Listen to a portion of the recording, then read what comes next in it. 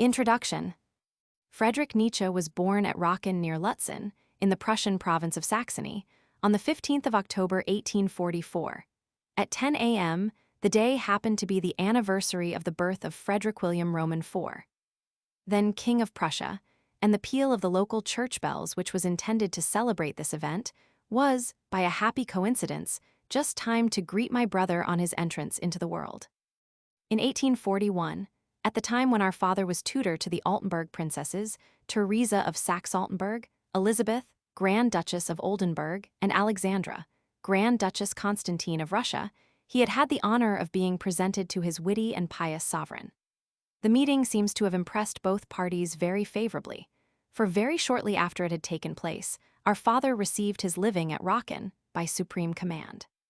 His joy may well be imagined, therefore, when a first son was born to him on his beloved and august patron's birthday, and at the christening ceremony he spoke as follows: "Thou blessed month of October, for many years the most decisive events in my life have occurred within thy 31 days, and now I celebrate the greatest and most glorious of them all by baptizing my little boy. O blissful moment! O exquisite festival! O unspeakably holy duty! In the Lord's name I bless thee. With all my heart I utter these words. Bring me this, my beloved child, that I may consecrate it unto the Lord. My son, Friedrich William, thus shalt thou be named on earth, as a memento of my royal benefactor on whose birthday thou wast born." Our father was 31 years of age, and our mother not quite 19, when my brother was born. Our mother, who was the daughter of a clergyman, was good-looking and healthy, and was one of a very large family of sons and daughters. Our paternal grandparents, the Reverend Ohler and his wife in Pobbles, were typically healthy people. Strength, robustness, lively dispositions, and a cheerful outlook on life were among the qualities which everyone was pleased to observe in them. Our grandfather Ohler was a bright, clever man, and quite the old style of comfortable country parson, who thought it no sin to go hunting. He scarcely had a day's illness in his life, and would certainly not have met with his end as early as he did, that is to say, before his 70th year, if his careless disregard of all caution, where his health was concerned, had not led to his catching a severe and fatal cold. In regard to our grandmother Ohler, who died in her 82nd year, all that can be said is that if all German women were possessed of the health she enjoyed, the German nation would excel all others from the standpoint of vitality. She bore our grandfather 11 children, gave each of them the breast for nearly the whole of its first year, and reared them all. It is said that the sight of these 11 children, at ages varying from 19 years to 1 month, with their powerful build, rosy cheeks, beaming eyes, and wealth of curly locks, provoked the admiration of all visitors. Of course, despite their extraordinarily good health, the life of this family was not by any means all sunshine. Each of the children was very spirited, willful, and obstinate, and it was therefore no simple matter to keep them in order. Moreover, though they always showed the utmost respect and most implicit obedience to their parents, even as middle-aged men and women misunderstandings between themselves were of constant occurrence. Our Ohler grandparents were fairly well-to-do, for our grandmother hailed from a very old family who had been extensive landowners in the neighborhood of Zeitz for centuries, and her father owned the baronial estate of Walitz and a magnificent seat near Zeitz in Pact. When she married, her father gave her carriages and horses, a coachman, a cook, and a kitchen maid, which for the wife of a German minister was then, and is still, something quite exceptional. As a result of the wars in the beginning of the 19th century, however, our great-grandfather lost the greater part of his property. Our father's family was also in fairly comfortable circumstances, and likewise very large. Our grandfather Dr. Nietzsche, D.D. and superintendent, married twice, and had in all 12 children, of whom 3 died young. Our grandfather on this side, whom I never knew, must certainly have been a distinguished, dignified, very learned and reserved man. His second wife, our beloved grandmother, was an active-minded, intelligent, and exceptionally good-natured woman. The whole of our father's family, which I only got to know when they were very advanced in years, were remarkable for their great power of self-control, their lively interest in intellectual matters, and a strong sense of family unity, which manifested itself both in their splendid readiness to help one another and in their very excellent relations with each other. Our father was the youngest son, and, thanks to his uncommonly lovable disposition, together with other gifts, which only tended to become more marked as he grew older, he was quite the favorite of the family. Blessed with a thoroughly sound constitution, as all averred who knew him at the convent school in Rosselben, at the university, or later at the ducal court of Altenburg, he was tall and slender, possessed an undoubted gift for poetry and real musical talent, and was moreover a man of delicate sensibilities, full of consideration for his whole family and distinguished in his manners. My brother often refers to his polished descent, and in later years he even instituted research work with the view of establishing it, which met with partial success. I know nothing definite concerning these investigations, because a large number of valuable documents were unfortunately destroyed after his breakdown in Turin. The family tradition was that a certain Polish nobleman Nicki, pronounced Nietzsche, had obtained the special favor of Augustus the Strong, King of Poland, and had received the rank of Earl from him.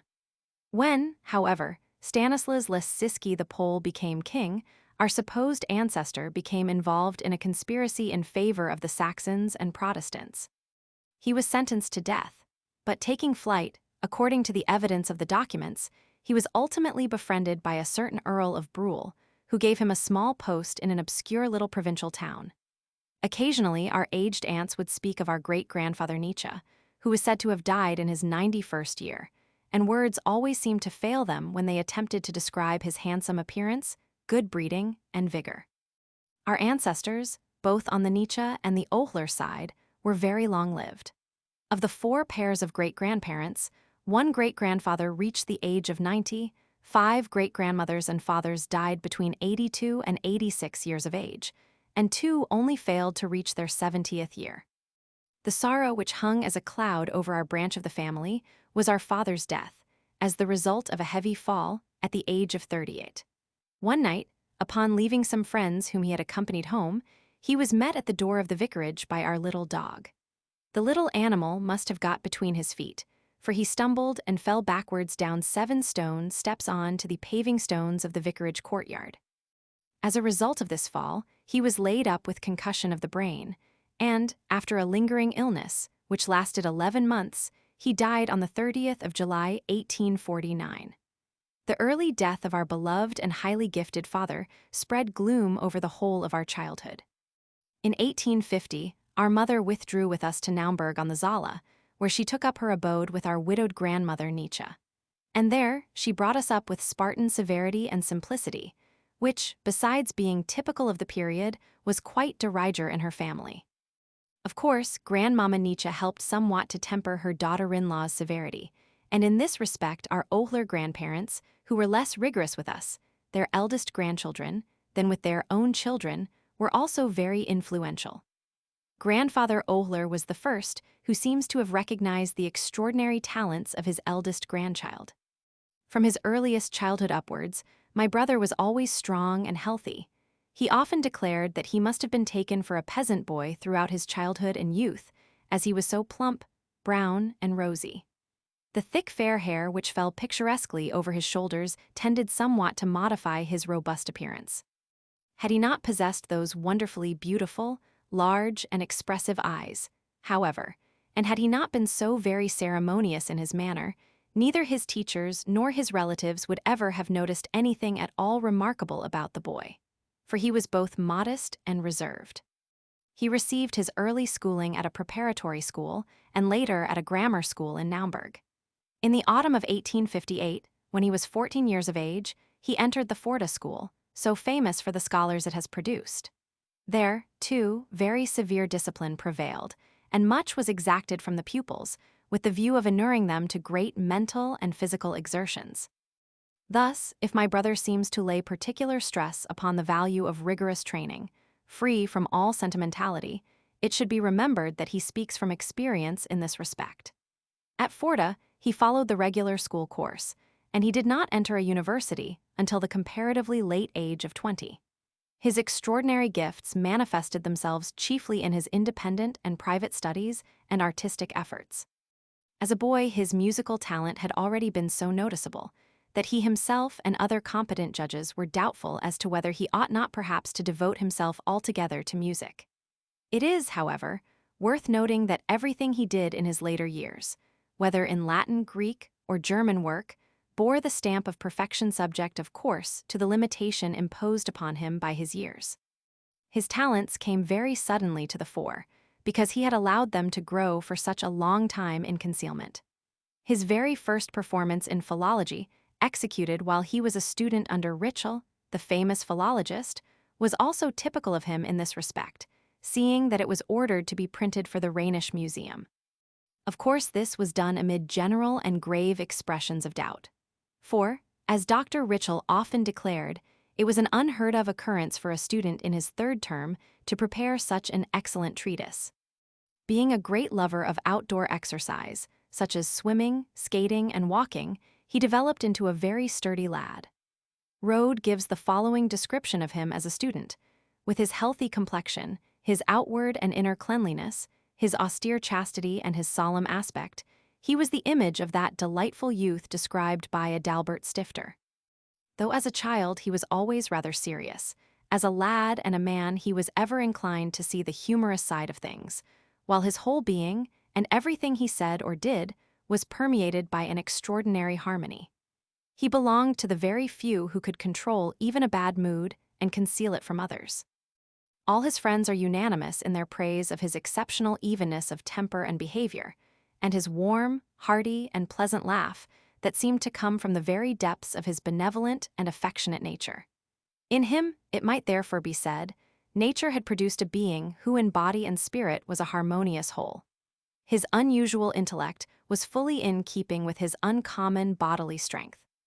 The only abnormal thing about him, and something which we both inherited from our father, was short-sightedness, and this was very much aggravated in my brother's case, even in his earliest school days, owing to that indescribable anxiety to learn which always characterized him. When one listens to accounts given by his friends and schoolfellows, one is startled by the multiplicity of his studies even in his school days. In the autumn of 1864, he began his university life in Bonn and studied philology and theology. At the end of 6 months, he gave up theology, and in the autumn of 1865 followed his famous teacher Ritschl to the University of Leipzig. There he became an ardent philologist, and diligently sought to acquire a masterly grasp of this branch of knowledge. But in this respect, it would be unfair to forget that the school of Forda, with its staff of excellent teachers-scholars that would have adorned the chairs of any university, had already afforded the best of preparatory trainings to anyone intending to take up philology as a study, more particularly as it gave all pupils ample scope to indulge any individual tastes they might have for any particular branch of ancient history.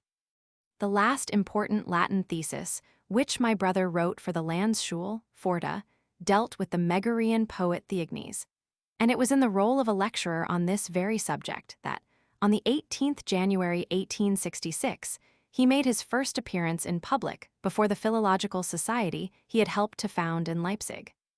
The paper he read disclosed his investigations on the subject of Theognis, the moralist and aristocrat, who, as is well known, described and dismissed the plebeians of his time in terms of the heartiest contempt. The aristocratic ideal, which was always so dear to my brother, thus revealed itself for the first time. Moreover, curiously enough, it was precisely this scientific thesis which was the cause of Ritschl's recognition of my brother and fondness for him. The whole of his Leipzig days proved of the utmost importance to my brother's career. There he was plunged into the very midst of a torrent of intellectual influences which found an impressionable medium in the fiery youth, and to which he eagerly made himself accessible. He did not, however, forget to discriminate among them, but tested and criticized the currents of thought he encountered, and selected accordingly. It is certainly of great importance to ascertain what those influences precisely were to which he yielded, and how long they maintained their sway over him, and it is likewise necessary to discover exactly when the matured mind threw off these fetters in order to work out its own salvation. The influences that exercised power over him in those days may be described in the 3 following terms: Hellenism, Schopenhauer, Wagner. His love of Hellenism certainly led him to philology, but as a matter of fact, what concerned him most was to obtain a wide view of things in general, and this he hoped to derive from that science. Philology in itself, with his splendid method and thorough way of going to work, served him only as a means to an end. If Hellenism was the first strong influence which already in Forta obtained a sway over my brother, in the winter of 1865-66, a completely new, and therefore somewhat subversive, influence was introduced into his life with Schopenhauer's philosophy. When he reached Leipzig in the autumn of 1865, he was very downcast, for the experiences that had befallen him during his 1 year of student life in Bonn had deeply depressed him. He had sought at first to adapt himself to his surroundings there, with the hope of ultimately elevating them to his lofty views on things. But both these efforts proved vain, and now he had come to Leipzig with the purpose of framing his own manner of life. It can easily be imagined how the first reading of Schopenhauer's The World as Will and Idea worked upon this man, still stinging from the bitterest experiences and disappointments. He writes, "Here I saw a mirror in which I espied the world, life, and my own nature depicted with frightful grandeur. As my brother, from his very earliest childhood, had always missed both the parent and the educator through our father's untimely death, he began to regard Schopenhauer with almost filial love and respect. He did not venerate him quite as other men did. Schopenhauer's personality was what attracted and enchanted him. From the first, he was never blind to the faults in his master's system. And in proof of this, we have only to refer to an essay he wrote in the autumn of 1867, which actually contains a criticism of Schopenhauer's philosophy. Now, in the autumn of 1865, to these two influences, Hellenism and Schopenhauer, a third influence was added, one which was to prove the strongest ever exercised over my brother, and it began with his personal introduction to Richard Wagner. He was introduced to Wagner by the latter's sister, Frau Professor Brockhaus, and his description of their first meeting, contained in a letter to Erwin Rohde, is really most affecting. For years, that is to say, from the time Billow's arrangement of Tristan and Isolde for the pianoforte had appeared, he had already been a passionate admirer of Wagner's music. But now that the artist himself entered upon the scene of his life, with the whole fascinating strength of his strong will, my brother felt that he was in the presence of a being whom he, of all modern men, resembled most in regard to force of character. Again, in the case of Richard Wagner, my brother, from the first, laid the utmost stress upon the man's personality, and could only regard his works and views as an expression of the artist's whole being, despite the fact that he by no means understood every one of those works at that time. My brother was the first who ever manifested such enthusiastic affection for Schopenhauer and Wagner, and he was also the first of that numerous band of young followers who ultimately inscribed the two great names upon their banner. Whether Schopenhauer and Wagner ever really corresponded to the glorified pictures my brother painted of them, both in his letters and other writings, is a question which we can no longer answer in the affirmative. Perhaps what he saw in them was only what he himself wished to be someday.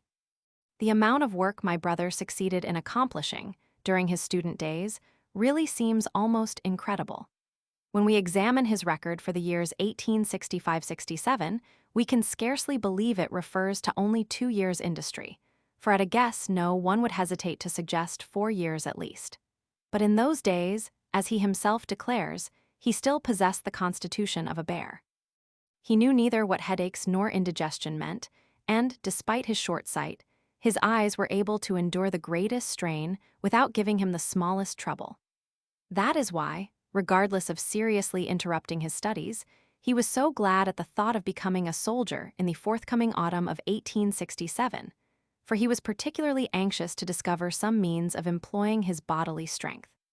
He discharged his duties as a soldier with the utmost mental and physical freshness, was the crack writer among the recruits of his year, and was sincerely sorry when, owing to an accident, he was compelled to leave the colors before the completion of his service. As a result of this accident, he had his first dangerous illness. While mounting his horse one day, the beast, which was an uncommonly restive one, suddenly reared, and causing him to strike his chest sharply against the pommel of the saddle, threw him to the ground. My brother then made a second attempt to mount, and succeeded this time, notwithstanding the fact that he had severely sprained and torn 2 muscles in his chest, and had seriously bruised the adjacent ribs. For a whole day he did his utmost to pay no heed to the injury, and to overcome the pain it caused him. But in the end, he only swooned, and a dangerously acute inflammation of the injured tissues was the result. Ultimately, he was obliged to consult the famous specialist, Professor Volkmann, in Halle, who quickly put him right. In October 1868, my brother returned to his studies in Leipzig with double joy. These were his plans: to get his doctor's degree as soon as possible, to proceed to Paris, Italy, and Greece, make a lengthy stay in each place, and then to return to Leipzig in order to settle there as a private docent. All these plans were, however, suddenly frustrated owing to his premature call to the University of Bâle, where he was invited to assume the duties of professor. Some of the philological essays he had written in his student days, and which were published by the Rhenish Museum, had attracted the attention of the educational board at Bâle. Ratsherr Wilhelm Vischer, as representing this body, appealed to Ritschl for fuller information. Now Ritschl, who had early recognized my brother's extraordinary talents, must have written a letter of such enthusiastic praise. Nietzsche is a genius. He can do whatever he chooses to put his mind to, that one of the more cautious members of the council is said to have observed. If the proposed candidate be really such a genius, then it were better did we not appoint him. For, in any case, he would only stay a short time at the little University of Bâle. My brother ultimately accepted the appointment, and, in view of his published philological works, he was immediately granted the doctor's degree by the University of Leipzig. He was 24 years and 6 months old when he took up his position as professor in Bâle. It was with a heavy heart that he proceeded there, for he knew the golden period of untrammeled activity must cease. He was, however, inspired by the deep wish of being able to transfer to his pupils some of that Schopenhauerian earnestness which is stamped on the brow of the sublime man.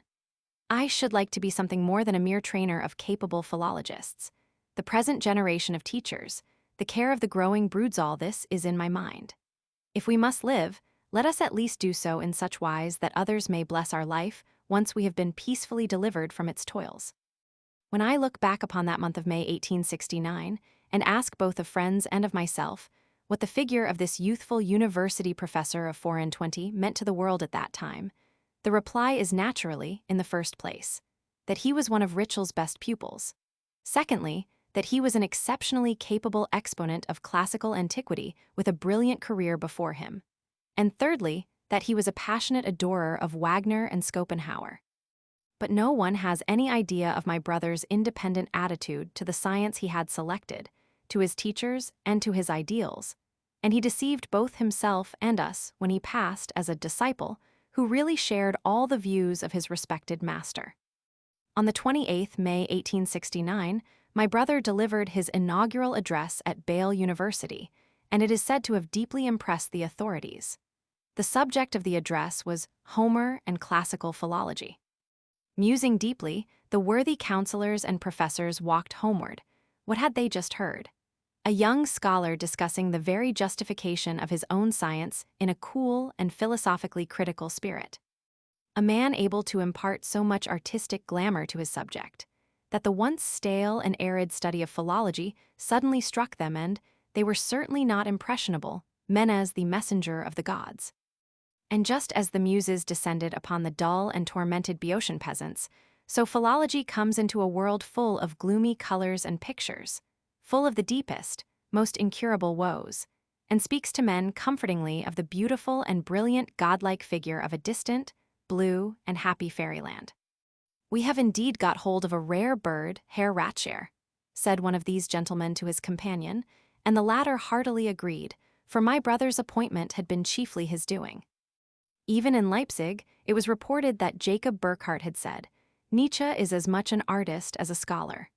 Privy Councillor Ritschl told me of this himself, and then he added, with a smile, "I always said so.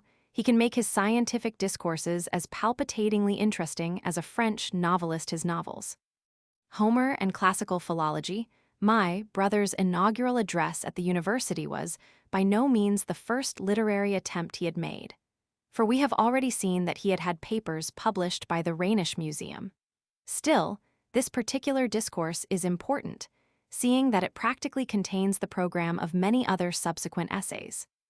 I must, however, emphasize this fact here, that neither Homer and classical philology, nor the birth of tragedy, represents a beginning in my brother's career. It is really surprising to see how very soon he actually began grappling with the questions which were to prove the problems of his life. If a beginning to his intellectual development be sought at all, then it must be traced to the years 1865–67 in Leipzig. The Birth of Tragedy, his maiden attempt at book writing, with which he began his 28th year, is the last link of a long chain of developments, and the first fruit that was a long time coming to maturity. Nietzsche's was a polyphonic nature, in which the most different and apparently most antagonistic talents had come together. Philosophy, art, and science in the form of philology, then each certainly possessed a part of him. The most wonderful feature, perhaps, it might even be called the real Nietzschean feature of this versatile creature, was the fact that no eternal strife resulted from the juxtaposition of these inimical traits, that not one of them strove to dislodge, or to get the upper hand of, the others. When Nietzsche renounced the musical career, in order to devote himself to philology, and gave himself up to the most strenuous study, he did not find it essential completely to suppress his other tendencies.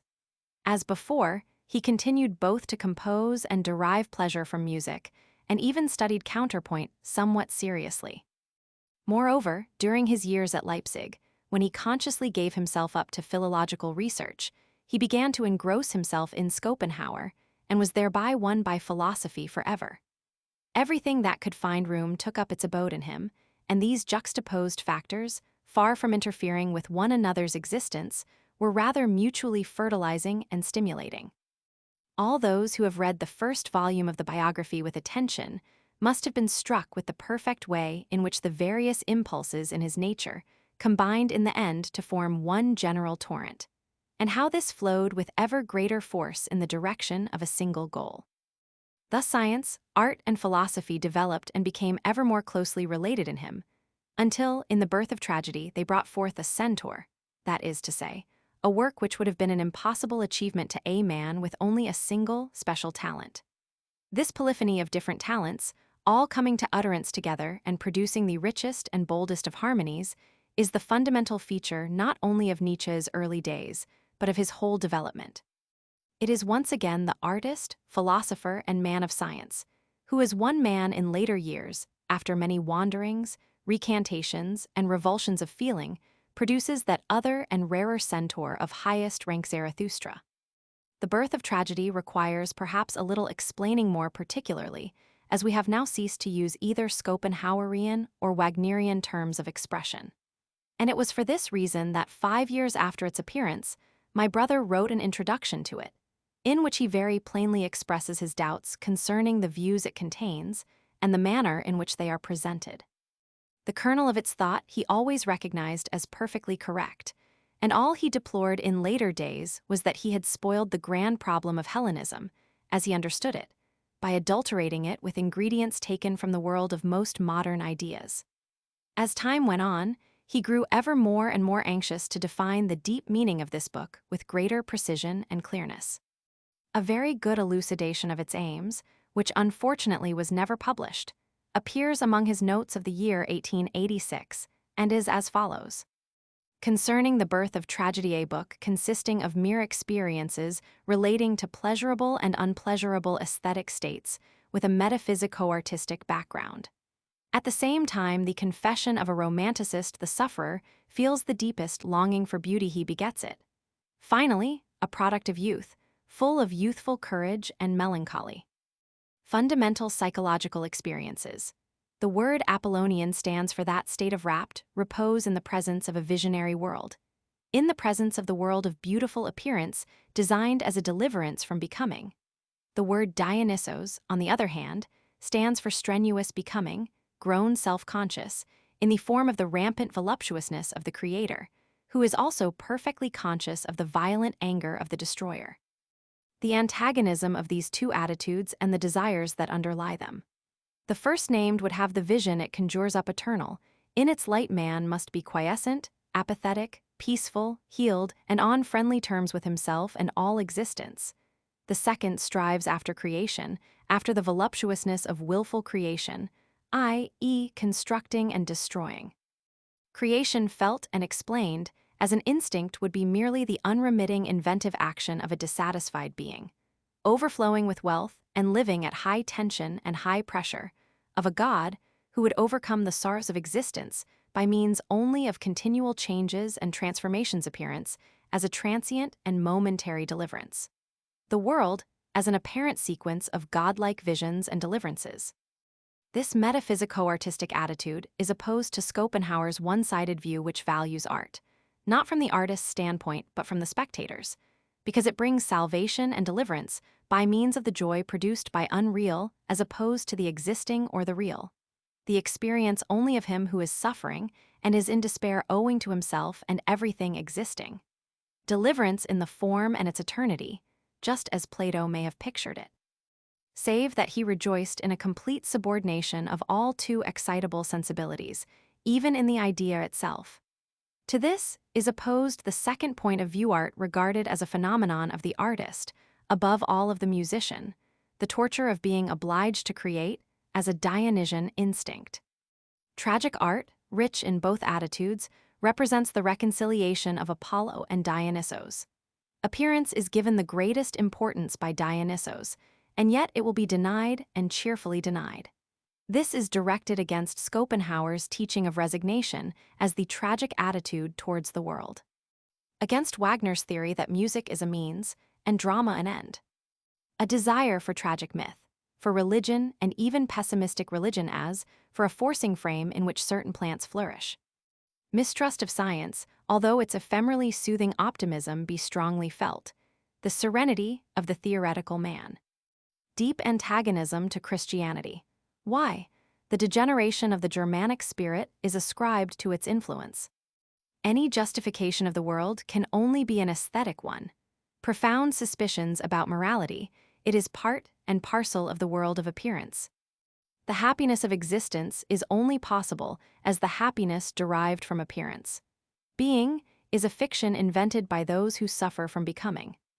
Happiness in becoming is possible only in the annihilation of the real, of the existing, of the beautifully visionary the pessimistic dissipation of illusions. With the annihilation of the most beautiful phenomena in the world of appearance, Dionysian happiness reaches its zenith. The Birth of Tragedy is really only a portion of a much greater work on Hellenism, which my brother had always had in view from the time of his student days. But even the portion it represents was originally designed upon a much larger scale than the present one, the reason probably being that Nietzsche desired only to be of service to Wagner. When a certain portion of the projected work on Hellenism was ready and had received the title Greek Cheerfulness, my brother happened to call upon Wagner at Tribschen in April 1871 and found him very low-spirited in regard to the mission of his life. My brother was very anxious to take some decisive step to help him, and laying the plans of his great work on Greece aside, he selected a small portion from the already completed manuscripta portion dealing with one distinct side of Hellenism, to wit, its tragic art. He then associated Wagner's music with it and the name Dionysus, and thus took the first step towards that world historical view through which we have since grown accustomed to regard Wagner. From the dates of the various notes relating to it, The Birth of Tragedy must have been written between the autumn of 1869 and November 1871, a period during which a mass of aesthetic questions and answers was fermenting in Nietzsche's mind. It was first published in January 1872 by E.W. Fritsch, in Leipzig, under the title The Birth of Tragedy Out of the Spirit of Music. Later on the title was changed to The Birth of Tragedy, or Hellenism and Pessimism. Elizabeth Forster Nietzsche. Weimar, September 1905. This introduction by E. Forster Nietzsche, which appears in the front of the first volume of Naumann's pocket edition of Nietzsche, has been translated and arranged by Mr. A. M. Ludovisa. An attempt at self-criticism. 1. Whatever may lie at the bottom of this doubtful book must be a question of the first rank and attractiveness. Moreover, a deeply personal question in proof thereof. Observe the time in which it originated, in spite of which it originated, the exciting period of the Franco-German War of 1870-71.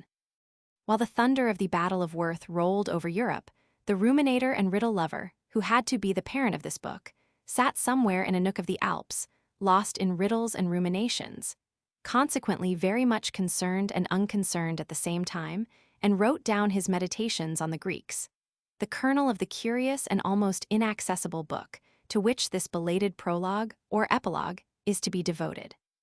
A few weeks later, and he found himself under the walls of Metz, still wrestling with the notes of interrogation he had set down concerning the alleged cheerfulness of the Greeks and of Greek art, till at last, in that month of deep suspense, when peace was debated at Versailles, he too attained to peace with himself, and, slowly recovering from a disease brought home from the field, made up his mind definitely regarding the birth of tragedy from the spirit of music. From music, music and tragedy. Greeks and tragic music. Greeks and the artwork of pessimism, a race of men, well-fashioned, beautiful, envied, life-inspiring, like no other race hitherto, the Greeks indeed. The Greeks were in need of tragedy, yea, of art, wherefore Greek art. We can thus guess where the great note of interrogation concerning the value of existence had been set. Is pessimism necessarily the sign of decline, of decay, of failure, of exhausted and weakened instincts? As was the case with the Indians, as is, to all appearance, the case with us modern men and Europeans, is there a pessimism of strength, an intellectual predilection for what is hard, awful, evil, problematical in existence, owing to well-being, to exuberant health, to fullness of existence? Is there perhaps suffering in overfullness itself, a seductive fortitude with the keenest of glances, which yearns for the terrible, as for the enemy, the worthy enemy, with whom it may try its strength, from whom it is willing to learn what fear is? What means tragic myth to the Greeks of the best, strongest, bravest era and the prodigious phenomenon of the Dionysian? And that which was born thereof, tragedy and again. That of which tragedy died, the Socratism of morality, the dialectics, contentedness and cheerfulness of the theoretical man indeed? Might not this very Socratism be a sign of decline, of weariness, of disease, of anarchically disintegrating instincts? And the Hellenic cheerfulness of the later Hellenism merely a glowing sunset. The Epicurean will counter to pessimism merely a precaution of the sufferer. And science itself, our scienzae, viewed as a symptom of life, what really signifies all science. Whither, worse still, whence all science? Well, is scientism perhaps only fear and evasion of pessimism, a subtle defense against truth, morally speaking, something like falsehood and cowardice, and unmorally speaking, an artifice? O Socrates, Socrates, was this perhaps thy secret? O mysterious ironist, was this perhaps thine irony? What I then laid hands on, something terrible and dangerous, a problem with horns, not necessarily a bull itself, but at all events a new problem.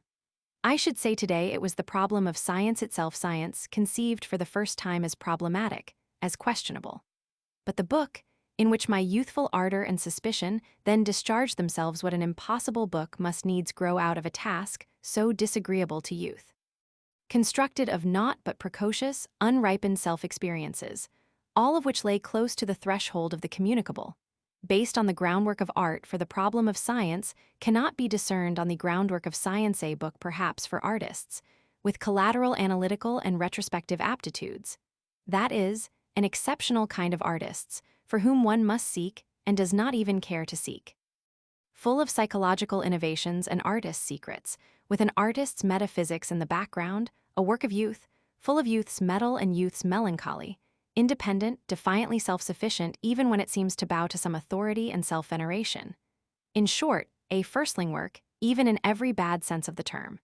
In spite of its senile problem, affected with every fault of youth, above all with youth's prolixity and youth's storm and stress. On the other hand, in view of the success it had, especially with the great artist to whom it addressed itself, as it were, in a duologue, Richard Wagner, a demonstrated book. I mean a book which, at any rate, sufficed for the best of its time. On this account, if for no other reason, it should be treated with some consideration and reserve. Yet I shall not altogether conceal how disagreeable it now appears to me. How after 16 years it stands a total stranger before me, before an eye which is more mature, and 100 times more fastidious, but which has by no means grown colder, nor lost any of its interest in that self-same task, essayed for the first time by this daring book, to view science through the optics of the artist, and art moreover through the optics of life. I say again, today it is an impossible book to me. I call it badly written, heavy, painful, image-angling and image-entangling, maudlin, sugared at times even to feminism, uneven in tempo, void of the will to logical cleanliness, very convinced and therefore rising above the necessity of demonstration. distrustful even of the propriety of demonstration, as being a book for initiates, as music for those who are baptized with the name of music, who are united from the beginning of things by common ties of rare experiences in art, as a countersign for blood relations in artibus, a haughty and fantastic book, which from the very first withdraws even more from the profanum vulgus of the cultured than from the people, but which also, as its effect has shown and still shows, knows very well how to seek fellow enthusiasts and lure them to new byways and dancing grounds. Here, at any rate, thus much was acknowledged with curiosity as well as with aversion a strange voice spoke, the disciple of a still, unknown God, who for the time being had hidden himself under the hood of the scholar, under the German's gravity and disinclination for dialectics, even under the bad manners of the Wagnerian. Here was a spirit with strange and still nameless needs, a memory bristling with questions, experiences, and obscurities, beside which stood the name Dionysos like one more note of interrogation. Here spoke people said to themselves with misgivings something like a mystic and almost menadic soul, which, undecided whether it should disclose or conceal itself, stammers with an effort and capriciously as in a strange tongue. It should have sung, this new soul, and not spoken. What a pity that I did not dare to say what I then had to say. As a poet, I could have done so perhaps, or at least as a philologist, for even at the present day well nigh everything in this domain remains to be discovered and disinterred by the philologist. Above all the problem, that here there is a problem before us and that, so long as we have no answer to the question, what is Dionysian? The Greeks are now as ever wholly unknown and inconceivable. What is Dionysian? In this book may be found an answer. A knowing one speaks here, the votary and disciple of his God. Perhaps I should now speak more guardedly and less eloquently of a psychological question so difficult as the origin of tragedy among the Greeks. A fundamental question is the relation of the Greek to pain, his degree of sensibility. Did this relation remain constant? Or did it veer about? The question, whether his ever-increasing longing for beauty, for festivals, gaieties, new cults, did really grow out of want, privation, melancholy, pain. For suppose even this to be true, and Pericles, or Thucydides, intimates as much in the great funeral speech. Whence then the opposite longing, which appeared first in the order of time, the longing for the ugly, the good, resolute desire of the old Hellene for pessimism, for tragic myth, for the picture of all that is terrible, evil, enigmatical, destructive, fatal at the basis of existence. Whence then must tragedy have sprung? Perhaps from joy, from strength, from exuberant health, from overfullness. And what then, physiologically speaking, is the meaning of that madness, out of which comic as well as tragic art has grown, the Dionysian madness? What? Perhaps madness is not necessarily the symptom of degeneration, of decline, of belated culture. Perhaps there are a question for alienists' neuroses of health, of folk youth and youthfulness. What does that synthesis of God and goat in the satyr point to? What self-experience, what stress, made the Greek think of the Dionysian reveler and primitive man as a satyr, and as regards the origin of the tragic chorus? Perhaps there were endemic ecstasies in the eras when the Greek body bloomed and the Greek soul brimmed over with life. Visions and hallucinations, which took hold of entire communities, entire cult assemblies. What if the Greeks in the very wealth of their youth had the will to be tragic and were pessimists? What if it was madness itself, to use a word of Plato's, which brought the greatest blessings upon Hellas? And what if, on the other hand, and conversely, at the very time of their dissolution and weakness, the Greeks became always more optimistic, more superficial, more histrionic, also more ardent for logic and the logicizing of the world, consequently at the same time more cheerful and more scientific? Despite all modern ideas and prejudices of the democratic taste, may not the triumph of optimism, the common sense that has gained the upper hand, the practical and theoretical utilitarianism, like democracy itself, with which it is synchronous, be symptomatic of declining vigor, of approaching age, of physiological weariness? And not at all pessimism. Was Epicurus an optimist because a sufferer?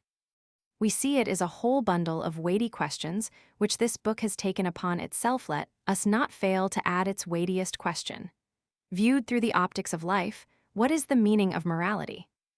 Already in the foreword to Richard Wagner, art and not morality is set down as the properly metaphysical activity of man.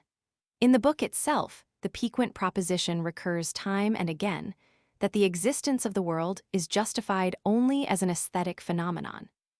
Indeed, the entire book recognizes only an artist thought and artist afterthought behind all occurrences, a God, if you will, but certainly only an altogether thoughtless and unmoral artist God who, in construction as in destruction, in good as in evil, desires to become conscious of his own equable joy and sovereign glory, who, in creating worlds, frees himself from the anguish of fullness and overfullness, from the suffering of the contradictions concentrated within him. The world, that is, the redemption of God attained at every moment, as the perpetually changing, perpetually new vision of the most suffering, most antithetical, most contradictory being, who contrives to redeem himself only in appearance. This entire artist's metaphysics, call it arbitrary, idle, fantastic, if you will, the point is that it already betrays a spirit, which is determined someday, at all hazards, to make a stand against the moral interpretation and significance of life. Here, perhaps for the first time, a pessimism beyond good and evil announces itself.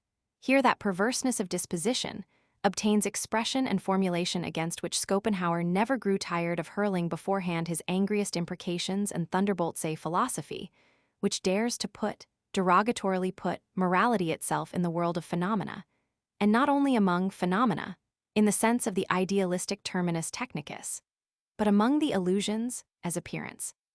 Semblance, error, interpretation, accommodation, art. Perhaps the depth of this antimoral tendency may be best estimated from the guarded and hostile silence with which Christianity is treated throughout this book, Christianity, as being the most extravagant burlesque of the moral theme to which mankind has hitherto been obliged to listen. In fact, to the purely aesthetic world interpretation and justification taught in this book, there is no greater antithesis than the Christian dogma, which is only and will be only moral, and which, with its absolute standards, for instance, its truthfulness of God relegates, that is, disowns, convicts, condemns all art, to the realm of falsehood. Behind such a mode of thought and valuation, which, if at all genuine, must be hostile to art, I always experienced what was hostile to life, the wrathful, vindictive counterwill to life itself. For all life rests on appearance, art, illusion, optics, necessity of perspective, and error. From the very first, Christianity was, essentially and thoroughly, the nausea and surfeit of life for life, which only disguised, concealed, and decked itself out under the belief in another or better life. The hatred of the world, the curse on the affections, the fear of beauty and sensuality, another world, invented for the purpose of slandering this world the more, at bottom a longing for nothingness, for the end, for rest, for the Sabbath of Sabbaths, all this, as also the unconditional will of Christianity to recognize only moral values, has always appeared to me as the most dangerous and ominous of all possible forms of a will to perish. At the least, as the symptom of a most fatal disease, of profoundest weariness, despondency, exhaustion, impoverishment of life, for before the tribunal of morality, especially Christian, that is, unconditional morality, life must constantly and inevitably be the loser. Because life is something essentially unmoral, indeed oppressed with the weight of contempt and the everlasting no, life must finally be regarded as unworthy of desire, as in itself unworthy. Morality itself, what may not morality be? A will to disown life, a secret instinct for annihilation, a principle of decay, of depreciation, of slander, a beginning of the end, and consequently the danger of dangers. It was against morality, therefore, that my instinct as an intercessory instinct for life turned in this questionable book, inventing for itself a fundamental counter-dogma and counter-valuation of life, purely artistic, purely anti-Christian. What should I call it? As a philologist and man of words, I baptized it, not without some liberty, for who could be sure of the proper name of the Antichrist, with the name of a Greek god? I called it Dionysian. You see which problem I ventured to touch upon in this early work. How I now regret that I had not then the courage, or immodesty, to allow myself, in all respects, the use of an individual language for such individual contemplations and ventures in the field of thought that I labored to express, in Kantian and Schopenhauerian formulae, strange and new valuations, which ran fundamentally counter to the spirit of Kant and Schopenhauer, as well as to their taste. What, forsooth, were Schopenhauer's views on tragedy? What gives, he says in Welt als will und Vorstellung Roman 2. 495, to all tragedy that singular swing towards elevation, is the awakening of the knowledge that the world, that life, cannot satisfy us thoroughly, and consequently is not worthy of our attachment. In this consists the tragic spirit. It therefore leads to resignation. Oh, how differently Dionysus spoke to me. Oh, how far from me then was just this entire resignationism. But there is something far worse in this book, which I now regret even more than having obscured and spoiled Dionysian anticipations with Schopenhauerian formulae. To wit, that in general, I spoiled the grand Hellenic problem, as it had opened up before me, by the admixture of the most modern things. That I entertained hopes where nothing was to be hoped for, where everything pointed all too clearly to an approaching end. That, on the basis of our latter-day German music, I began to fable about the spirit of Teutonism. As if it were on the point of discovering and returning to itself, I, at the very time that the German spirit which not so very long before had had the will to the lordship over Europe, the strength to lead and govern Europe, testamentarily and conclusively resigned, and under the pompous pretense of empire founding, effected its transition to mediocratization, democracy, and modern ideas. In very fact, I have since learned to regard this spirit of Teutonism as something to be despaired of and unsparingly treated, as also our present German music, which is romanticism through and through and the most un-Grecian of all possible forms of art. And moreover a first-rate nerve destroyer, doubly dangerous for a people given to drinking and revering the unclear as a virtue, namely, in its twofold capacity of an intoxicating and stupefying narcotic. Of course, apart from all precipitate hopes and faulty applications to matters specially modern, with which I then spoiled my first book, the great Dionysian note of interrogation, as set down therein, continues standing on, even with reference to music. How must we conceive of a music which is no longer of romantic origin, like the German, but of Dionysian? But my dear sir, if your book is not romanticism, what in the world is? Can the deep hatred of the present, of reality and modern ideas be pushed farther than has been done in your artist metaphysics, which would rather believe in nothing or in the devil than in the now? Does not a radical bass of wrath and annihilative pleasure growl on beneath all your contrapuntal vocal art and oral seduction, a mad determination to oppose all that now is, a will which is not so very far removed from practical nihilism, and which seems to say, rather let nothing be true than that you should be in the right, than that your truth should prevail. Hear yourself, my dear sir pessimist and art deifier, with ever so unlocked ears, a single select passage of your own book, that not ineloquent dragon-slayer passage, which may sound insidiously rat-charming to young ears and hearts. What? Is not that the true blue romanticist confession of 1830 under the mask of the pessimism of 1850? After which, of course, the usual romanticist finale at once strikes up rupture, collapse, return, and prostration before an old belief, before the old god. What? Is not your pessimist book itself a piece of anti-Hellenism and romanticism, something equally intoxicating and befogging, a narcotic at all events, aye, a piece of music, of German music? But listen. Let us imagine a rising generation with this undauntedness of vision, with this heroic impulse towards the prodigious. Let us imagine the bold step of these dragon slayers, the proud daring with which they turn their backs on all the effeminate doctrines of optimism, in order to live resolutely in the whole and in the full. Would it not be necessary for the tragic man of this culture, with his self-discipline to earnestness and terror, to desire a new art, the art of metaphysical comfort, tragedy as the Helena belonging to him, and that he should exclaim with Faust, Unsalt ich nicht, seinzigster Dualt ins Leben sehen die einzigste Gestalt? Would it not be necessary? No, thrice no, ye young romanticists, it would not be necessary, but it is very probable, that things may end thus, that ye may end thus, namely comforted, as it is written, in spite of all self-discipline to earnestness and terror, metaphysically comforted, in short, as romanticists are wont to end, as Christians. No, ye should first of all learn the art of earthly comfort. Ye should learn to laugh, my young friends, if ye are at all determined to remain pessimists. If so, you will perhaps, as laughing ones, eventually send all metaphysical comfortism to the devil in metaphysics first of all. Or, to say it in the language of that Dionysian ogre, called Zarathustra, lift up your hearts, my brethren, higher, and do not forget your legs. Lift up also your legs, ye good dancers, and better still if ye stand also on your heads. This crown of the laughter, this rose garland crown I myself have put on this crown, I myself have consecrated my laughter. No one else have I found today strong enough for this. Zarathustra the dancer, Zarathustra the light one, who beckoneth with his pinions, one ready for flight, beckoning unto all birds, ready and prepared, a blissfully light-spirited one. Zarathustra the soothsayer, Zarathustra the sooth-laugher, no impatient one, no absolute one, one who loveth leaps and side-leaps. I myself have put on this crown. This crown of the laughter, this rose garland crown to you, my brethren, do I cast this crown. Laughing have I consecrated. Ye higher men, learn, I pray you to laugh. Thus spake Zarathustra, Alexii, 17, 18, and 20. Sils Maria, Obringaden, August 1886. And shall not I, by mightiest desire, in living shape that soul fair form acquire?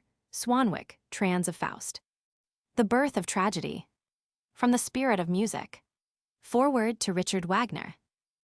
In order to keep at a distance all the possible scruples, excitements, and misunderstandings to which the thoughts gathered in this essay will give occasion, considering the peculiar character of our aesthetic publicity, and to be able also to write the introductory remarks with the same contemplative delight, the impress of which, as the petrifaction of good and elevating hours, it bears on every page, I form a conception of the moment when you, my highly honored friend, will receive this essay.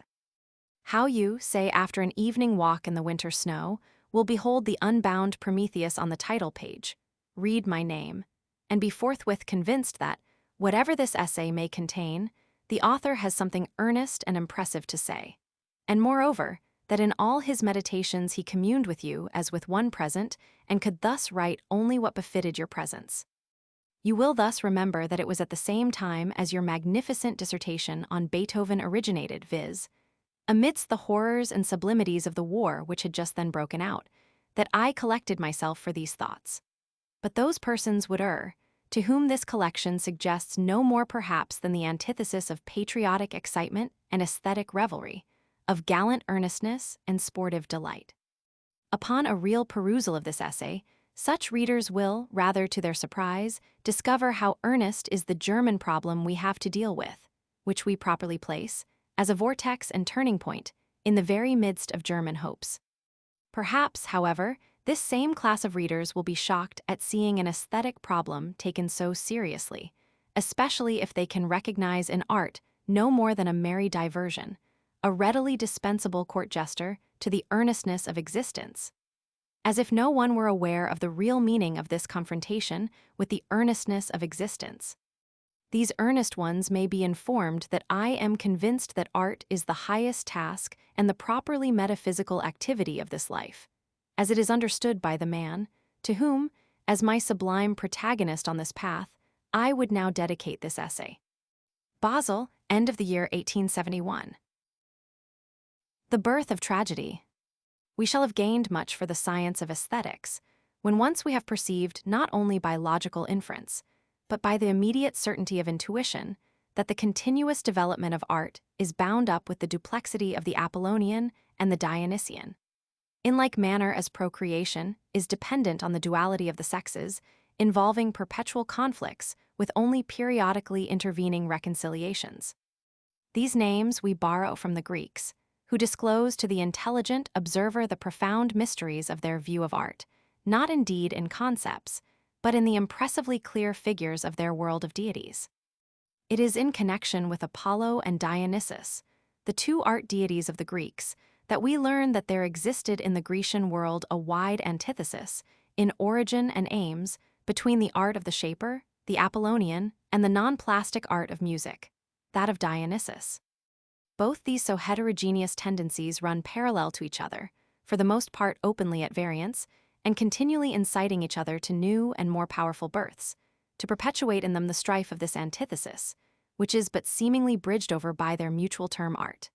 Till at last, by a metaphysical miracle of the Hellenic will, they appear paired with each other, and through this pairing eventually generate the equally Dionysian and Apollonian artwork of Attic tragedy.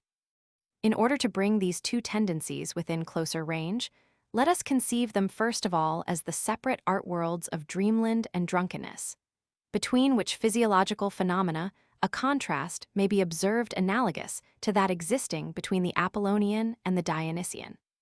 In dreams, according to the conception of Lucretius, the glorious divine figures first appeared to the souls of men.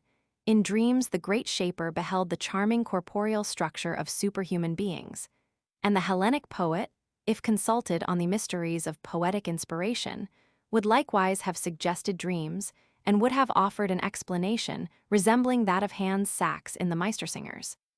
Mein Freund des Grad ist Dichters Werk, das sein Traumen Deut und Merk, glaubt mir, des Menschen was der one word im Traum aufgethen, all Dichtkunst und Poeterei ist nichts als Traum Deuterei. The beauteous appearance of the dream worlds, in the production of which every man is a perfect artist, is the presupposition of all plastic art, and in fact, as we shall see, of an important half of poetry also. We take delight in the immediate apprehension of form. All forms speak to us. There is nothing indifferent, nothing superfluous. But together with the highest life of this dream reality, we also have, glimmering through it, the sensation of its appearance. Such at least is my experience as to the frequency, normality of which I could adduce many proofs, as also the sayings of the poets. Indeed, the man of philosophically turn has a foreboding that underneath this reality in which we live and have our being, another and altogether different reality lies concealed, and that therefore it is also an appearance. And Schopenhauer actually designates the gift of occasionally regarding men and things as mere phantoms and dream pictures as the criterion of philosophical ability. Accordingly, the man susceptible to art stands in the same relation to the reality of dreams as the philosopher to the reality of existence. He is a close and willing observer, for from these pictures he reads the meaning of life, and by these processes he trains himself for life. And it is perhaps not only the agreeable and friendly pictures that he realizes in himself with such perfect understanding.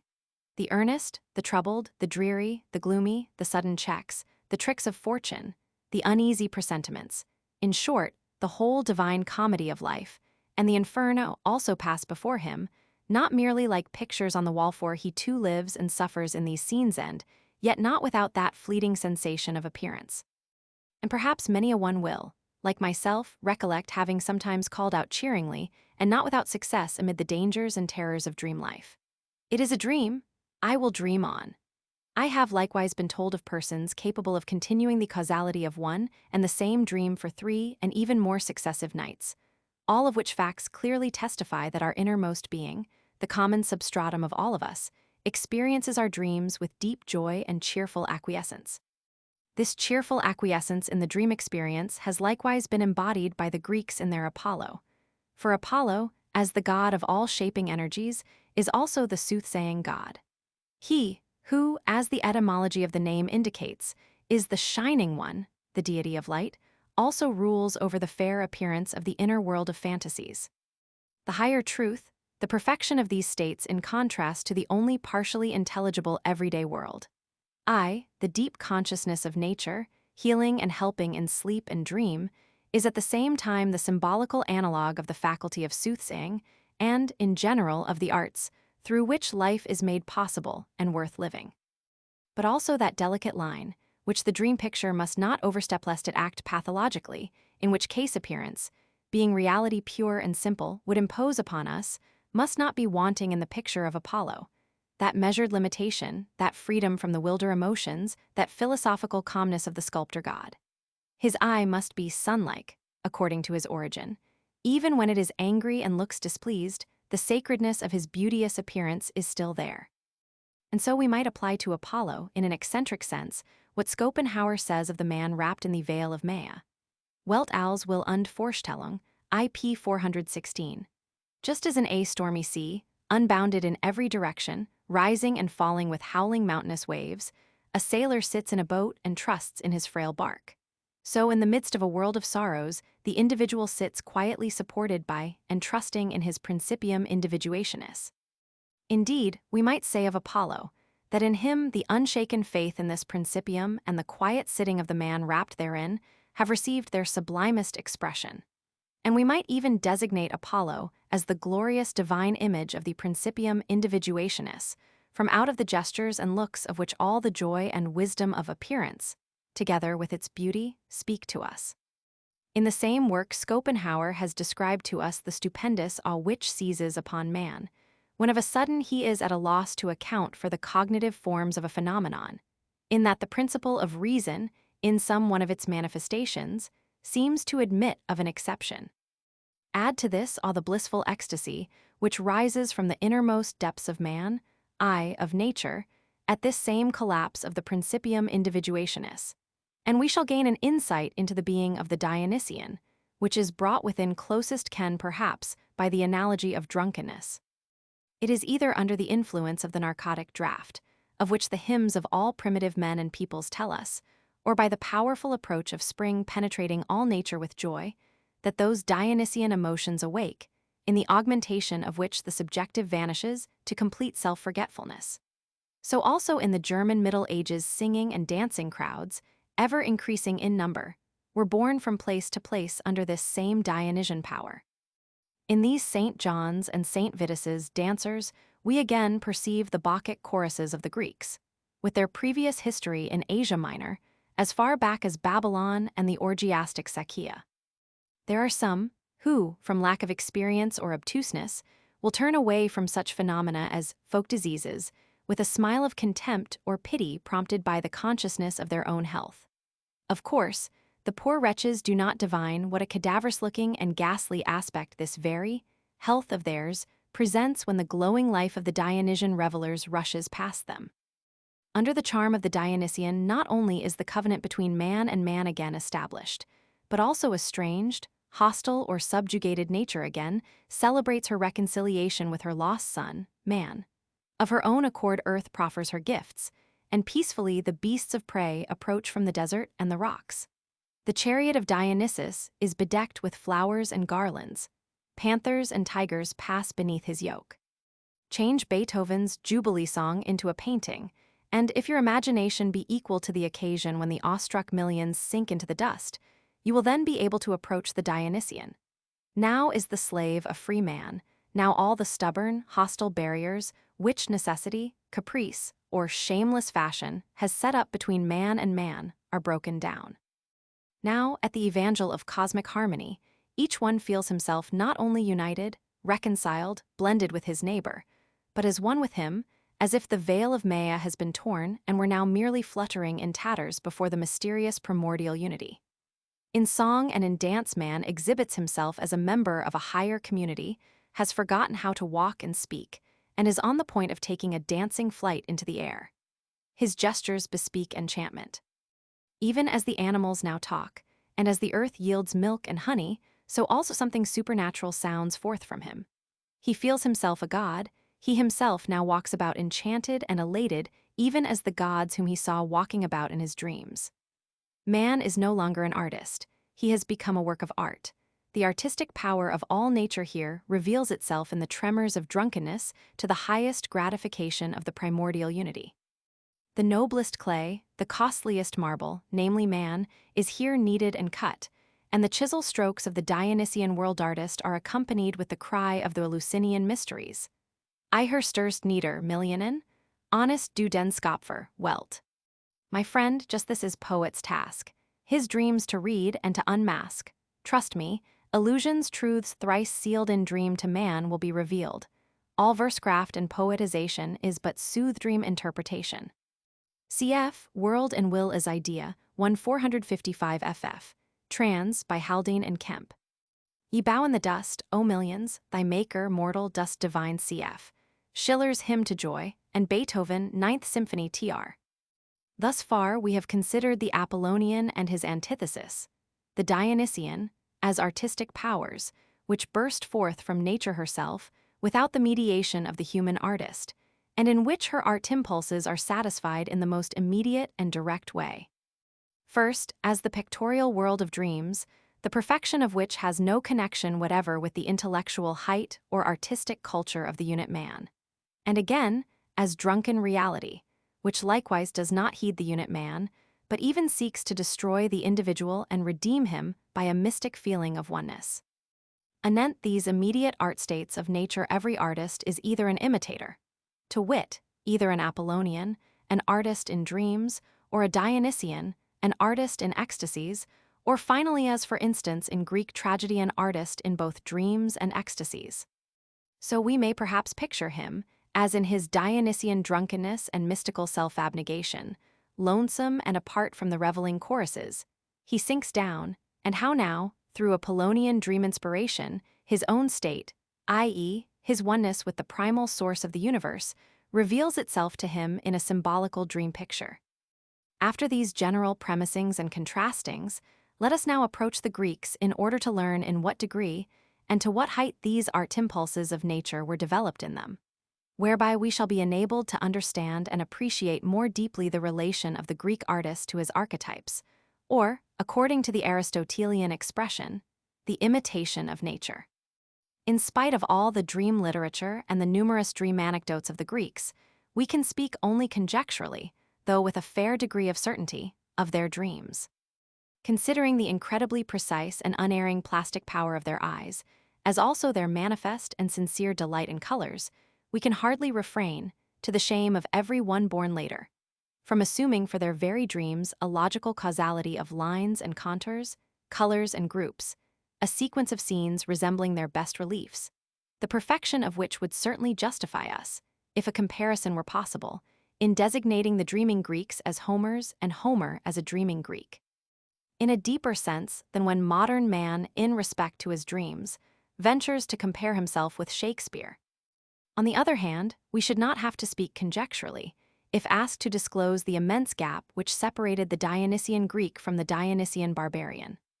From all quarters of the ancient world, to say nothing of the modern from Rome as far as Babylon, we can prove the existence of Dionysian festivals, the type of which bears, at best, the same relation to the Greek festivals as the bearded satyr, who borrowed his name and attributes from the goat, does to Dionysus himself. In nearly every instance, the center of these festivals lay in extravagant sexual licentiousness, the waves of which overwhelmed all family life and its venerable traditions. The very wildest beasts of nature were let loose here, including that detestable mixture of lust and cruelty which has always seemed to me the genuine witch's draught. For some time, however, it would seem that the Greeks were perfectly secure and guarded against the feverish agitations of these festivals, the knowledge of which entered Greece by all the channels of land and sea, by the figure of Apollo himself rising here in full pride, who could not have held out the Gorgon's head to a more dangerous power than this grotesquely uncouth Dionysian. It is in Doric art that this majestically rejecting attitude of Apollo perpetuated itself. This opposition became more precarious and even impossible when, from out of the deepest root of the Hellenic nature, similar impulses finally broke forth and made way for themselves. The Delphic god, by a seasonably effected reconciliation, was now contented with taking the destructive arms from the hands of his powerful antagonist. This reconciliation marks the most important moment in the history of the Greek cult. Wherever we turn our eyes, we may observe the revolutions resulting from this event. It was the reconciliation of two antagonists, with the sharp demarcation of the boundary lines to be thenceforth observed by each, and with periodical transmission of testimonials. In reality, the chasm was not bridged over. But if we observe how, under the pressure of this conclusion of peace, the Dionysian power manifested itself, we shall now recognize in the Dionysian orgies of the Greeks, as compared with the Babylonian Sakia and their retrogression of man to the tiger and the ape, the significance of festivals of world redemption and days of transfiguration. Not till then does nature attain her artistic jubilee, not till then does the rupture of the principium individuationis become an artistic phenomenon. That horrible witch's draught of sensuality and cruelty was here powerless. Only the curious blending and duality in the emotions of the Dionysian revelers reminds one of it, just as medicines remind one of deadly poisons. That phenomenon, to wit, that pains beget joy, that jubilation rings painful sounds out of the breast. From the highest, joy sounds the cry of horror or the yearning wail over an irretrievable loss. In these Greek festivals, a sentimental trait, as it were, breaks forth from nature, as if she must sigh over her dismemberment into individuals. The song and pantomime of such dually minded revelers was something new and unheard of in the Homeric Grecian world, and the Dionysian music in particular excited awe and horror. If music, as it would seem, was previously known as an Apollonian art, it was, strictly speaking, only as the wave beat of rhythm, the formative power of which was developed to the representation of Apollonian conditions. The music of Apollo was Doric architectonics in tones, but in merely suggested tones, such as those of the cithara. The very element which forms the essence of Dionysian music, and hence of music in general, is carefully excluded as un-Apollonian, namely, the thrilling power of the tone, the uniform stream of the melos, and the thoroughly incomparable world of harmony. In the Dionysian dithyramb man is incited to the highest exaltation of all his symbolic faculties, something never before experienced struggles for utterance, the annihilation of the veil of Maya, oneness as genius of the race, I, of nature. The essence of nature is now to be expressed symbolically.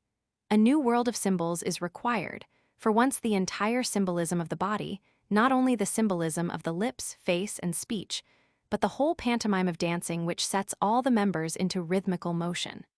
Thereupon the other symbolic powers, those of music, in rhythmics, dynamics, and harmony, suddenly become impetuous. To comprehend this collective discharge of all the symbolic powers, a man must have already attained that height of self-abnegation, which wills to express itself symbolically through these powers. The dithyrambic votary of Dionysus is therefore understood only by those like himself. With what astonishment must the Apollonian Greek have beheld him? With an astonishment which was all the greater the more it was mingled with the shuddering suspicion that all this was in reality not so very foreign to him. Yea, that, like unto a veil, his Apollonian consciousness only hid this Dionysian world from his view. In order to comprehend this, we must take down the artistic structure of the Apollonian culture, as it were, stone by stone, till we behold the foundations on which it rests. Here we observe first of all the glorious Olympian figures of the gods, standing on the gables of this structure, whose deeds, represented in far-shining reliefs, adorn its friezes. Though Apollo stands among them as an individual deity, side by side with others, and without claim to priority of rank, we must not suffer this fact to mislead us. The same impulse which embodied itself in Apollo has, in general, given birth to this whole Olympian world, and in this sense we may regard Apollo as the father thereof. What was the enormous need from which proceeded such an illustrious group of Olympian beings? Whosoever, with another religion in his heart, approaches these Olympians and seeks among them for moral elevation, even for sanctity, for incorporeal spiritualization, for sympathetic looks of love, will soon be obliged to turn his back on them, discouraged and disappointed. Here nothing suggests asceticism, spirituality, or duty. Here only an exuberant, even triumphant life speaks to us, in which everything existing is deified, whether good or bad. And so the spectator will perhaps stand quite bewildered before this fantastic exuberance of life, and ask himself what magic potion these madly merry men could have used for enjoying life, so that, wherever they turned their eyes, Helena, the ideal image of their own existence, floating in sweet sensuality, smiled upon them. But to this spectator, already turning backwards, we must call out, "Depart not hence, but hear rather what Greek folk wisdom says of this same life, which with such inexplicable cheerfulness spreads out before thee." There is an ancient story that King Midas hunted in the forest a long time for the wise Silenus, the companion of Dionysus, without capturing him.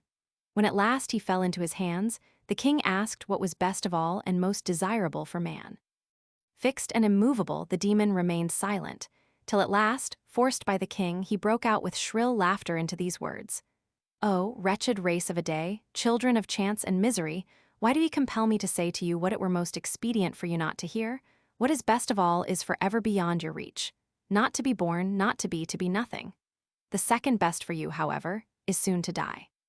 How is the Olympian world of deities related to this folk wisdom, even as the rapturous vision of the tortured martyr to his sufferings? Now the Olympian magic mountain opens, as it were, to our view and shows to us its roots. The Greek knew and felt the terrors and horrors of existence. To be able to live at all, he had to interpose the shining dream birth of the Olympian world between himself and them. the excessive distrust of the titanic powers of nature, the Moira throning inexorably over all knowledge, the vulture of the great philanthropist Prometheus, the terrible fate of the wise Oedipus, the family curse of the Atridae which drove Orestes to matricide.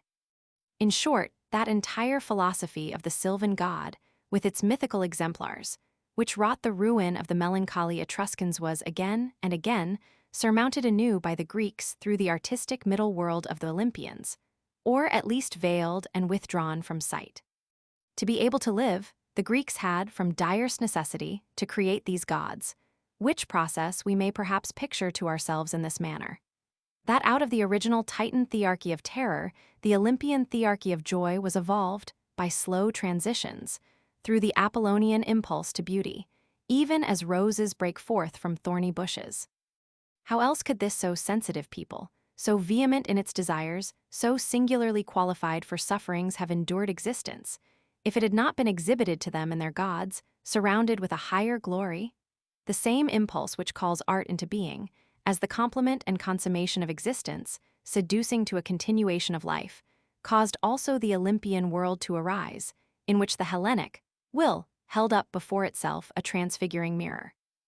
Thus do the gods justify the life of man, in that they themselves live at the only satisfactory theodicy. Existence under the bright sunshine of such gods is regarded as that which is desirable in itself, and the real grief of the Homeric men has reference to parting from it, especially to early parting. So that we might now say of them, with a reversion of the Silenian wisdom, that to die early is worst of all for them, the second worst is some day to die at all. If once the lamentation is heard, it will ring out again, of the short-lived Achilles, of the leaf-like change and vicissitude of the human race, of the decay of the heroic age. It is not unworthy of the greatest hero to long for a continuation of life, aye, even as a day laborer. So vehemently does the will, at the Apollonian stage of development, long for this existence, so completely at one does the Homeric man feel himself with it, that the very lamentation becomes its song of praise. Here we must observe that this harmony which is so eagerly contemplated by modern man, in fact, this oneness of man with nature, to express which Schiller introduced the technical term naive, is by no means such a simple, naturally resulting, and, as it were, inevitable condition, which must be found at the gate of every culture leading to a paradise of man. This could be believed only by an age which sought to picture to itself Rousseau's Emile also as an artist, and imagined it had found in Homer such an artist Emile, reared at nature's bosom. Wherever we meet with the naive in art, it behoves us to recognize the highest effect of the Apollonian culture, which in the first place has always to overthrow some titanic empire and slay monsters, and which, through powerful dazzling representations and pleasurable illusions, must have triumphed over a terrible depth of world contemplation and a most keen susceptibility to suffering. But how seldom is the naive that complete absorption in the beauty of appearance attained. And hence how inexpressibly sublime is Homer, who, as unit being, bears the same relation to this Apollonian folk culture as the unit dream artist does to the dream faculty of the people and of nature in general. The Homeric naivete can be comprehended only as the complete triumph of the Apollonian illusion. It is the same kind of illusion as nature so frequently employs to compass her ends. The true goal is veiled by a phantasm. We stretch out our hands for the latter, while nature attains the former through our illusion. In the Greeks, the will desired to contemplate itself in the transfiguration of the genius and the world of art. In order to glorify themselves, its creatures had to feel themselves worthy of glory. They had to behold themselves again in a higher sphere, without this consummate world of contemplation acting as an imperative or reproach. Such is the sphere of beauty, in which, as in a mirror, they saw their images, the Olympians. With this mirroring of beauty, the Hellenic will combat its talent correlative to the artistic for suffering and for the wisdom of suffering. And, as a monument of its victory, Homer, the naive artist, stands before us. Concerning this naive artist, the analogy of dreams will enlighten us to some extent. When we realize to ourselves the dreamer, as in the midst of the illusion of the dream world and without disturbing it, he calls out to himself, "It is a dream, I will dream on," when we must thence infer a deep inner joy in dream contemplation. When, on the other hand, To be at all able to dream with this inner joy in contemplation, we must have completely forgotten the day and its terrible obtrusiveness. We may, under the direction of the dream-reading Apollo, interpret all these phenomena to ourselves somewhat as follows. Though it is certain that of the two halves of life, the waking and the dreaming, the former appeals to us as by far the more preferred, important, excellent, and worthy of being lived, indeed, as that which alone is lived. Yet, with reference to that mysterious ground of our being of which we are the phenomenon, I should, paradoxical as it may seem, be inclined to maintain the very opposite estimate of the value of dream life. For the more clearly I perceive in nature those all-powerful art impulses, and in them a fervent longing for appearance, for redemption through appearance, the more I feel myself driven to the metaphysical assumption that the verily existent and primordial unity, as the eternally suffering and self-contradictory, requires the rapturous vision, the joyful appearance, for its continuous salvation. Which appearance we, who are completely wrapped in it and composed of it, must regard as the verily non-existent I.e. as a perpetual unfolding in time, space, and causality, in other words, as empiric reality. If we therefore waive the consideration of our own reality, for the present, if we conceive our empiric existence, and that of the world generally, as a representation of the primordial unity generated every moment, we shall then have to regard the dream as an appearance of appearance, hence as a still higher gratification of the primordial desire for appearance. It is for this same reason that the innermost heart of nature experiences that indescribable joy in the naive artist and in the naive work of art, which is likewise only an appearance of appearance.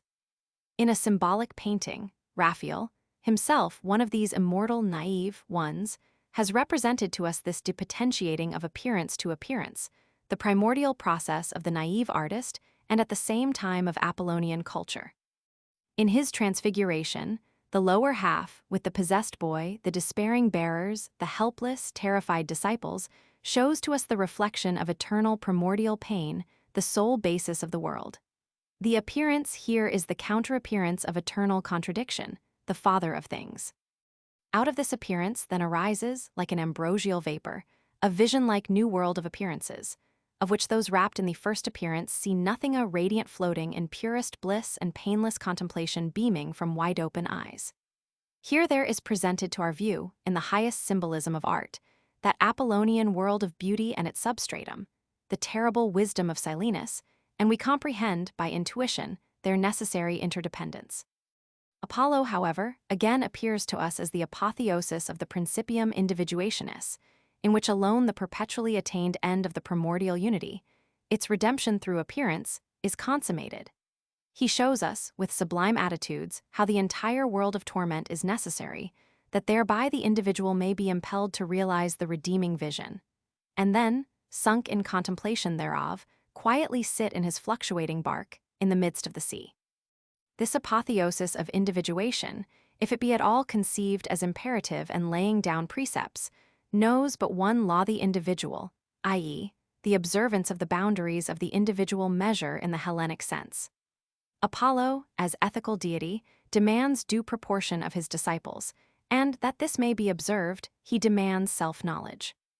And thus, parallel to the aesthetic necessity for beauty, there run the demands: know thyself, and not too much, while presumption and undueness are regarded as the truly hostile demons of the non-Apollonian sphere, hence as characteristics of the pre-Apollonian age, that of the Titans, and of the extra-Apollonian world, that of the barbarians. Because of his Titan-like love for man, Prometheus had to be torn to pieces by vultures. Because of his excessive wisdom, which solved the riddle of the Sphinx, Oedipus had to plunge into a bewildering vortex of monstrous crimes.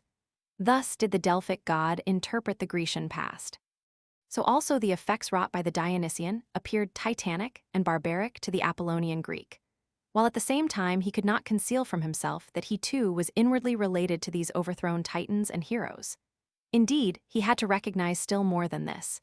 His entire existence, with all its beauty and moderation, rested on a hidden substratum of suffering and of knowledge, which was again disclosed to him by the Dionysian. And lo, Apollo could not live without Dionysus. The Titanic and the barbaric were in the end not less necessary than the Apollonian. And now let us imagine to ourselves how the ecstatic tone of the Dionysian festival sounded in ever more luring and bewitching strains into this artificially confined world built on appearance and moderation. How in these strains all the undueness of nature, in joy, sorrow, and knowledge, even to the transpiercing shriek, became audible. Let us ask ourselves what meaning could be attached to the psalmodizing artist of Apollo, with the phantom harp sound, as compared with this demonic folk song. The muses of the arts of appearance paled before an art which, in its intoxication, spoke the truth. The wisdom of Silenus cried, "Woe, woe!" against the cheerful Olympians. The individual, with all his boundaries and due proportions, went under in the self-oblivion of the Dionysian states and forgot the Apollonian precepts. The undueness revealed itself as truth, contradiction, the bliss born of pain, declared itself, but of the heart of nature. And thus, wherever the Dionysian prevailed, the Apollonian was rooted and annihilated. But it is quite as certain that, where the first assault was successfully withstood, the authority and majesty of the Delphic god exhibited itself as more rigid and menacing than ever. For I can only explain to myself the Doric state and Doric art as a permanent war camp of the Apollonian. Only by incessant opposition to the titanic barbaric nature of the Dionysian was it possible for an art so defiantly prim, so encompassed with bulwarks, a training so warlike and rigorous, a constitution so cruel and relentless to last for any length of time. Up to this point, we have enlarged upon the observation made at the beginning of this essay. How the Dionysian and the Apollonian, in ever new births succeeding and mutually augmenting one another, controlled the Hellenic genius. How from out the age of bronze, with its Titan struggles and rigorous folk philosophy, the Homeric world develops under the fostering sway of the Apollonian impulse to beauty. How this naive splendor is again overwhelmed by the inbursting flood of the Dionysian, and how against this new power the Apollonian rises to the austere majesty of Doric art and the Doric view of things. If, then, in this way, in the strife of these two hostile principles, the older Hellenic history falls into four great periods of art, we are now driven to inquire after the ulterior purpose of these unfoldings and processes, unless perchance we should regard the last attained period, the period of Doric art, as the end and aim of these artistic impulses. And here the sublime and highly celebrated artwork of Attic tragedy and dramatic dithyramb presents itself to our view as the common goal of both these impulses, whose mysterious union, after many and long precursory struggles, found its glorious consummation in such a child, which is at once Antigone and Cassandra. We now approach the real purpose of our investigation, which aims at acquiring a knowledge of the Dionyso-Apollonian genius and his artwork, or at least an anticipatory understanding of the mystery of the aforesaid union. Here we shall ask first of all where that new germ, which subsequently developed into tragedy and dramatic dithyramb, first makes itself perceptible in the Hellenic world. The ancients themselves supply the answer in symbolic form, when they place Homer and Archilochus as the forefathers and torchbearers of Greek poetry, side by side on gems, sculptures, etc., in the sure conviction that only these two thoroughly original compeers, from whom a stream of fire flows over the whole of Greek posterity, should be taken into consideration. Homer, the aged dreamer sunk in himself, the type of the Apollonian naive artist, beholds now with astonishment the impassioned genius of the warlike votary of the Muses, Archilochus, violently tossed to and fro on the billows of existence. And modern aesthetics could only add by way of interpretation that here the objective artist is confronted by the first, subjective artist. But this interpretation is of little service to us, because we know the subjective artist only as the poor artist, and in every type and elevation of art we demand specially and first of all the conquest of the subjective, the redemption from the ego, and the cessation of every individual will and desire. Indeed, we find it impossible to believe in any truly artistic production, however insignificant, without objectivity, without pure, interestless contemplation. Hence our aesthetics must first solve the problem as to how the lyrist is possible as an artist, he who according to the experience of all ages continually says, I, and sings off to us the entire chromatic scale of his passions and desires. This very Archilochus appalls us, alongside of Homer, by his cries of hatred and scorn, by the drunken outbursts of his desire. Is not just he then, who has been called the first subjective artist, the non-artist proper. But whence, then, the reverence which was shown to him the poet in very remarkable utterances by the Delphic oracle itself, the focus of objective art? Schiller has enlightened us concerning his poetic procedure by a psychological observation, inexplicable to himself, yet not apparently open to any objection. He acknowledges that as the preparatory state to the act of poetizing, he had not perhaps before him or within him a series of pictures with coordinate causality of thoughts, but rather a musical mood. The perception with me is at first without a clear and definite object. This forms itself later. A certain musical mood of mind precedes, and only after this does the poetical idea follow with me. Add to this the most important phenomenon of all ancient lyric poetry, the union, regarded everywhere as natural, of the lyrist with the musician, their very identity, indeed, compared with which our modern lyric poetry is like the statue of a god, without a head. And we may now, on the basis of our metaphysics of aesthetics set forth above, interpret the lyrist to ourselves as follows. As Dionysian artist, he is in the first place become altogether one with the primordial unity, its pain and contradiction, and he produces the copy of this primordial unity as music, granting that music has been correctly termed a repetition and a recast of the world. But now, under the Apollonian dream inspiration, this music again becomes visible to him as in a symbolic dream picture. The formless and intangible reflection of the primordial pain in music, with its redemption in appearance, then generates a second mirroring as a concrete symbol or example. The artist has already surrendered his subjectivity in the Dionysian process. The picture which now shows to him his oneness with the heart of the world is a dream scene, which embodies the primordial contradiction and primordial pain, together with the primordial joy of appearance. The eye of the lyrist sounds therefore from the abyss of being. Its subjectivity, in the sense of the modern aesthetes, is a fiction. When Archilochus, the first lyrist of the Greeks, makes known both his mad love and his contempt to the daughters of Lycambes, it is not his passion which dances before us in orgiastic frenzy. We see Dionysus and the Maenads, we see the drunken reveler Archilochus sunk down to sleep as Euripides depicts it in the Bacchae, the sleep on the high alpine pasture, in the noonday sun, and now Apollo approaches and touches him with the laurel. The Dionyso-musical enchantment of the sleeper now emits, as it were, picture sparks, lyrical poems, which in their highest development are called tragedies and dramatic dithyrambs. The plastic artist, as also the epic poet who is related to him, is sunk in the pure contemplation of pictures. The Dionysian musician is, without any picture, himself just primordial pain and the primordial re-echoing thereof.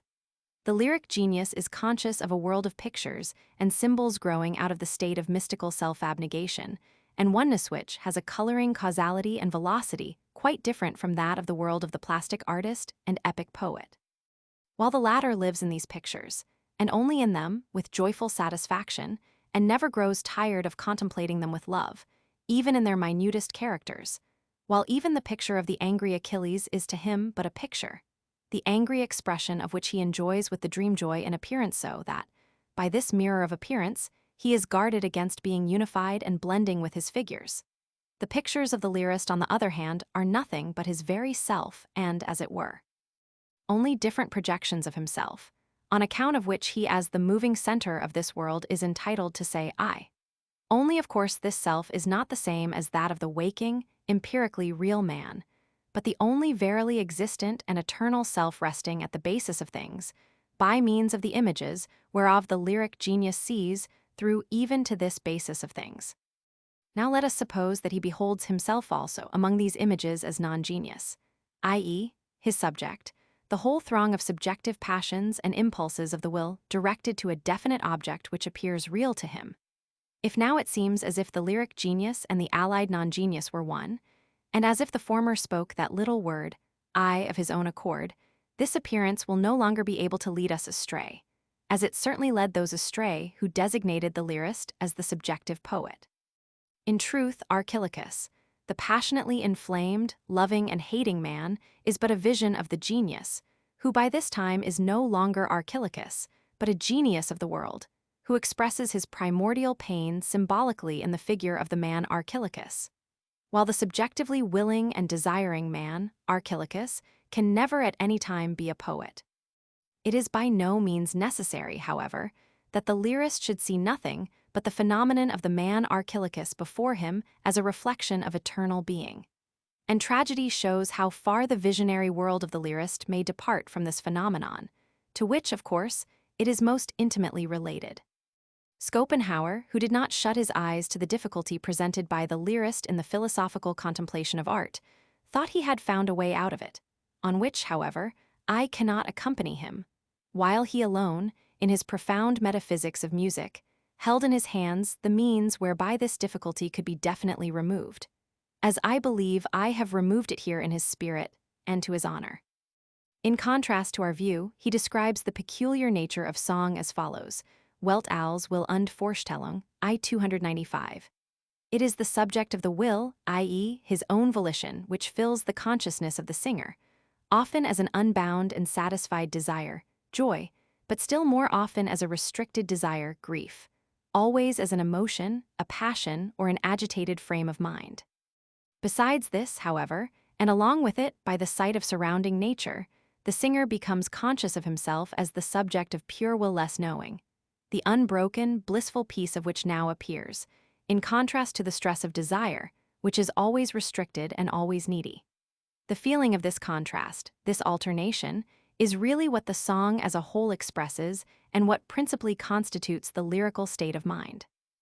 In it, pure knowing comes to us as it were to deliver us from desire and the stress thereof. We follow, but only for an instant. For desire, the remembrance of our personal ends, tears us anew from peaceful contemplation. Yet ever again the next beautiful surrounding in which the pure will-less knowledge presents itself to us allures us away from desire. Therefore, in song and in the lyrical mood, desire, the personal interest of the ends, and the pure perception of the surrounding which presents itself are wonderfully mingled with each other. Connections between them are sought for and imagined. The subjective disposition, the affection of the will, imparts its own hue to the contemplated surrounding, and conversely, the surroundings communicate the reflex of their color to the will. The true song is the expression of the whole of this mingled and divided state of mind. Who could fail to see in this description that lyric poetry is here characterized as an imperfectly attained art, which seldom and only as it were in leaps arrives at its goal? Indeed, as a semi-art, the essence of which is said to consist in this, that desire and pure contemplation, i.e., the unaesthetic and the aesthetic condition, are wonderfully mingled with each other. We maintain, rather, that this entire antithesis, according to which, as according to some standard of value, Schopenhauer, too, still classifies the arts, the antithesis between the subjective and the objective is quite out of place in aesthetics, inasmuch as the subject, i.e., the desiring individual who furthers his own egoistic ends, can be conceived only as the adversary, not as the origin of art. In so far as the subject is the artist, however, he has already been released from his individual will, and has become, as it were, the medium, through which the one verily existent subject celebrates his redemption in appearance. For this one thing must above all be clear to us, to our humiliation and exaltation, that the entire comedy of art is not at all performed, say, for our betterment and culture, and that we are just as little the true authors of this art world. Rather, we may assume with regard to ourselves, that its true author uses us as pictures and artistic projections, and that we have our highest dignity and our significance as works of art for only as an aesthetic phenomenon is existence, and the world eternally justified. While of course our consciousness of this, our specific significance, hardly differs from the kind of consciousness which the soldiers painted on canvas have of the battle represented thereon. Hence all our knowledge of art is at bottom quite illusory, because, as knowing persons, we are not one and identical with the being who, as the sole author and spectator of this comedy of art, prepares a perpetual entertainment for himself. Only in so far as the genius in the act of artistic production coalesces with this primordial artist of the world, does he get a glimpse of the eternal essence of art. For in this state he is, in a marvelous manner, like the weird picture of the fairy tale which can at will turn its eyes and behold itself. He is now at once subject and object, at once poet, actor, and spectator. World as Will and Idea, I 323, 4th ed., of Haldane and Kemp's translation, quoted with a few changes. With reference to Archilochus, it has been established by critical research that he introduced the folk song into literature, and, on account thereof, deserved, according to the general estimate of the Greeks, his unique position alongside of Homer. But what is this popular folk song in contrast to the wholly Apollonian epos? What else but the perpetuum vestigum of a union of the Apollonian and the Dionysian? Its enormous diffusion among all peoples, still further enhanced by ever-new births, testifies to the power of this artistic double impulse of nature, which leaves its vestiges in the popular song in like manner as the orgiastic movements of a people perpetuate themselves in its music. Indeed, one might also furnish historical proofs that every period which is highly productive in popular songs has been most violently stirred by Dionysian currents, which we must always regard as the substratum and prerequisite of the popular song. First of all, however, we regard the popular song as the musical mirror of the world, as the original melody, which now seeks for itself a parallel dream phenomenon and expresses it in poetry. Melody is therefore primary and universal, and as such may admit of several objectivations in several texts. Likewise, in the naive estimation of the people, it is regarded as by far the more important and necessary. Melody generates the poem out of itself by an ever-recurring process. The strophic form of the popular song points to the same phenomenon, which I always beheld with astonishment, till at last I found this explanation. Anyone who, in accordance with this theory, examines a collection of popular songs, such as Des Neben Wunderhorn, will find innumerable instances of the perpetually productive melody scattering picture sparks all around, which in their variegation, their abrupt change, their mad precipitance, manifest a power quite unknown to the epic appearance and its steady flow. From the point of view of the epos, this unequal and irregular pictorial world of lyric poetry must be simply condemned, and the solemn epic rhapsodists of the Apollonian festivals in the age of Terpenter have certainly done so. Accordingly, we observe that in the poetizing of the popular song, language is strained to its utmost to imitate music, and hence a new world of poetry begins with Archilochus, which is fundamentally opposed to the Homeric. And in saying this, we have pointed out the only possible relation between poetry and music, between word and tone.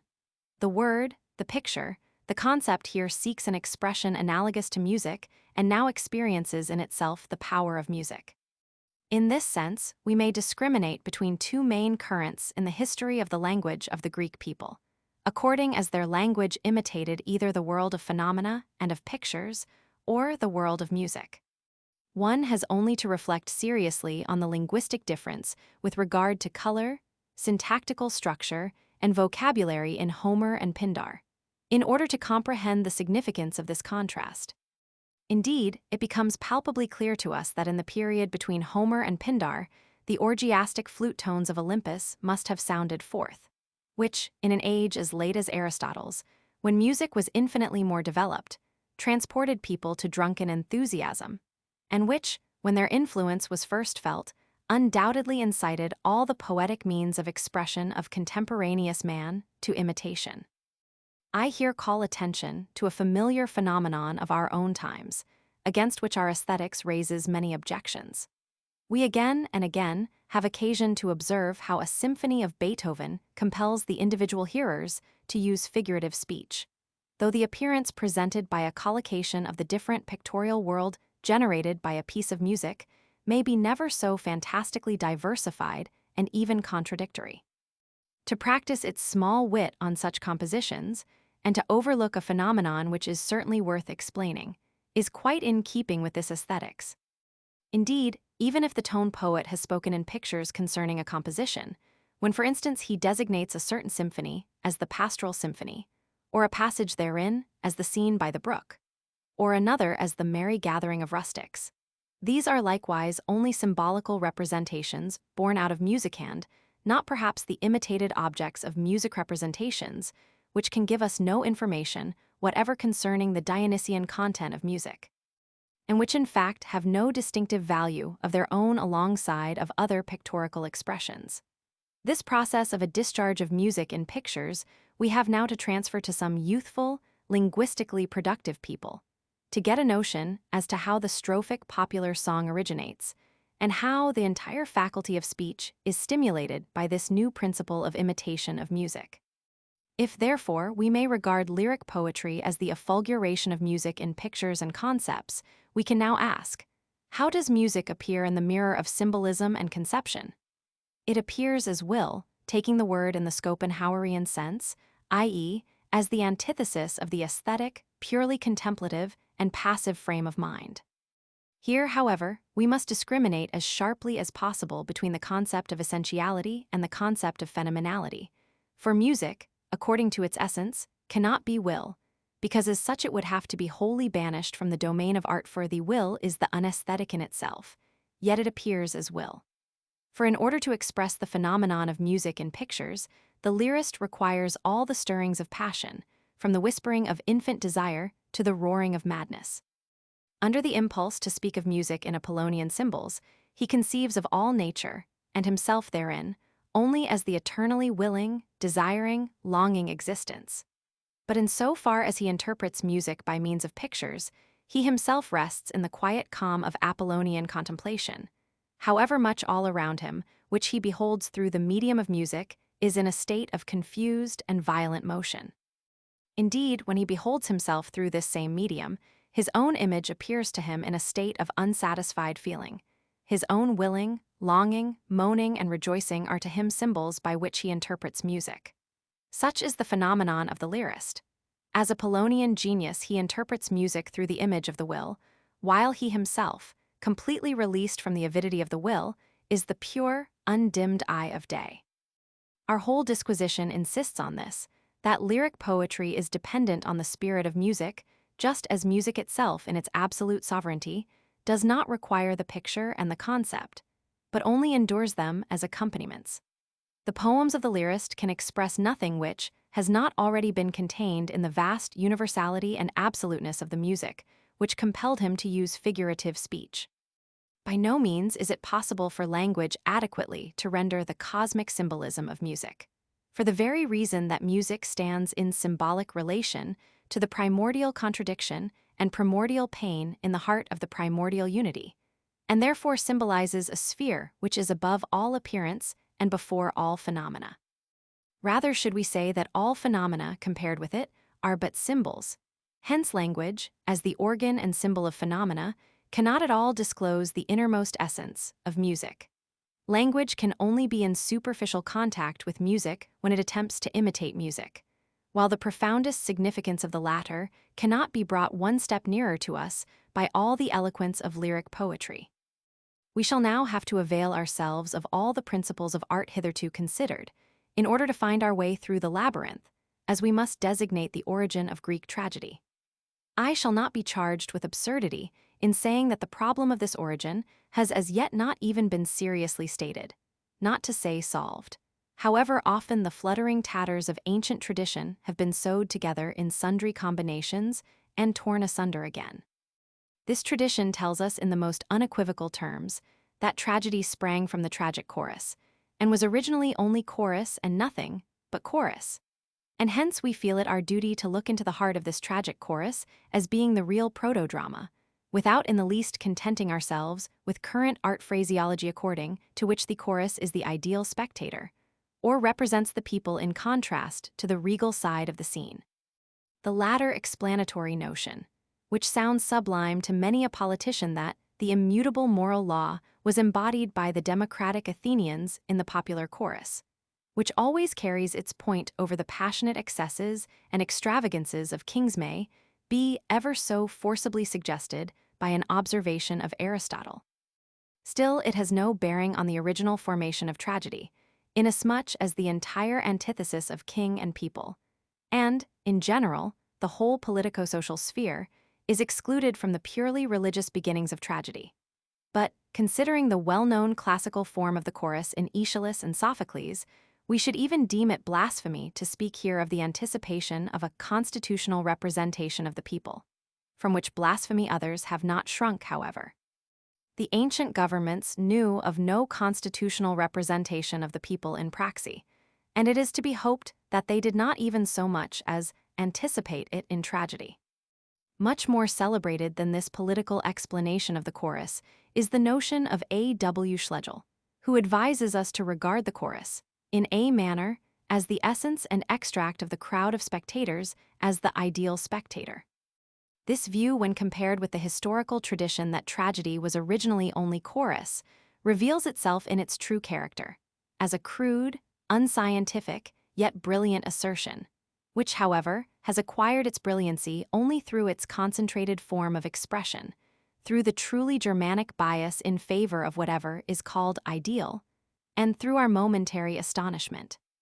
For we are indeed astonished the moment we compare our well-known theatrical public with this chorus, and ask ourselves if it could ever be possible to idealize something analogous to the Greek chorus out of such a public.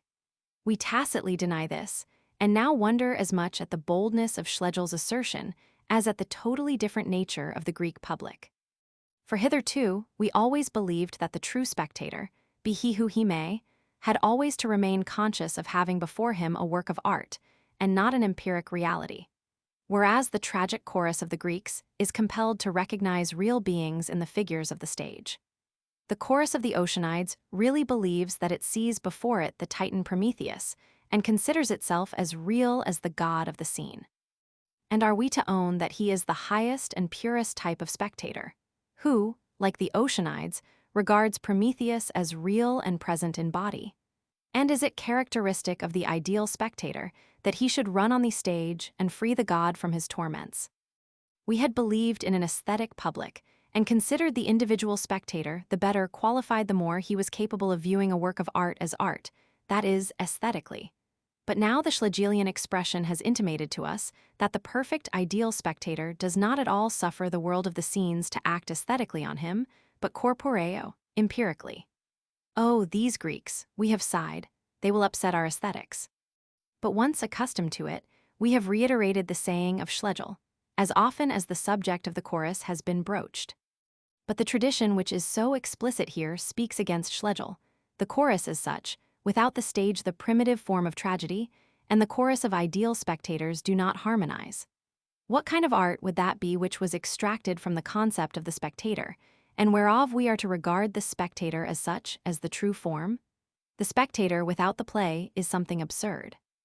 We fear that the birth of tragedy can be explained neither by the high esteem for the moral intelligence of the multitude, nor by the concept of the spectator without the play. And we regard the problem as too deep to be even so much as touched by such superficial modes of contemplation.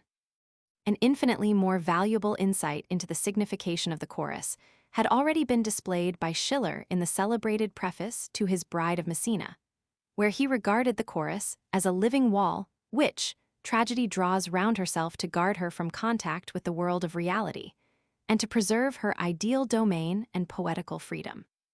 It is with this, his chief weapon, that Schiller combats the ordinary conception of the natural, the illusion ordinarily required in dramatic poetry. He contends that while indeed the day on the stage is merely artificial, the architecture only symbolical, and the metrical dialogue purely ideal in character, nevertheless an erroneous view still prevails in the main, that it is not enough to tolerate merely as a poetical license that which is in reality the essence of all poetry. The introduction of the chorus is, he says, the decisive step by which war is declared openly and honestly against all naturalism in arte, is, methinks, for disparaging this mode of contemplation that our would-be superior age has coined the disdainful catchword, pseudo-idealism. I fear, however, that we on the other hand, with our present worship of the natural and the real have landed at the nadir of all idealism, namely in the region of cabinets of wax figures. And art indeed exists also here, as in certain novels much in vogue at present. But let no one pester us with the claim that by this art the Schiller-Goethean pseudo-idealism has been vanquished. It is indeed an ideal domain, as Schiller rightly perceived, upon which the Greek satiric chorus, the chorus of primitive tragedy, was wont to walk, a domain raised far above the actual path of mortals. The Greek framed for this chorus the suspended scaffolding of a fictitious natural state and placed thereon fictitious natural beings. It is on this foundation that tragedy grew up, and so it could of course dispense from the very first with a painful portrayal of reality. Yet it is not an arbitrary world placed by fancy betwixt heaven and earth. Rather is it a world possessing the same reality and trustworthiness that Olympus with its dwellers possessed for the believing Hellene. The satyr, as being the Dionysian chorist, lives in a religiously acknowledged reality under the sanction of the myth and cult. That tragedy begins with him, that the Dionysian wisdom of tragedy speaks through him, is just as surprising a phenomenon to us as, in general, the derivation of tragedy from the chorus. Perhaps we shall get a starting point for our inquiry, if I put forward the proposition that the satyr, the fictitious natural being, is to the man of culture what Dionysian music is to civilization. Concerning this latter, Richard Wagner says that it is neutralized by music even as lamplight by daylight. In like manner, I believe, the Greek man of culture felt himself neutralized in the presence of the satiric chorus, and this is the most immediate effect of the Dionysian tragedy, that the state and society, and, in general, the gaps between man and man give way to an overwhelming feeling of oneness, which leads back to the heart of nature. The metaphysical comfort with which, as I have here intimated, every true tragedy dismisses us that, in spite of the perpetual change of phenomena, life at bottom is indestructibly powerful and pleasurable. This comfort appears with corporeal lucidity as the satiric chorus, as the chorus of natural beings, who live ineradicable as it were behind all civilization, and who, in spite of the ceaseless change of generations and the history of nations, remain forever the same. With this chorus, the deep-minded Hellene, who is so singularly qualified for the most delicate and severe suffering, consoles himself. He who has glanced with piercing eye into the very heart of the terrible destructive processes of so-called universal history, as also into the cruelty of nature, and is in danger of longing for a Buddhistic negation of the will. Art saves him, and through art life saves him for herself. For we must know that in the rapture of the Dionysian state, with its annihilation of the ordinary bounds and limits of existence, there is a lethargic element, wherein all personal experiences of the past are submerged. It is by this gulf of oblivion that the everyday world and the world of Dionysian reality are separated from each other. But as soon as this everyday reality rises again in consciousness, it is felt as such, and nauseates us. An ascetic will paralyzing mood is the fruit of these states. In this sense, the Dionysian man may be said to resemble Hamlet. Both have for once seen into the true nature of things they have perceived, but they are loath to act, for their action cannot change the eternal nature of things. They regard it as shameful or ridiculous that one should require of them to set aright the time which is out of joint. Knowledge kills action. Action requires the veil of illusion. It is this lesson which Hamlet teaches, and not the cheap wisdom of John A. Dreams who from too much reflection, as it were from a surplus of possibilities, does not arrive at action at all. Not reflection, no. True knowledge, insight into appalling truth, preponderates over all motives inciting to action, in Hamlet as well as in the Dionysian man. No comfort avails any longer. His longing goes beyond a world after death, beyond the gods themselves. Existence with its glittering reflection in the gods, or in an immortal other world, is abjured. In the consciousness of the truth he has perceived, man now sees everywhere only the awfulness or the absurdity of existence. He now understands the symbolism in the fate of Ophelia. He now discerns the wisdom of the sylvan god Silenus, and loathing seizes him. Here, in this extremest danger of the will, art approaches as a saving and healing enchantress. She alone is able to transform these nauseating reflections on the awfulness or absurdity of existence into representations wherewith it is possible to live. These are the representations of the sublime as the artistic subjugation of the awful, and the comic as the artistic delivery from the nausea of the absurd. The satiric chorus of Dithyramb is the saving deed of Greek art. The paroxysms described above spent their force in the intermediary world of these Dionysian followers. The satyr, like the idyllic shepherd of our more recent time, is the offspring of a longing after the primitive and the natural. But mark with what firmness and fearlessness the Greek embraced the man of the woods, and again, how coyly and mawkishly the modern man dallied with the flattering picture of a tender, flute-playing, soft-natured shepherd. Nature, on which as yet no knowledge has been at work, which maintains unbroken barriers to culture, this is what the Greek saw in his satyr. which still was not on this account supposed to coincide with the ape. On the contrary, it was the archetype of man, the embodiment of his highest and strongest emotions, as the enthusiastic reveler enraptured by the proximity of his god, as the fellow-suffering companion in whom the suffering of the god repeats itself, as the herald of wisdom speaking from the very depths of nature, as the emblem of the sexual omnipotence of nature, which the Greek was wont to contemplate with reverential awe. The satyr was something sublime and godlike. He could not but appear so, especially to the sad and wearied eye of the Dionysian man. He would have been offended by our spurious tricked-up shepherd, while his eye dwelt with sublime satisfaction on the naked and unstuntedly magnificent characters of nature. Here the illusion of culture was brushed away from the archetype of man. Here the true man, the bearded satyr, revealed himself, who shouts joyfully to his god. Before him, the cultured man shrank to a lying caricature. Schiller is right also with reference to these beginnings of tragic art. The chorus is a living bulwark against the onsets of reality, because the satiric chorus portrays existence more truthfully, more realistically, more perfectly than the cultured man who ordinarily considers himself as the only reality. The sphere of poetry does not lie outside the world, like some fantastic impossibility of a poet's imagination. It seeks to be the very opposite, the unvarnished expression of truth, and must for this very reason cast aside the false finery of that supposed reality of the cultured man. The contrast between this intrinsic truth of nature and the falsehood of culture, which poses as the only reality, is similar to that existing between the eternal kernel of things, the thing in itself, and the collective world of phenomena. And even as tragedy, with its metaphysical comfort, points to the eternal life of this kernel of existence, notwithstanding the perpetual dissolution of phenomena, so the symbolism of the satiric chorus already expresses figuratively this primordial relation between the thing in itself and phenomenon. The idyllic shepherd of the modern man is but a copy of the sum of the illusions of culture which he calls nature. The Dionysian Greek desires truth and nature in their most potent form. He sees himself metamorphosed into the satyr. The reveling crowd of the votaries of Dionysus rejoices, swayed by such moods and perceptions, the power of which transforms them before their own eyes, so that they imagine they behold themselves as reconstituted genii of nature, as satyrs. The later constitution of the tragic chorus is the artistic imitation of this natural phenomenon, which, of course, required a separation of the Dionysian spectators from the enchanted Dionysians. However, we must never lose sight of the fact that the public of the Attic tragedy rediscovered itself in the chorus of the orchestra, that there was in reality no antithesis of public and chorus. For all was but one great sublime chorus of dancing and singing satyrs, or of such as allowed themselves to be represented by the satyrs. The Schlegelian observation must here reveal itself to us in a deeper sense.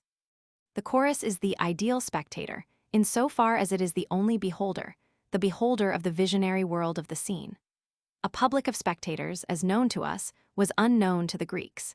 In their theaters, the terrace structure of the spectator's space, rising in concentric arcs, enabled everyone, in the strictest sense, to overlook the entire world of culture around him, and in surfeited contemplation to imagine himself a chorist. According to this view, then, we may call the chorus in its primitive stage in proto-tragedy, a self-mirroring of the Dionysian man, a phenomenon which may be best exemplified by the process of the actor, who, if he be truly gifted, sees hovering before his eyes with almost tangible perceptibility the character he is to represent. The satiric chorus is first of all a vision of the Dionysian throng, just as the world of the stage is, in turn, a vision of the satiric chorus. The power of this vision is great enough to render the eye dull and insensible to the impression of reality, to the presence of the cultured men occupying the tiers of seats on every side. The form of the Greek theater reminds one of a lonesome mountain valley. The architecture of the scene appears like a luminous cloud picture, which the Bacchantes swarming on the mountains behold from the heights, as the splendid encirclement in the midst of which the image of Dionysus is revealed to them. Owing to our learned conception of the elementary artistic processes, this artistic proto-phenomenon, which is here introduced to explain the tragic chorus, is almost shocking. While nothing can be more certain than that the poet is a poet only in that he beholds himself surrounded by forms which live and act before him, into the innermost being of which his glance penetrates. By reason of a strange defeat in our capacities, we modern men are apt to represent to ourselves the aesthetic proto-phenomenon as too complex and abstract. For the true poet, the metaphor is not a rhetorical figure, but a vicarious image which actually hovers before him in place of a concept. The character is not for him an aggregate composed of a studied collection of particular traits, but an irrepressibly live person appearing before his eyes, and differing only from the corresponding vision of the painter by its ever-continued life and action. Why is it that Homer sketches much more vividly than all the other poets? Because he contemplates much more. We talk so abstractly about poetry because we are all want to be bad poets. At bottom, the aesthetic phenomenon is simple. Let a man but have the faculty of perpetually seeing a lively play and of constantly living surrounded by hosts of spirits, then he is a poet. Let him but feel the impulse to transform himself and to talk from out the bodies and souls of others, then he is a dramatist. The Dionysian excitement is able to impart to a whole mass of men this artistic faculty of seeing themselves surrounded by such a host of spirits, with whom they know themselves to be inwardly one. This function of the tragic chorus is the dramatic proto-phenomenon, to see oneself transformed before oneself, and then to act as if one had really entered into another body, into another character. This function stands at the beginning of the development of the drama. Here we have something different from the rhapsodist, who does not blend with his pictures, but only sees them, like the painter, with contemplative eye outside of him. Here we actually have a surrender of the individual by his entering into another nature. Moreover, this phenomenon appears in the form of an epidemic. A whole throng feels itself metamorphosed in this wise. Hence it is that the dithyramb is essentially different from every other variety of the choric song. The virgins, who with laurel twigs in their hands solemnly proceed to the temple of Apollo and sing a processional hymn, remain what they are and retain their civic names. The dithyrambic chorus is a chorus of transformed beings, whose civic past and social rank are totally forgotten. They have become the timeless servants of their God that lie aloof from all the spheres of society. Every other variety of the choric lyric of the Hellenes is but an enormous enhancement of the Apollonian unit singer.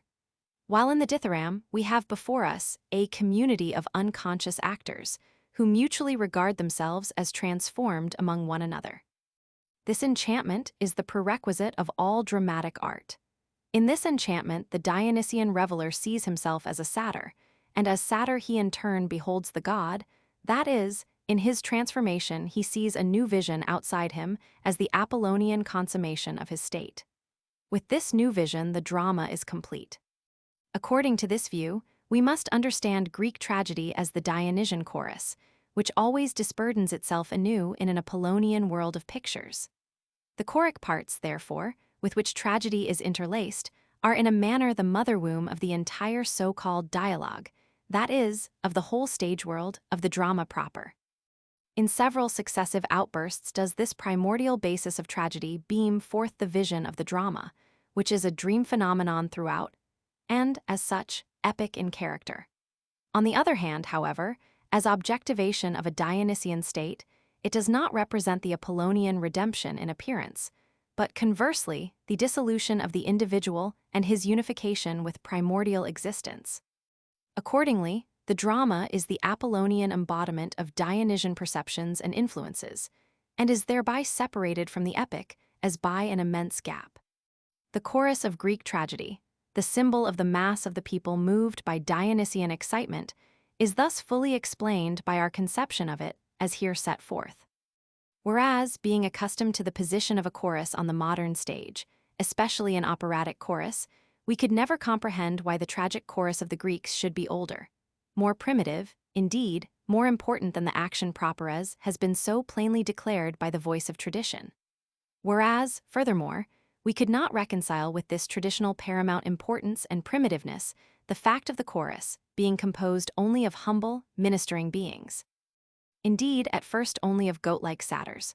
Whereas, finally, the orchestra before the scene was always a riddle to us. We have learned to comprehend at length that the scene, together with the action, was fundamentally and originally conceived only as a vision, that the only reality is just the chorus, which of itself generates the vision and speaks thereof with the entire symbolism of dancing, tone, and word. This chorus beholds in the vision its lord and master Dionysus, and is thus forever the serving chorus. It sees how he, the god, suffers and glorifies himself, and therefore does not itself act. But though its attitude towards the god is throughout the attitude of ministration, this is nevertheless the highest expression, the Dionysian expression of nature. And therefore, like nature herself, the chorus utters oracles and wise sayings when transported with enthusiasm. As fellow sufferer, it is also the sage proclaiming truth from out the heart of nature. Thus then originates the fantastic figure which seems so shocking of the wise and enthusiastic satyr, who is at the same time the dumb man in contrast to the god. The image of nature and her strongest impulses, yea, the symbol of nature, and at the same time the herald of her art and wisdom, musician, poet, dancer, and visionary in one person. Agreeably to this view, and agreeably to tradition, Dionysus, the proper stage hero and focus of vision, is not at first actually present in the oldest period of tragedy, but is only imagined as present, i.e., tragedy is originally only chorus and not drama. Later on the attempt is made to exhibit the god as real and to display the visionary figure together with its glorifying encirclement before the eyes of all. It is here that the drama in the narrow sense of the term begins.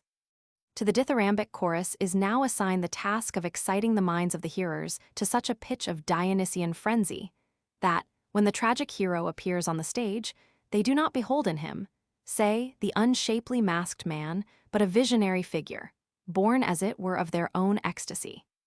Let us picture Admetus thinking in profound meditation of his lately departed wife Alcestis, and quite consuming himself in spiritual contemplation thereof when, suddenly, the veiled figure of a woman resembling her in form and gait is led towards him.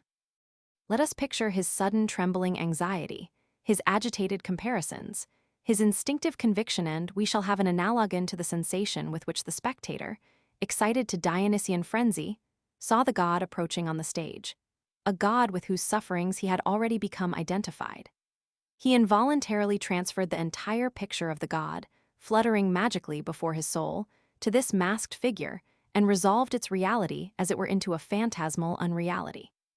This is the Apollonian dream state, in which the world of day is veiled, and a new world, clearer, more intelligible, more striking than the former, and nevertheless more shadowy, is ever born anew in perpetual change before our eyes. We accordingly recognize in tragedy a thoroughgoing stylistic contrast. The language, color, flexibility, and dynamics of the dialogue fall apart in the Dionysian lyrics of the chorus on the one hand, and in the Apollonian dream world of the scene on the other, into entirely separate spheres of expression. The Apollonian appearances, in which Dionysus objectifies himself, are no longer ein Uiges mir, ein Wechselnd Weben, ein Gluhend Leben. As is the music of the chorus, they are no longer the forces merely felt, but not condensed into a picture, by which the inspired votary of Dionysus divines the proximity of his god. The clearness and firmness of epic form now speak to him from the scene. Dionysus now no longer speaks through forces, but as an epic hero, almost in the language of Homer. Zuschwer, shower, Anschaliker, Anshout, an eternal sea, a weaving, flowing life all glowing, Faust, trans of Bayard Taylor tr. Whatever rises to the surface in the dialogue of the Apollonian part of Greek tragedy appears simple, transparent, beautiful. In this sense, the dialogue is a copy of the Hellene, whose nature reveals itself in the dance, because in the dance the greatest energy is merely potential, but betrays itself nevertheless in flexible and vivacious movements. The language of the Sophoclean heroes, for instance, surprises us by its Apollonian precision and clearness, so that we at once imagine we see into the innermost recesses of their being, and marvel not a little that the way to these recesses is so short. But if for the moment we disregard the character of the hero, which rises to the surface and grows visible, and which at bottom is nothing but the light picture cast on a dark wall, that is, appearance through and through, if, rather, we enter into the myth which projects itself in these bright mirrorings, we shall of a sudden experience a phenomenon which, bears a reverse relation to one familiar in optics. When, after a vigorous effort to gaze into the sun, we turn away blinded, we have dark-colored spots before our eyes as restoratives, so to speak, while, on the contrary, those light picture phenomena of the Sophoclean hero. In short, the Apollonian of the mask are the necessary productions of a glance into the secret and terrible things of nature, as it were shining spots to heal the eye which dire night has seared. Only in this sense can we hope to be able to grasp the true meaning of the serious and significant notion of Greek cheerfulness. While, of course, we encounter the misunderstood notion of this cheerfulness as resulting from a state of unendangered comfort on all the ways and paths of the present time. The most sorrowful figure of the Greek stage, the hapless Oedipus, was understood by Sophocles as the noble man, who in spite of his wisdom was destined to error and misery, but nevertheless, through his extraordinary sufferings, ultimately exerted a magical, wholesome influence on all around him, which continues effective even after his death. The noble man does not sin. This is what the thoughtful poet wishes to tell us. All laws, all natural order, yea, the moral world itself, may be destroyed through his action. But through this very action, a higher magic circle of influences is brought into play, which establish a new world on the ruins of the old that has been overthrown. This is what the poet, insofar as he is at the same time a religious thinker, wishes to tell us. As poet, he shows us first of all a wonderfully complicated legal mystery, which the judge slowly unravels, link by link, to his own destruction. The truly Hellenic delight at this dialectical loosening is so great that a touch of surpassing cheerfulness is thereby communicated to the entire play, which everywhere blunts the edge of the horrible presuppositions of the procedure. In the Oedipus at Colonus, we find the same cheerfulness, elevated, however, to an infinite transfiguration. In contrast to the aged king, subjected to an excess of misery, and exposed solely as a sufferer to all that befalls him, we have here a supermundane cheerfulness, which descends from a divine sphere and intimates to us that in his purely passive attitude the hero attains his highest activity, the influence of which extends far beyond his life, while his earlier conscious musing and striving led him only to passivity. Thus, then, the legal knot of the fable of Oedipus, which to mortal eyes appears indissolubly entangled, is slowly unraveled, and the profoundest human joy comes upon us in the presence of this divine counterpart of dialectics. If this explanation does justice to the poet, it may still be asked whether the substance of the myth is thereby exhausted, and here it turns out that the entire conception of the poet is nothing but the light picture which healing nature holds up to us after a glance into the abyss. Oedipus, the murderer of his father, the husband of his mother, Oedipus, the interpreter of the riddle of the Sphinx. What does the mysterious triad of these deeds of destiny tell us?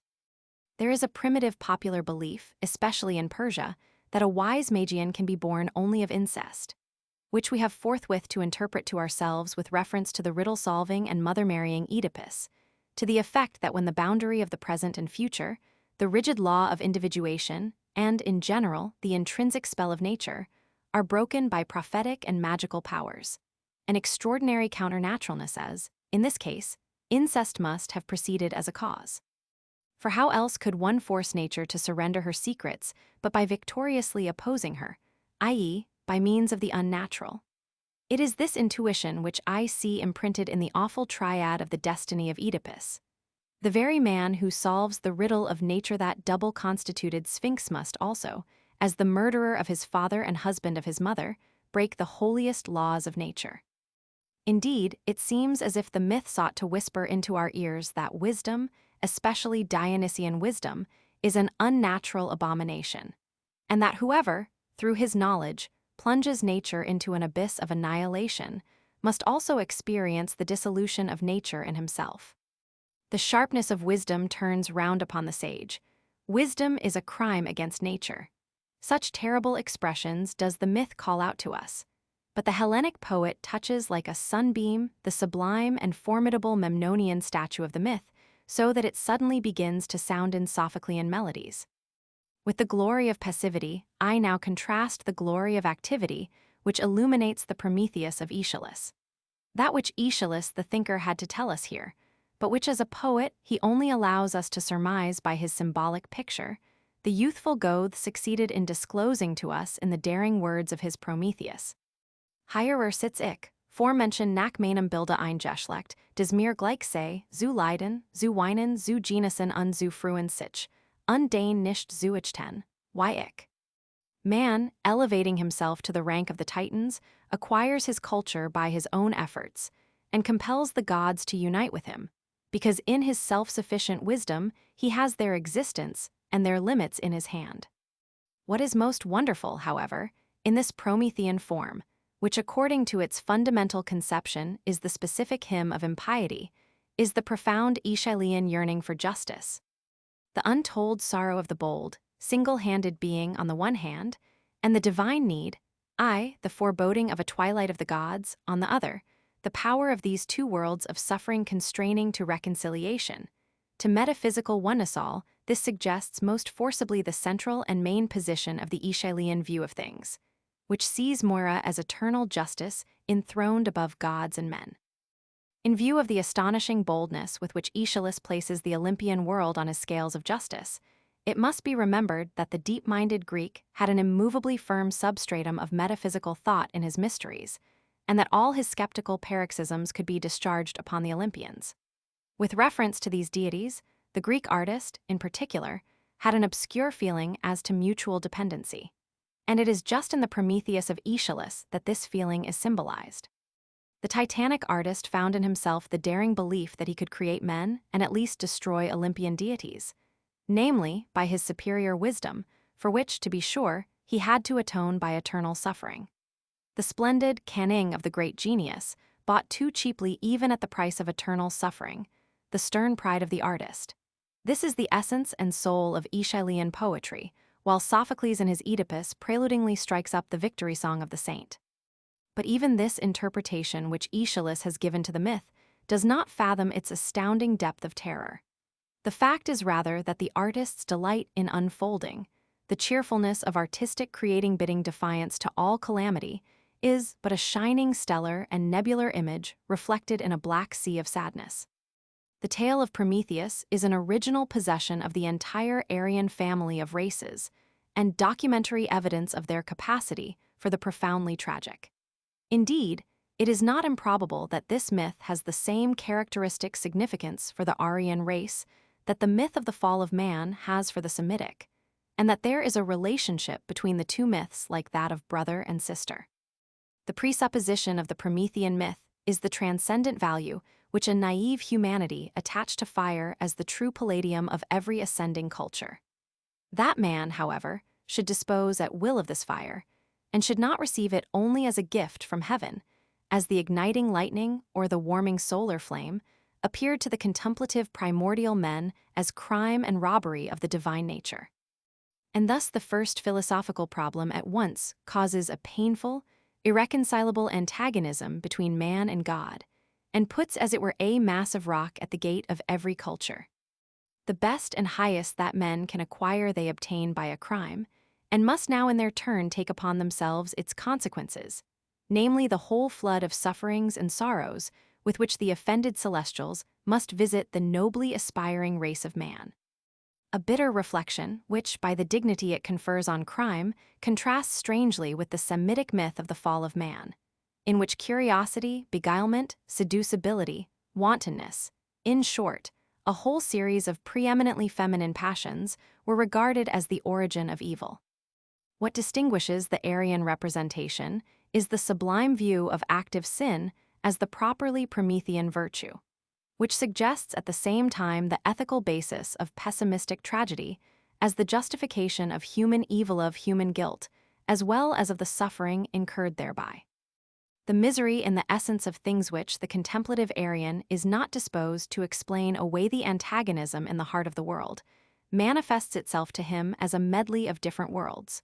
For instance, a divine and a human world, each of which is in the right individually, but as a separate existence alongside of another has to suffer for its individuation. With the heroic effort made by the individual for universality, in his attempt to pass beyond the bounds of individuation and become the one universal being, he experiences in himself the primordial contradiction concealed in the essence of things, i.e., he trespasses and suffers. Accordingly, crime is understood by the Aryans to be a man, sin by the Semites a woman, as also the original crime is committed by man, the original sin by woman. Besides, the witches' chorus says, "Wir nehmen des nicht so gerne, mit tausend Schritten max die Frau, doch weisei auch sich eilen kann mit einem Sprung max der Mann." He who understands this innermost core of the tale of Prometheus, namely, the necessity of crime, imposed on the titanically striving individual, will, at once, be conscious of the un-Apollonian nature of this pessimistic representation.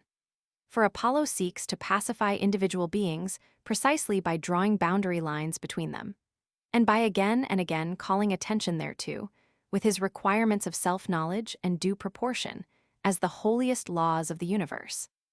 In order, however, to prevent the form from congealing to Egyptian rigidity and coldness in consequence of this Apollonian tendency, in order to prevent the extinction of the motion of the entire, like in the effort to prescribe to the individual wave its path and compass, the high tide of the Dionysian tendency destroyed from time to time all the little circles in which the one-sided Apollonian will sought to confine the Hellenic world.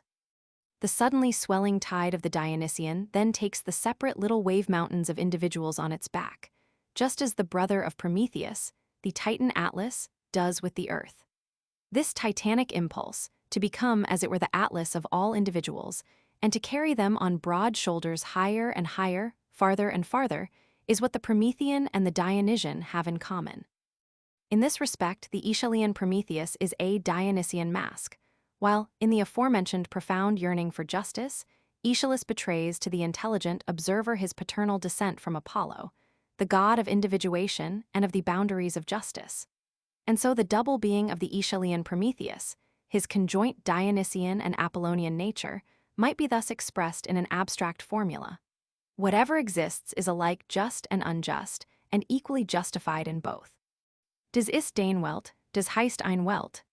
Here sit I, forming mankind in my image, a race resembling me, to sorrow and to weep, to taste, to hold, to enjoy, and not have need of thee as I. Translation in Haeckel's History of the Evolution of Man. Der Frevel. Die Sund.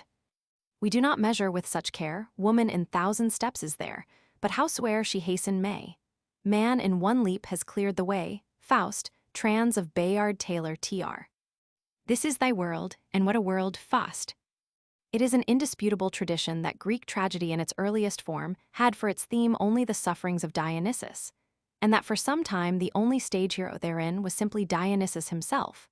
With the same confidence, however, we can maintain that not until Euripides did Dionysus cease to be the tragic hero, and that in fact all the celebrated figures of the Greek stage Prometheus, Oedipus, etc. are but masks of this original hero, Dionysus. The presence of a god behind all these masks is the one essential cause of the typical ideality, so oft exciting wonder, of these celebrated figures. Someone, I know not whom, has maintained that all individuals are comic as individuals and are consequently untragic, from whence it might be inferred that the Greeks in general could not endure individuals on the tragic stage. And they really seem to have had these sentiments, as, in general, it is to be observed that the Platonic discrimination and valuation of the idea, in contrast to the eidolon, the image, is deeply rooted in the Hellenic being. Availing ourselves of Plato's terminology, however, we should have to speak of the tragic figures of the Hellenic stage somewhat as follows.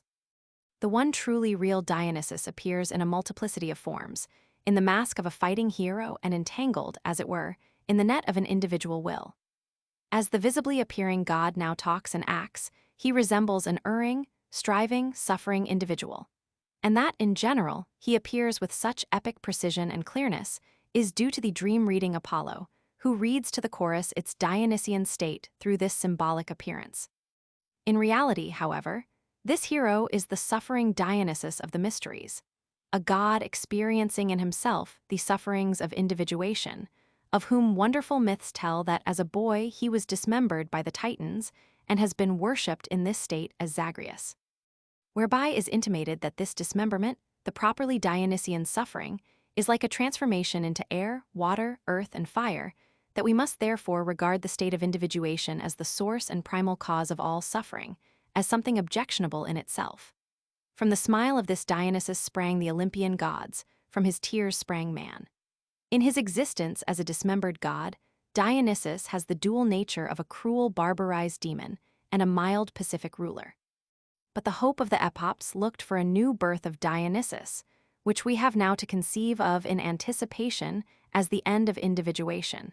It was for this coming third Dionysus that the stormy jubilation hymns of the epops resounded. And it is only this hope that sheds a ray of joy upon the features of a world torn asunder and shattered into individuals, as is symbolized in the myth by Demeter sunk in eternal sadness, who rejoices again only when told that she may once more give birth to Dionysus in the views of things here, given we already have all the elements of a profound and pessimistic contemplation of the world. And along with these, we have the mystery doctrine of tragedy. The fundamental knowledge of the oneness of all existing things, the consideration of individuation as the primal cause of evil, and art as the joyous hope that the spell of individuation may be broken, as the augury of a restored oneness. It has already been intimated that the Homeric epos is the poem of Olympian culture, wherewith this culture has sung its own song of triumph over the terrors of the War of the Titans. Under the predominating influence of tragic poetry, these Homeric myths are now reproduced anew, and show by this metempsychosis that meantime the Olympian culture also has been vanquished by a still deeper view of things. The haughty Titan Prometheus has announced to his Olympian tormentor that the extremest danger will one day menace his rule unless he ally with him betimes. In Aeschylus, we perceive the terrified Zeus, apprehensive of his end, in alliance with the Titan. Thus, the former age of the Titans is subsequently brought from Tartarus once more to the light of day. The philosophy of wild and naked nature beholds with the undissembled mien of truth the myths of the Homeric world as they dance past. They turn pale, they tremble before the lightning glance of this goddess still, the powerful fist of the Dionysian artist forces them into the service of the new deity. Dionysian truth takes over the entire domain of myth as symbolism of its knowledge, which it makes known partly in the public cult of tragedy and partly in the secret celebration of the dramatic mysteries, always, however, in the old mythical garb. What was the power which freed Prometheus from his vultures and transformed the myth into a vehicle of Dionysian wisdom? It is the Heraclean power of music, which, having reached its highest manifestness in tragedy, can invest myths with a new and most profound significance, which we have already had occasion to characterize as the most powerful faculty of music. For it is the fate of every myth to insinuate itself into the narrow limits of some alleged historical reality, and to be treated by some later generation as a solitary fact with historical claims. And the Greeks were already fairly on the way to restamp the whole of their mythical juvenile dream sagaciously and arbitrarily into a historico-pragmatical juvenile history. For this is the manner in which religions are wont to die out, when of course under the stern, intelligent eyes of an orthodox dogmatism, the mythical presuppositions of a religion are systematized as a completed sum of historical events, and when one begins apprehensively to defend the credibility of the myth, while at the same time opposing all continuation of their natural vitality and luxuriance. When, accordingly, the feeling for myth dies out, and its place is taken by the claim of religion to historical foundations.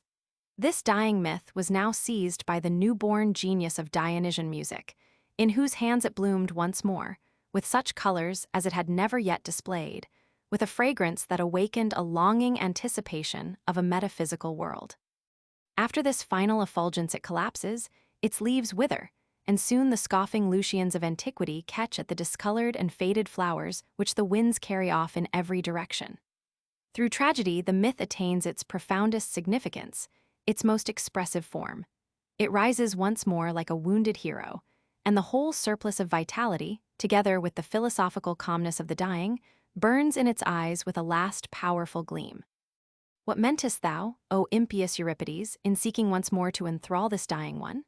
It died under thy ruthless hands, and then thou madest use of counterfeit, masked myth, which like the ape of Heracles could only trick itself out in the old finery. And as myth died in thy hands, so also died the genius of music. Though thou couldst covetously plunder all the gardens of music, thou didst only realize a counterfeit, masked music.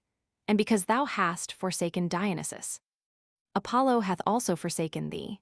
Rout up all the passions from their haunts, and conjure them into thy sphere.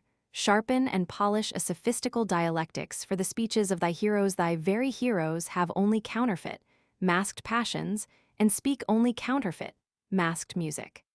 See article by Mr. Arthur Symonds in the Academy, 30th August 1902. Die Matchsteig Faust, cf. Faust, Chorus of Spirits, tr. Greek tragedy had a fate different from that of all her older sister arts.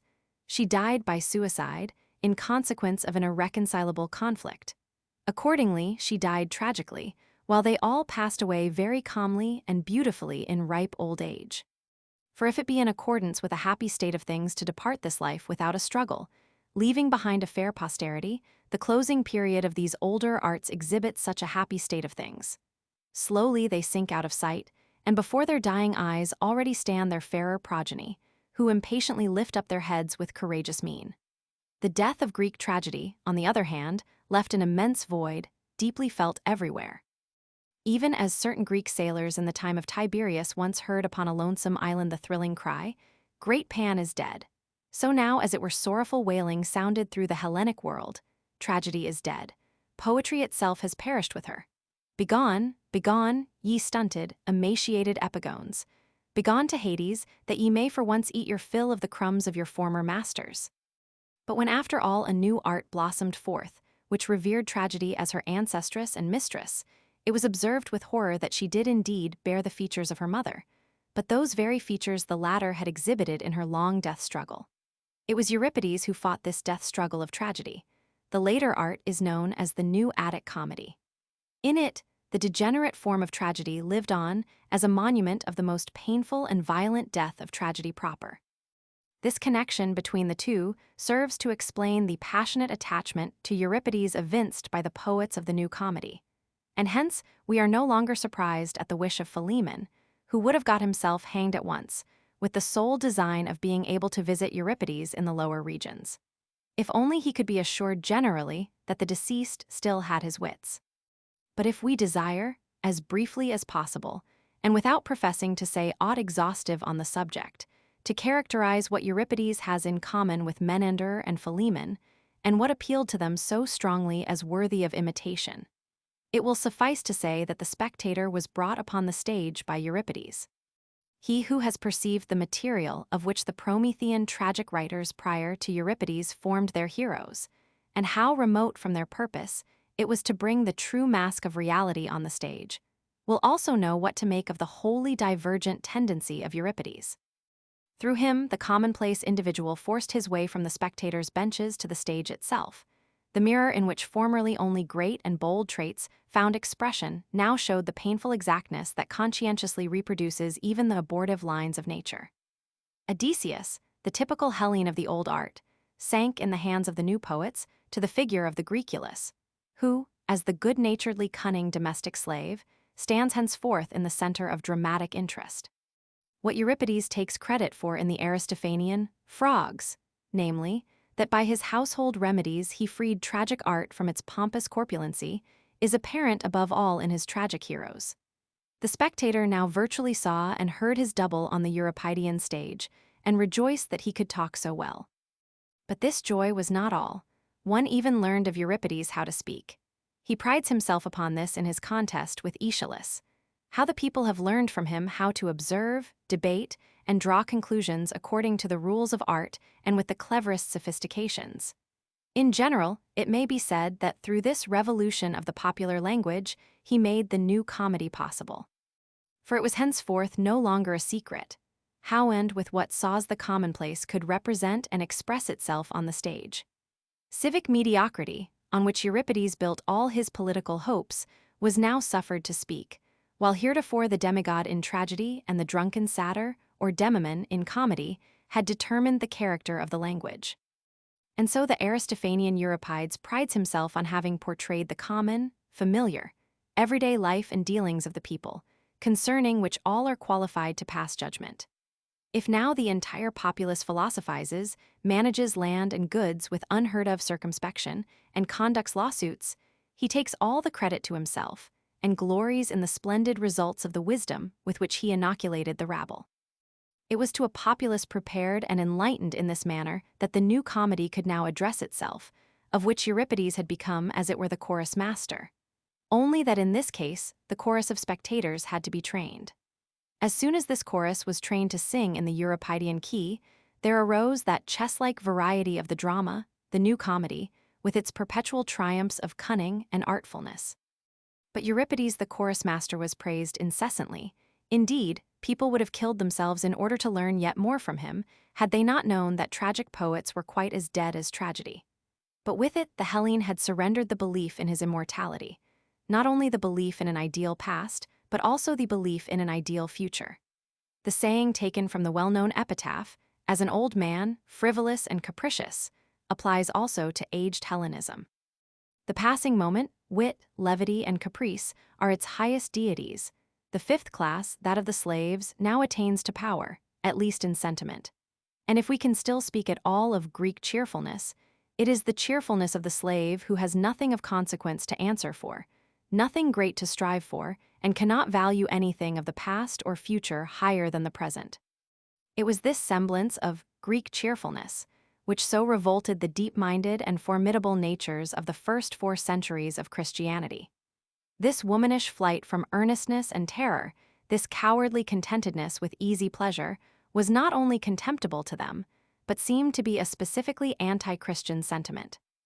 And we must ascribe it to its influence that the conception of Greek antiquity, which lived on for centuries, preserved with almost enduring persistency that peculiar hectic color of cheerfulness as if there had never been a 6th century with its birth of tragedy, its mysteries, its Pythagoras and Heraclitus, indeed as if the artworks of that great period did not at all exist, which in fact each by itself can in no wise be explained as having sprung from the soil of such a decrepit and slavish love of existence and cheerfulness, and point to an altogether different conception of things as their source.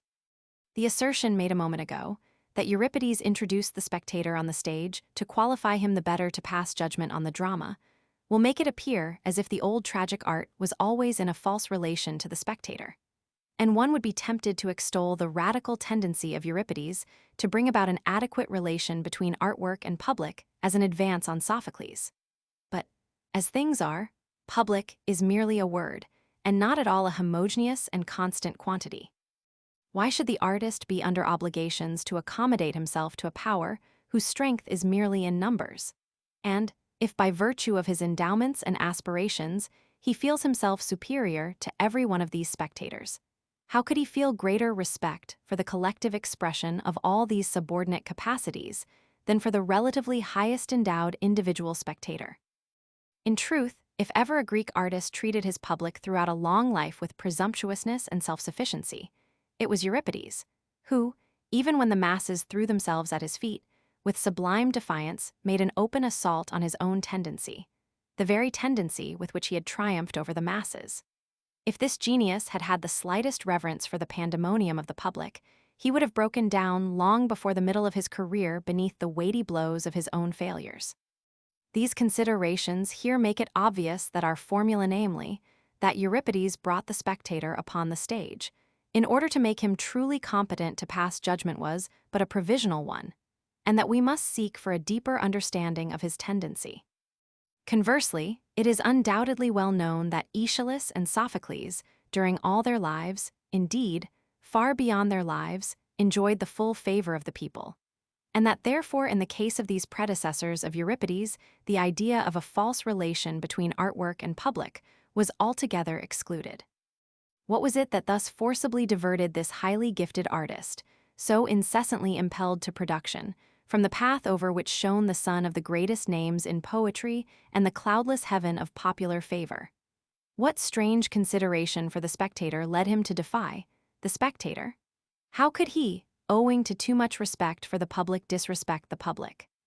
Euripides, and this is the solution of the riddle just propounded, felt himself, as a poet, undoubtedly superior to the masses, but not to 2 of his spectators. He brought the masses upon the stage. These two spectators he revered as the only competent judges and masters of his art. In compliance with their directions and admonitions, he transferred the entire world of sentiments, passions, and experiences, hitherto present at every festival representation as the invisible chorus on the spectators' benches, into the souls of his stage heroes. He yielded to their demands when he also sought for these new characters the new word and the new tone. In their voices alone, he heard the conclusive verdict on his work, as also the cheering promise of triumph when he found himself condemned as usual by the justice of the public. Of these two, spectators, the one is Euripides himself, Euripides as thinker, not as poet. It might be said of him that his unusually large fund of critical ability, as in the case of Lessing, if it did not create, at least constantly fructified a productively artistic collateral impulse. With this faculty, with all the clearness and dexterity of his critical thought, Euripides had sat in the theater and striven to recognize in the masterpieces of his great predecessors, as in faded paintings, feature and feature, line and line. And here had happened to him what one initiated in the deeper arcana of Aeschylean tragedy must needs have expected. He observed something incommensurable in every feature and in every line, a certain deceptive distinctness, and at the same time an enigmatic profundity, yea, an infinitude of background. Even the clearest figure had always a comet's tail attached to it, which seemed to suggest the uncertain and the inexplicable. The same twilight shrouded the structure of the drama, especially the significance of the chorus. And how doubtful seemed the solution of the ethical problems to his mind. How questionable the treatment of the myths. How unequal the distribution of happiness and misfortune. Even in the language of the old tragedy, there was much that was objectionable to him, or at least enigmatical. He found especially too much pomp for simple affairs, too many tropes and immense things for the plainness of the characters. Thus he sat restlessly pondering in the theater, and as a spectator, he acknowledged to himself that he did not understand his great predecessors. If, however, he thought the understanding the root proper of all enjoyment and productivity, he had to inquire and look about to see whether anyone else thought as he did, and also acknowledged this incommensurability. But most people, and among them the best individuals, had only a distrustful smile for him, while none could explain why the great masters were still in the right in face of his scruples and objections. And in this painful condition he found that other spectator, who did not comprehend, and therefore did not esteem, tragedy. In alliance with him, he could venture, from amid his lonesomeness, to begin the prodigious struggle against the art of Aeschylus and Sophocles, not with polemic writings, but as a dramatic poet, who opposed his own conception of tragedy to the traditional one. Before we name this other spectator, let us pause here a moment in order to recall our own impression, as previously described, of the discordant and incommensurable elements in the nature of Aeschylean tragedy. Let us think of our own astonishment at the chorus and the tragic hero of that type of tragedy, neither of which we could reconcile with our practices any more than with tradition till we rediscovered this duplexity itself as the origin and essence of Greek tragedy, as the expression of two interwoven artistic impulses, the Apollonian and the Dionysian. To separate this primitive and all-powerful Dionysian element from tragedy, and to build up a new and purified form of tragedy on the basis of a non-Dionysian art, morality, and conception of things such, is the tendency of Euripides which now reveals itself to us in a clear light. In a myth composed in the eve of his life, Euripides himself most urgently propounded to his contemporaries the question as to the value and signification of this tendency. Is the Dionysian entitled to exist at all? Should it not be forcibly rooted out of the Hellenic soil? Certainly, the poet tells us, if only it were possible. But the god Dionysus is too powerful. His most intelligent adversary like Pentheus in the Bacchae is unwittingly enchanted by him, and in this enchantment meets his fate. The judgment of the two old sages, Cadmus and Tiresias, seems to be also the judgment of the aged poet. That the reflection of the wisest individuals does not overthrow old popular traditions, nor the perpetually propagating worship of Dionysus, that in fact it behoves us to display at least a diplomatically cautious concern in the presence of such strange forces. where, however, it is always possible that the god may take offense at such lukewarm participation, and finally change the diplomat, in this case Cadmus, into a dragon. This is what a poet tells us, who opposed Dionysus with heroic valor throughout a long life in order, finally to wind up his career with a glorification of his adversary, and with suicide, like one staggering from giddiness, who, in order to escape the horrible vertigo he can no longer endure, casts himself from a tower. This tragedy, the Bacchae, is a protest against the practicability of his own tendency.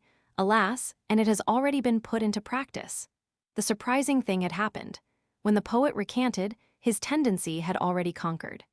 Dionysus had already been scared from the tragic stage, and in fact by a demonic power which spoke through Euripides. Even Euripides was, in a certain sense, only a mask. The deity that spoke through him was neither Dionysus nor Apollo, but an altogether new-born demon called Socrates. This is the new antithesis. The Dionysian and the Socratic, and the artwork of Greek tragedy was wrecked on it. What if even Euripides now seeks to comfort us by his recantation? It is of no avail. The most magnificent temple lies in ruins. What avails the lamentation of the destroyer, and his confession that it was the most beautiful of all temples? And even that Euripides has been changed into a dragon as a punishment by the art critics of all ages who could be content with this wretched compensation. Let us now approach this Socratic tendency, with which Euripides combated and vanquished Aeschylean tragedy. We must now ask ourselves, what could be the ulterior aim of the Euripidean design, which, in the highest ideality of its execution, would found drama exclusively on the non-Dionysian? What other form of drama could there be, if it was not to be born of the womb of music, in the mysterious twilight of the Dionysian? Only the dramatized epos, in which Apollonian domain of art the tragic effect is of course unattainable. It does not depend on the subject matter of the events here represented. Indeed, I venture to assert that it would have been impossible for Goethe in his projected Nausicaa to have rendered tragically effective the suicide of the idyllic being with which he intended to complete the fifth act. So extraordinary is the power of the epic Apollonian representation, that it charms, before our eyes, the most terrible things by the joy in appearance and in redemption through appearance. The poet of the dramatized epos cannot completely blend with his pictures any more than the epic rhapsodist.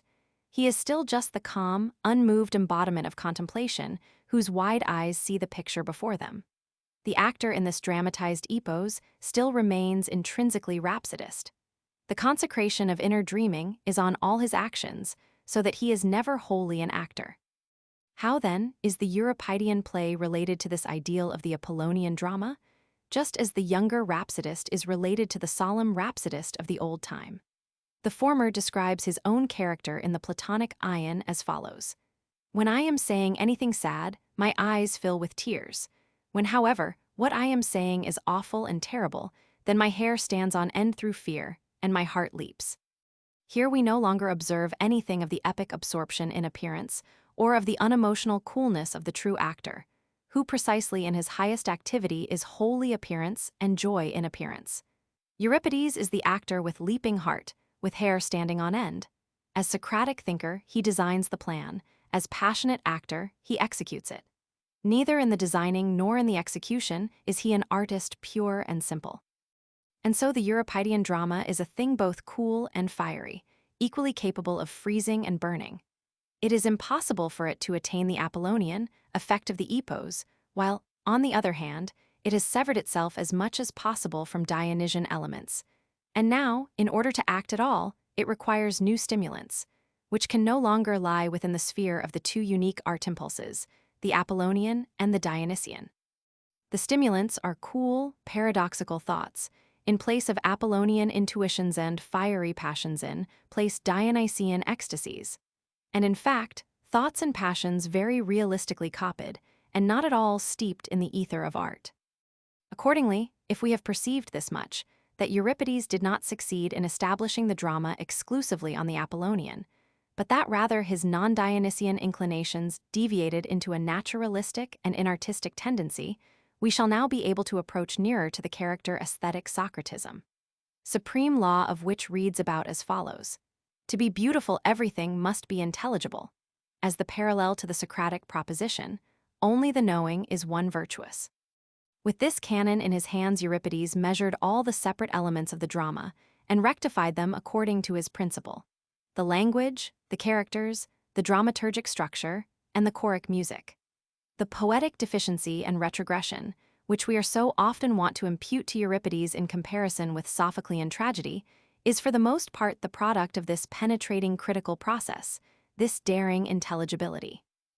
The Euripidean prologue may serve us as an example of the productivity of this rationalistic method. Nothing could be more opposed to the technique of our stage than the prologue in the drama of Euripides. For a single person to appear at the outset of the play telling us who he is, what precedes the action, what has happened thus far, yea, what will happen in the course of the play, would be designated by a modern playwright as a wanton and unpardonable abandonment of the effect of suspense. Everything that is about to happen is known beforehand.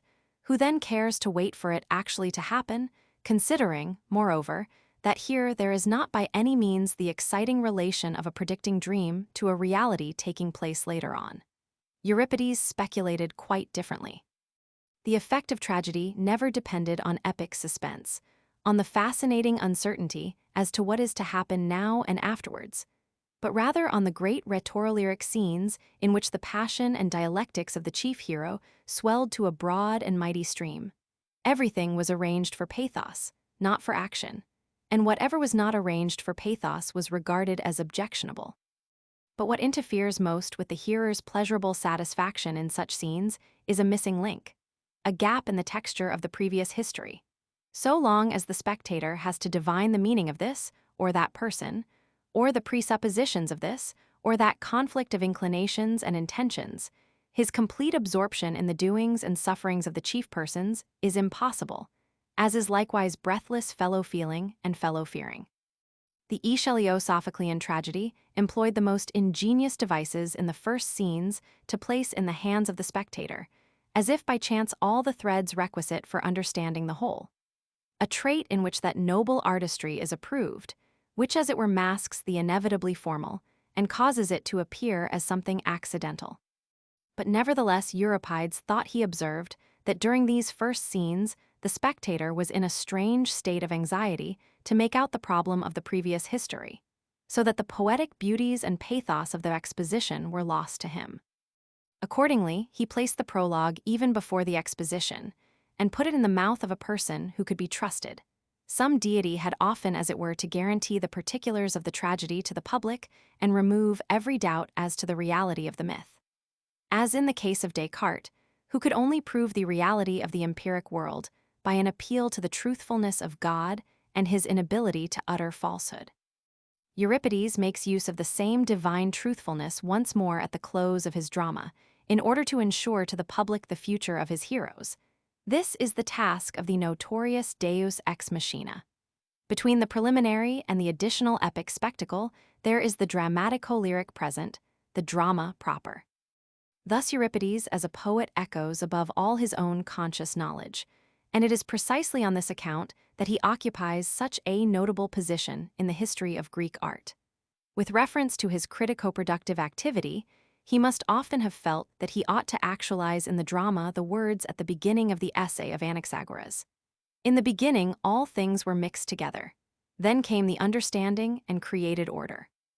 And if Anaxagoras with his new Omicron letter 1 Phi 1 sigma seemed like the first sober person among nothing but drunken philosophers, Euripides may also have conceived his relation to the other tragic poets under a similar figure.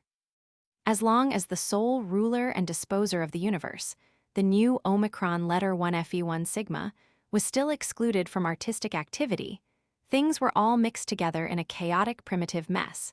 It is thus Euripides was obliged to think. It is thus he was obliged to condemn the drunken poets as the first sober one among them. What Sophocles said of Aeschylus, that he did what was right, though unconsciously, was surely not in the mind of Euripides, who would have admitted only thus much, that Aeschylus, because he wrought unconsciously, did what was wrong. So also the divine Plato speaks for the most part only ironically of the creative faculty of the poet, in so far as it is not conscious insight, and places it on a par with the gift of the soothsayer and dream interpreter, insinuating that the poet is incapable of composing until he has become unconscious, and reason has deserted him. Like Plato, Euripides undertook to show to the world the reverse of the unintelligent poet. His aesthetic principle that, to be beautiful everything must be known, is, as I have said, the parallel to the Socratic, to be good everything must be known. Accordingly, we may regard Euripides as the poet of aesthetic Socratism. Socrates, however, was that second spectator who did not comprehend and therefore did not esteem the old tragedy. In alliance with him, Euripides ventured to be the herald of a new artistic activity. If, then, the old tragedy was here destroyed, it follows that aesthetic Socratism was the murderous principle. But in so far as the struggle is directed against the Dionysian element in the old art, we recognize in Socrates the opponent of Dionysus, the new Orpheus who rebels against Dionysus. And although destined to be torn to pieces by the Maenads of the Athenian court, yet puts to flight the overpowerful god himself, who, when he fled from Lycurgus, the king of Edoni, sought refuge in the depths of the ocean, namely, in the mystical flood of a secret cult which gradually overspread the earth. That Socrates stood in close relationship to Euripides in the tendency of his teaching did not escape the notice of contemporaneous antiquity. The most eloquent expression of this felicitous insight being the tale current in Athens that Socrates was accustomed to help Euripides in poetizing. Both names were mentioned in one breath by the adherents of the good old time, whenever they came to enumerating the popular agitators of the day, to whose influence they attributed the fact that the old Marathonian stalwart capacity of body and soul was more and more being sacrificed to a dubious enlightenment, involving progressive degeneration of the physical and mental powers.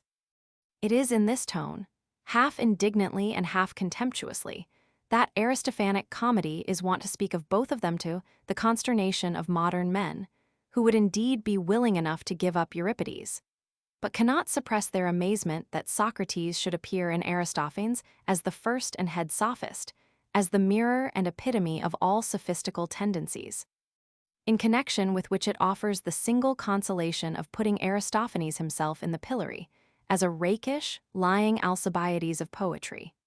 Without here defending the profound instincts of Aristophanes against such attacks, I shall now indicate, by means of the sentiments of the time, the close connection between Socrates and Euripides. With this purpose in view, it is especially to be remembered that Socrates, as an opponent of tragic art, did not ordinarily patronize tragedy, but only appeared among the spectators when a new play of Euripides was performed.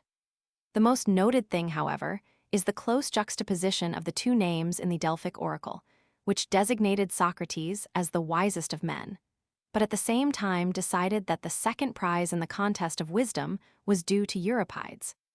Sophocles was designated as the third in this scale of rank, he who could pride himself that, in comparison with Aeschylus, he did what was right, and did it, moreover, because he knew what was right. It is evidently just the degree of clearness of this knowledge which distinguishes these three men in common as the three knowing ones of their age. The most decisive word, however, for this new and unprecedented esteem of knowledge and insight was spoken by Socrates when he found that he was the only one who acknowledged to himself that he knew nothing while in his critical pilgrimage through Athens, and calling on the greatest statesmen, orators, poets, and artists, he discovered everywhere the conceit of knowledge.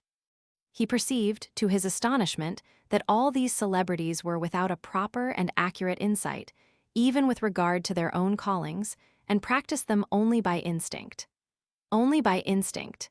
With this phrase, we touch upon the heart and core of the Socratic tendency. Socratism condemns therewith existing art as well as existing ethics. Wherever Socratism turns its searching eyes, it beholds the lack of insight and the power of illusion, and from this lack infers the inner perversity and objectionableness of existing conditions. From this point onwards, Socrates believed that he was called upon to correct existence and, with an air of disregard and superiority, as the precursor of an altogether different culture, art, and morality, he enters single-handed into a world, of which, if we reverently touch the hem, we should count it our greatest happiness. Here is the extraordinary hesitancy which always seizes upon us with regard to Socrates, and again invites us to ascertain the sense and purpose of this most questionable phenomenon of antiquity. Who is it that ventures single-handed to disown the Greek character, which, as Homer, Pindar, and Aeschylus, as Phidias, as Pericles, as Pythia and Dionysus, as the deepest abyss and the highest height, is sure of our wondering admiration? What demoniac power is it which would presume to spill this magic draught in the dust? What demigod is it to whom the chorus of spirits of the noblest of mankind must call out, Way, du hast sei Zerstort, die Skone Welt, mit Matchtiger Faust, sei Sturst, sei Zerfalt. A key to the character of Socrates is presented to us by the surprising phenomenon designated as the daemonion of Socrates. In special circumstances, when his gigantic intellect began to stagger, he got a secure support in the utterances of a divine voice, which then spake to him. This voice, whenever it comes, always dissuades. In this totally abnormal nature, instinctive wisdom only appears in order to hinder the progress of conscious perception here and there. While in all productive men, it is instinct which is the creatively affirmative force, consciousness only comporting itself critically and dissuasively. With Socrates, it is instinct which becomes critic. It is consciousness which becomes creatora perfect monstrosity per defectum. And we do indeed observe here a monstrous defectus of all mystical aptitude, so that Socrates might be designated as the specific non-mystic, in whom the logical nature is developed, through a superfetation, to the same excess as instinctive wisdom is developed in the mystic. On the other hand, however, the logical instinct which appeared in Socrates was absolutely prohibited from turning against itself. In its unchecked flow, it manifests a native power such as we meet with, to our shocking surprise, only among the very greatest instinctive forces. He who has experienced even a breath of the divine naivete and security of the Socratic course of life in the Platonic writings will also feel that the enormous driving wheel of logical Socratism is in motion, as it were, behind Socrates, and that it must be viewed through Socrates as through a shadow. And that he himself had a boding of this relation is apparent from the dignified earnestness with which he everywhere, and even before his judges, insisted on his divine calling. To refute him here was really as impossible as to approve of his instinct disintegrating influence. In view of this indissoluble conflict, when he had at last been brought before the forum of the Greek state, there was only one punishment demanded, namely exile. He might have been sped across the borders as something thoroughly enigmatical, irrebricable, and inexplicable, and so posterity would have been quite unjustified in charging the Athenians with a deed of ignominy. But that the sentence of death and not mere exile was pronounced upon him seems to have been brought about by Socrates himself, with perfect knowledge of the circumstances and without the natural fear of death. He met his death with the calmness with which, according to the description of Plato, he leaves the symposium at break of day, as the last of the revelers, to begin a new day, while the sleepy companions remain behind on the benches and the floor to dream of Socrates, the true eroticist. The dying Socrates became the new ideal of the noble Greek youthsen ideal they had never yet beheld, and above all, the typical Hellenic youth, Plato, prostrated himself before this scene with all the fervent devotion of his visionary soul. Woe, woe, thou hast it destroyed, the beautiful world with powerful fist, in ruin 'tis hurled, Faust, trans of Bayard Taylor Tr. Let us now imagine the one great cyclopean eye of Socrates fixed on tragedy, that eye in which the fine frenzy of artistic enthusiasm had never glowed. Let us think how it was denied to this eye to gaze with pleasure into the Dionysian abysses. What could it not but see in the sublime and greatly lauded tragic art, as Plato called it? Something very absurd, with causes that seemed to be without effects, and effects apparently without causes. The whole, moreover, so motley and diversified that it could not but be repugnant to a thoughtful mind, a dangerous incentive, however, to sensitive and irritable souls. We know what was the sole kind of poetry which he comprehended, the Aesopian fable, and he did this no doubt with that smiling complacence with which the good honest Gellert sings the praise of poetry in the fable of the bee and the hen. Du siesten mir, was sei nutzt, dem, der nicht viel verstand besitzt, die Wahrheit durch ein Bild zu sagen. But then it seemed to Socrates that tragic art did not even tell the truth, not to mention the fact that it addresses itself to him who hath but little wit. consequently not to the philosopher, a twofold reason why it should be avoided. Like Plato, he reckoned it among the seductive arts which only represent the agreeable, not the useful, and hence he required of his disciples abstinence and strict separation from such unphilosophical allurements. With such success that the youthful tragic poet Plato first of all burned his poems to be able to become a scholar of Socrates. But where unconquerable native capacities bore up against the Socratic maxims, their power, together with the momentum of his mighty character, still sufficed to force poetry itself into new and hitherto unknown channels. An instance of this is the aforesaid Plato. He, who in the condemnation of tragedy and of art in general, certainly did not fall short of the naive cynicism of his master, was nevertheless constrained by sheer artistic necessity to create a form of art which is inwardly related even to the then existing forms of art which he repudiated. Plato's main objection to the old art that it is the imitation of a phantom, and hence belongs to a sphere still lower than the empiric world could not at all apply to the new art. And so, we find Plato endeavoring to go beyond reality and attempting to represent the idea which underlies this pseudo-reality. But Plato, the thinker, thereby arrived by a roundabout road just at the point where he had always been at home as poet, and from which Sophocles and all the old artists had solemnly protested against that objection. If tragedy absorbed into itself all the earlier varieties of art, the same could again be said in an unusual sense of Platonic dialogue, which, engendered by a mixture of all the then existing forms and styles, hovers midway between narrative, lyric, and drama, between prose and poetry, and has also thereby broken loose from the older strict law of unity of linguistic form. A movement which was carried still farther by the Cynic writers, who in the most promiscuous style, oscillating to and fro betwixt prose and metrical forms, realized also the literary picture of the raving Socrates, whom they were wont to represent in life. Platonic dialogue was as it were the boat in which the shipwrecked ancient poetry saved herself together with all her children. Crowded into a narrow space and timidly obsequious to the one steersman, Socrates, they now launched into a new world, which never tired of looking at the fantastic spectacle of this procession. In very truth, Plato has given to all posterity the prototype of a new form of art, the prototype of the novel, which must be designated as the infinitely evolved Aesopian fable, in which poetry holds the same rank with reference to dialectic philosophy as this same philosophy held for many centuries with reference to theology, namely, the rank of ancilla. This was the new position of poetry into which Plato forced it under the pressure of the demon-inspired Socrates. Here philosophically thought overgrows art and compels it to cling close to the trunk of dialectics. The Apollonian tendency has crystallized in the logical schematism, just as something analogous in the case of Euripides, and moreover a translation of the Dionysian into the naturalistic emotion, was forced upon our attention.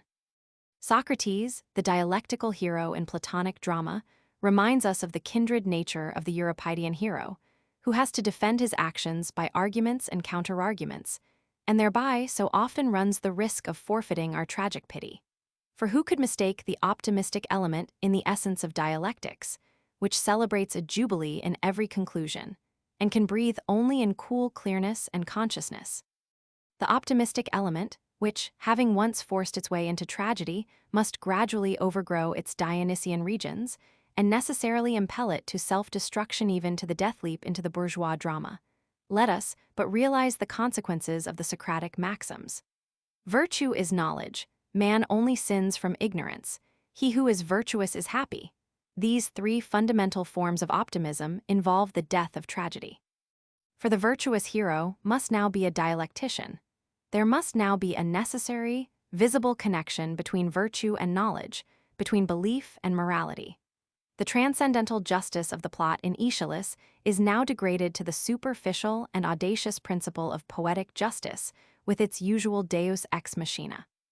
How does the chorus, and, in general, the entire Dionyso-musical substratum of tragedy, now appear in the light of this new Socrato-optimistic stage world? As something accidental, as a readily dispensable reminiscence of the origin of tragedy, while we have in fact seen that the chorus can be understood only as the cause of tragedy and of the tragic generally. This perplexity with respect to the chorus first manifests itself in Sophocles' important sign that the Dionysian basis of tragedy already begins to disintegrate with him. He no longer ventures to entrust to the chorus the main share of the effect, but limits its sphere to such an extent that it now appears almost coordinate with the actors, just as if it were elevated from the orchestra into the scene, whereby of course its character is completely destroyed, notwithstanding that Aristotle countenances this very theory of the chorus. This alteration of the position of the chorus, which Sophocles at any rate recommended by his practice, and according to tradition, even by a treatise, is the first step towards the annihilation of the chorus, the phases of which follow one another with alarming rapidity in Euripides, Agathon, and the New Comedy. Optimistic dialectics drives music out of tragedy with the scourge of its syllogisms. That is, it destroys the essence of tragedy, which can be explained only as a manifestation and illustration of Dionysian states, as the visible symbolization of music, as the dream world of Dionysian ecstasy. If, therefore, we are to assume an anti-Dionysian tendency operating even before Socrates, which received in him only an unprecedentedly grand expression, we must not shrink from the question as to what a phenomenon like that of Socrates indicates, whom in view of the Platonic dialogues we are certainly not entitled to regard as a purely disintegrating, negative power.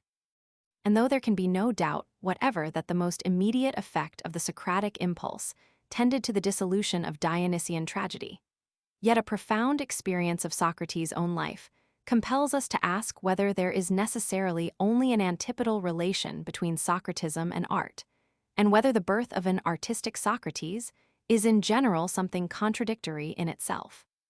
For that despotic logician had now and then the feeling of a gap or void, a sentiment of semi-reproach, as of a possibly neglected duty with respect to art. There often came to him, as he tells his friends in prison, one and the same dream apparition, which kept constantly repeating to him, "Socrates, practice music." Up to his very last days, he solaces himself with the opinion that his philosophizing is the highest form of poetry, and finds it hard to believe that a deity will remind him of the common, popular music. Finally, when in prison, he consents to practice also this despised music, in order thoroughly to unburden his conscience. And in this frame of mind, he composes a poem on Apollo and turns a few Aesopian fables into verse. It was something similar to the demonian warning voice which urged him to these practices. It was because of his Apollonian insight that, like a barbaric king, he did not understand the noble image of a god and was in danger of sinning against a deity through ignorance. The prompting voice of the Socratic dream vision is the only sign of doubtfulness as to the limits of logical nature. Perhaps, thus he had to ask himself, what is not intelligible to me is not therefore unreasonable. Perhaps there is a realm of wisdom from which the logician is banished. Perhaps art is even a necessary correlative of and supplement to science. In me thou seest its benefit, to him who hath but little wit, through parables to tell the truth. Scheinbild, epsilon iota delta omicron lambda omicron utr. In the sense of these last portentous questions, it must now be indicated how the influence of Socrates, extending to the present moment, indeed, to all futurity, has spread over posterity like an ever-increasing shadow in the evening sun, and how this influence again and again necessitates a regeneration of art, yea, of art already with metaphysical, broadest and profoundest sense, and its own eternity guarantees also the eternity of art. Before this could be perceived, before the intrinsic dependence of every art on the Greeks from Homer to Socrates, was conclusively demonstrated, it had to happen to us with regard to these Greeks as it happened to the Athenians with regard to Socrates. Nearly every age and stage of culture has at some time or other sought with deep displeasure to free itself from the Greeks, because in their presence everything self-achieved, sincerely admired, and apparently quite original, seemed all of a sudden to lose life and color and shrink to an abortive copy, even to caricature. And so hearty indignation breaks forth time after time against this presumptuous little nation, which dared to designate as barbaric, for all time everything not native. Who are they, one asks oneself, who, though they possessed only an ephemeral historical splendor, ridiculously restricted institutions, a dubious excellence in their customs, and were even branded with ugly vices, yet lay claim to the dignity and singular position among the peoples to which genius is entitled among the masses. What a pity one has not been so fortunate as to find the cup of hemlock, with which such an affair could be disposed of without ado. For all the poison which envy, calumny, and rankling resentment engendered within themselves have not sufficed to destroy that self-sufficient grandeur. And so one feels ashamed and afraid in the presence of the Greeks, unless one prize truth above all things, and dare also to acknowledge to one's self this truth, that the Greeks, as charioteers, hold in their hands the reins of our own and of every culture, but that almost always chariot and horses are of too poor material and incommensurate with the glory of their guides, who then will deem it sport to run such a team into an abyss, which they themselves clear with the leap of Achilles. In order to assign also to Socrates the dignity of such a leading position, it will suffice to recognize in him the type of an unheard-of form of existence, the type of the theoretical man, with regard to whose meaning and purpose it will be our next task to attain an insight. Like the artist, the theorist also finds an infinite satisfaction in what is, and like the former, he is shielded by this satisfaction from the practical ethics of pessimism, with its lynx eyes which shine only in the dark. For if the artist in every unveiling of truth always cleaves with raptured eyes only to that which still remains veiled after the unveiling, the theoretical man, on the other hand, enjoys and contents himself with the cast-off veil, and finds the consummation of his pleasure in the process of a continuously successful unveiling through his own unaided efforts. There would have been no science if it had only been concerned about that one naked goddess and nothing else. For then its disciples would have been obliged to feel like those who purpose to dig a hole straight through the earth, each one of whom perceives that with the utmost lifelong exertion he is able to excavate only a very little of the enormous depth, which is again filled up before his eyes by the labors of his successor, so that a third man seems to do well when, on his own account, he selects a new spot for his attempts at tunneling. If now someone proves conclusively that the antipodal goal cannot be attained in this direct way, who will still care to toil on in the old depths, unless he has learned to content himself in the meantime with finding precious stones or discovering natural laws? For that reason Lessing, the most honest theoretical man, ventured to say that he cared more for the search after truth than for truth itself. In saying which he revealed the fundamental secret of science to the astonishment, and indeed to the vexation of scientific men. Well, to be sure, there stands alongside of this detached perception, as an excess of honesty, if not of presumption, a profound illusion which first came to the world in the person of Socrates, the imperturbable belief that, by means of the clue of causality, thinking reaches to the deepest abysses of being, and that thinking is able not only to perceive being, but even to correct it. This sublime metaphysical illusion is added as an instinct to science and again leads the latter to its limits, where it must change into art, which is really the end, to be attained by this mechanism. If we now look at Socrates in the light of this thought, he appears to us as the first who could not only live, but what is far more also die under the guidance of this instinct of science. And hence the picture of the dying, Socrates, as the man delivered from the fear of death by knowledge and argument, is the escutcheon, above the entrance to science which reminds every one of its mission, namely, to make existence appear to be comprehensible, and therefore to be justified. For which purpose, if arguments do not suffice, myth also must be used, which I just now designated even as the necessary consequence, yea, as the end of science. He who once makes intelligible to himself how, after the death of Socrates, the mystagogue of science, one philosophical school succeeds another, like wave upon wave, how an entirely unforeshadowed universal development of the thirst for knowledge in the widest compass of the cultured world, and as the specific task for everyone highly gifted, led science on to the high sea from which since then it has never again been able to be completely ousted. How through the universality of this movement, a common net of thought was first stretched over the entire globe, with prospects, moreover, of conformity to law in an entire solar system. He who realizes all this, together with the amazingly high pyramid of our present-day knowledge, cannot fail to see in Socrates the turning point and vortex of so-called universal history. For if one were to imagine the whole incalculable sum of energy, which has been used up by that universal tendency, employed, not in the service of knowledge, but for the practical, i.e., egoistical ends of individuals and peoples, then probably the instinctive love of life would be so much weakened in universal wars of destruction and incessant migrations of peoples, that, owing to the practice of suicide, the individual would perhaps feel the last remnant of a sense of duty, when, like the native of the Fiji Islands, as son he strangles his parents and, as friend, his friend. A practical pessimism which might even give rise to a horrible ethics of general slaughter out of pity which, for the rest, exists and has existed wherever art in one form or another, especially as science and religion, has not appeared as a remedy and preventive of that pestilential breath. In view of this practical pessimism, Socrates is the archetype of the theoretical optimist, who in the above-indicated belief in the fathomableness of the nature of things, attributes to knowledge and perception the power of a universal medicine, and sees in error and evil.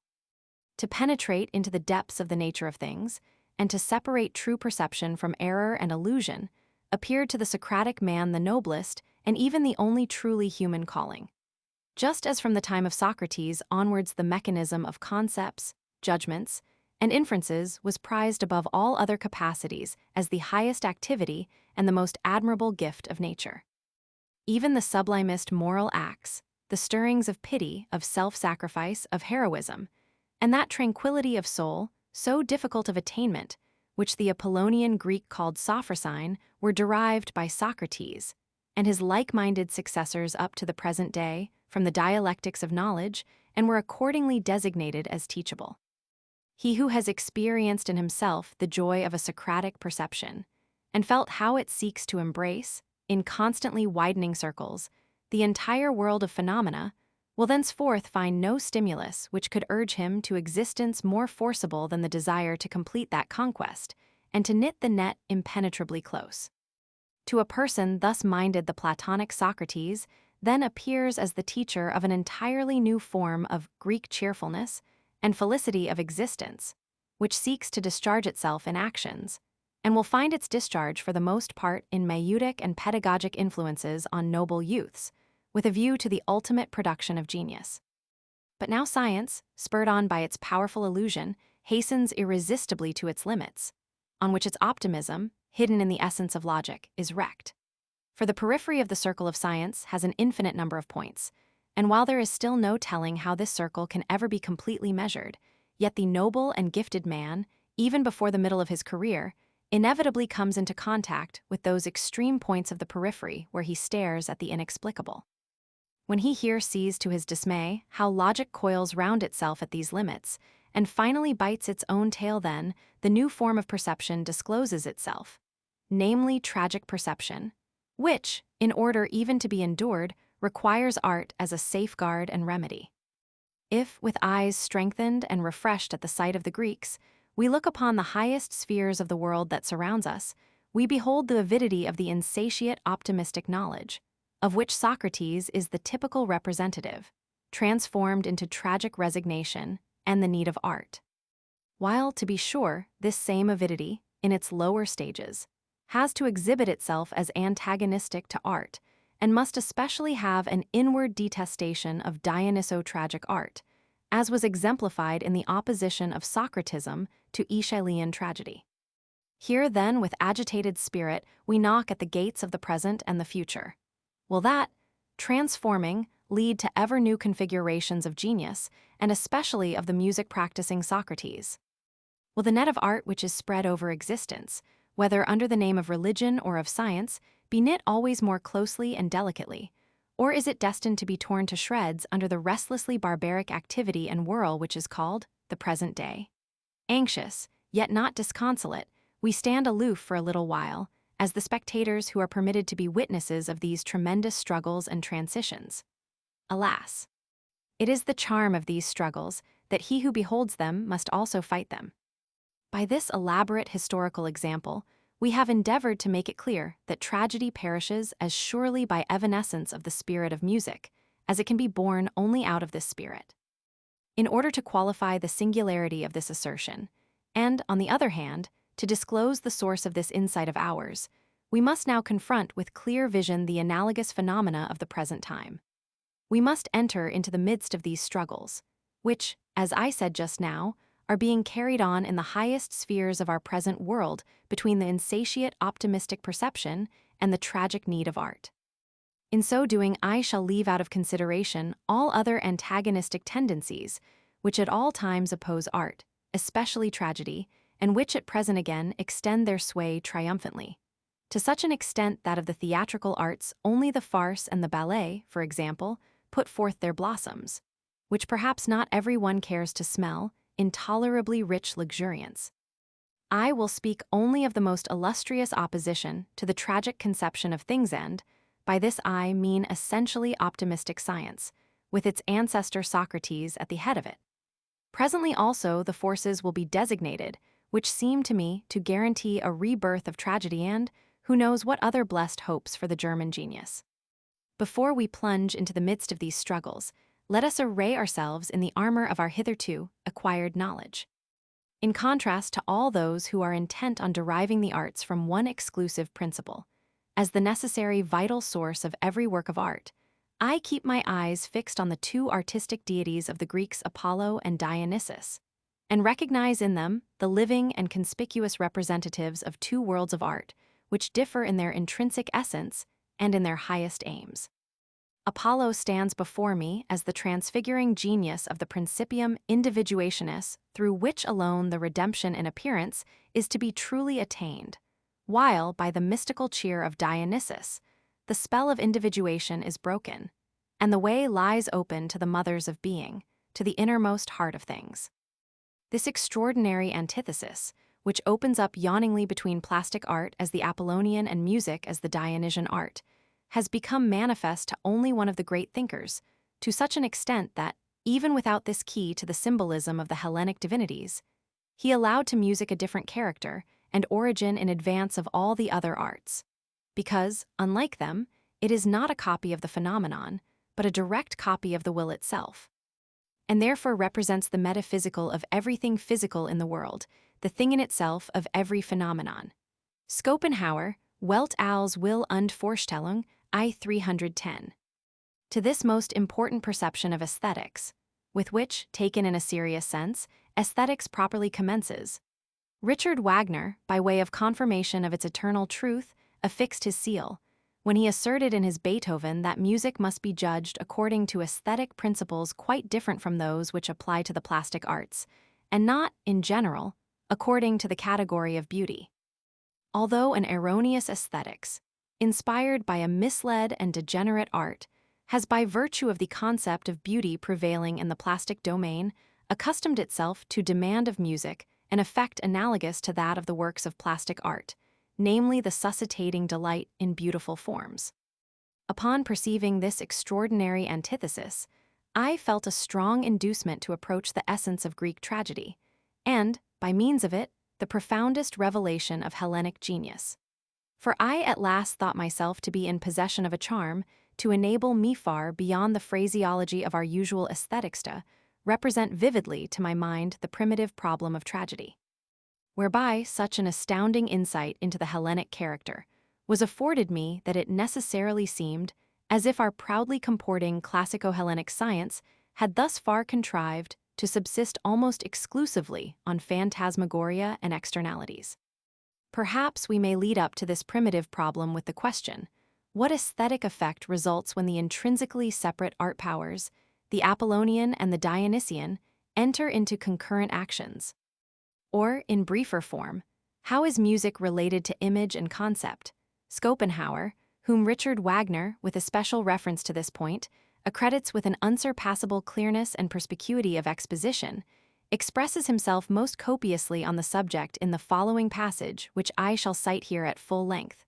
Welt als Will und Vorstellung, IP 309.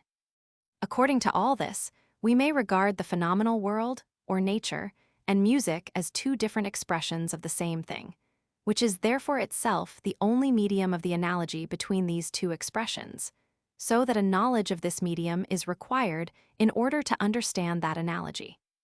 Music, therefore, if regarded as an expression of the world, is in the highest degree a universal language, which is related indeed to the universality of concepts, much as these are related to the particular things.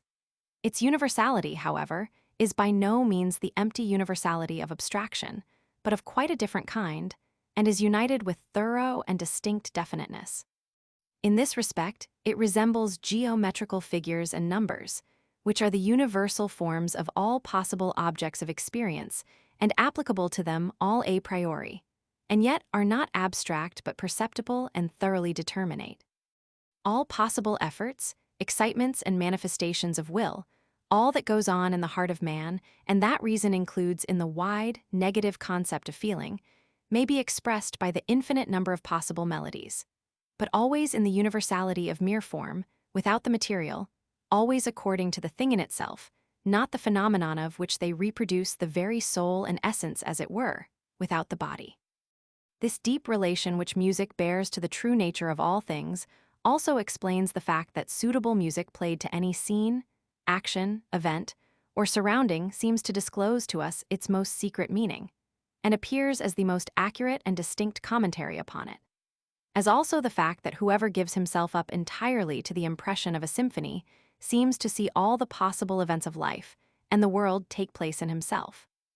Nevertheless, upon reflection, he can find no likeness between the music and the things that passed before his mind.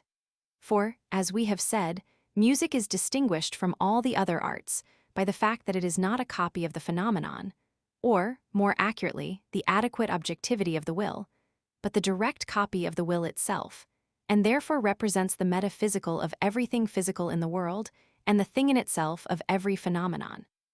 We might, therefore, just as well call the world embodied music as embodied will.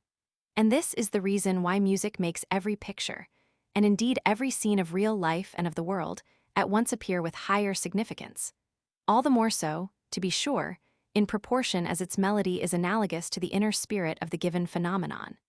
It rests upon this that we are able to set a poem to music as a song, or a perceptible representation as a pantomime, or both as an opera. Such particular pictures of human life, set to the universal language of music, are never bound to it or correspond to it with stringent necessity, but stand to it only in the relation of an example chosen at will to a general concept. In the determinateness of the real, they represent that which music expresses in the universality of mere form. For melodies are to a certain extent, like general concepts, an abstraction from the actual.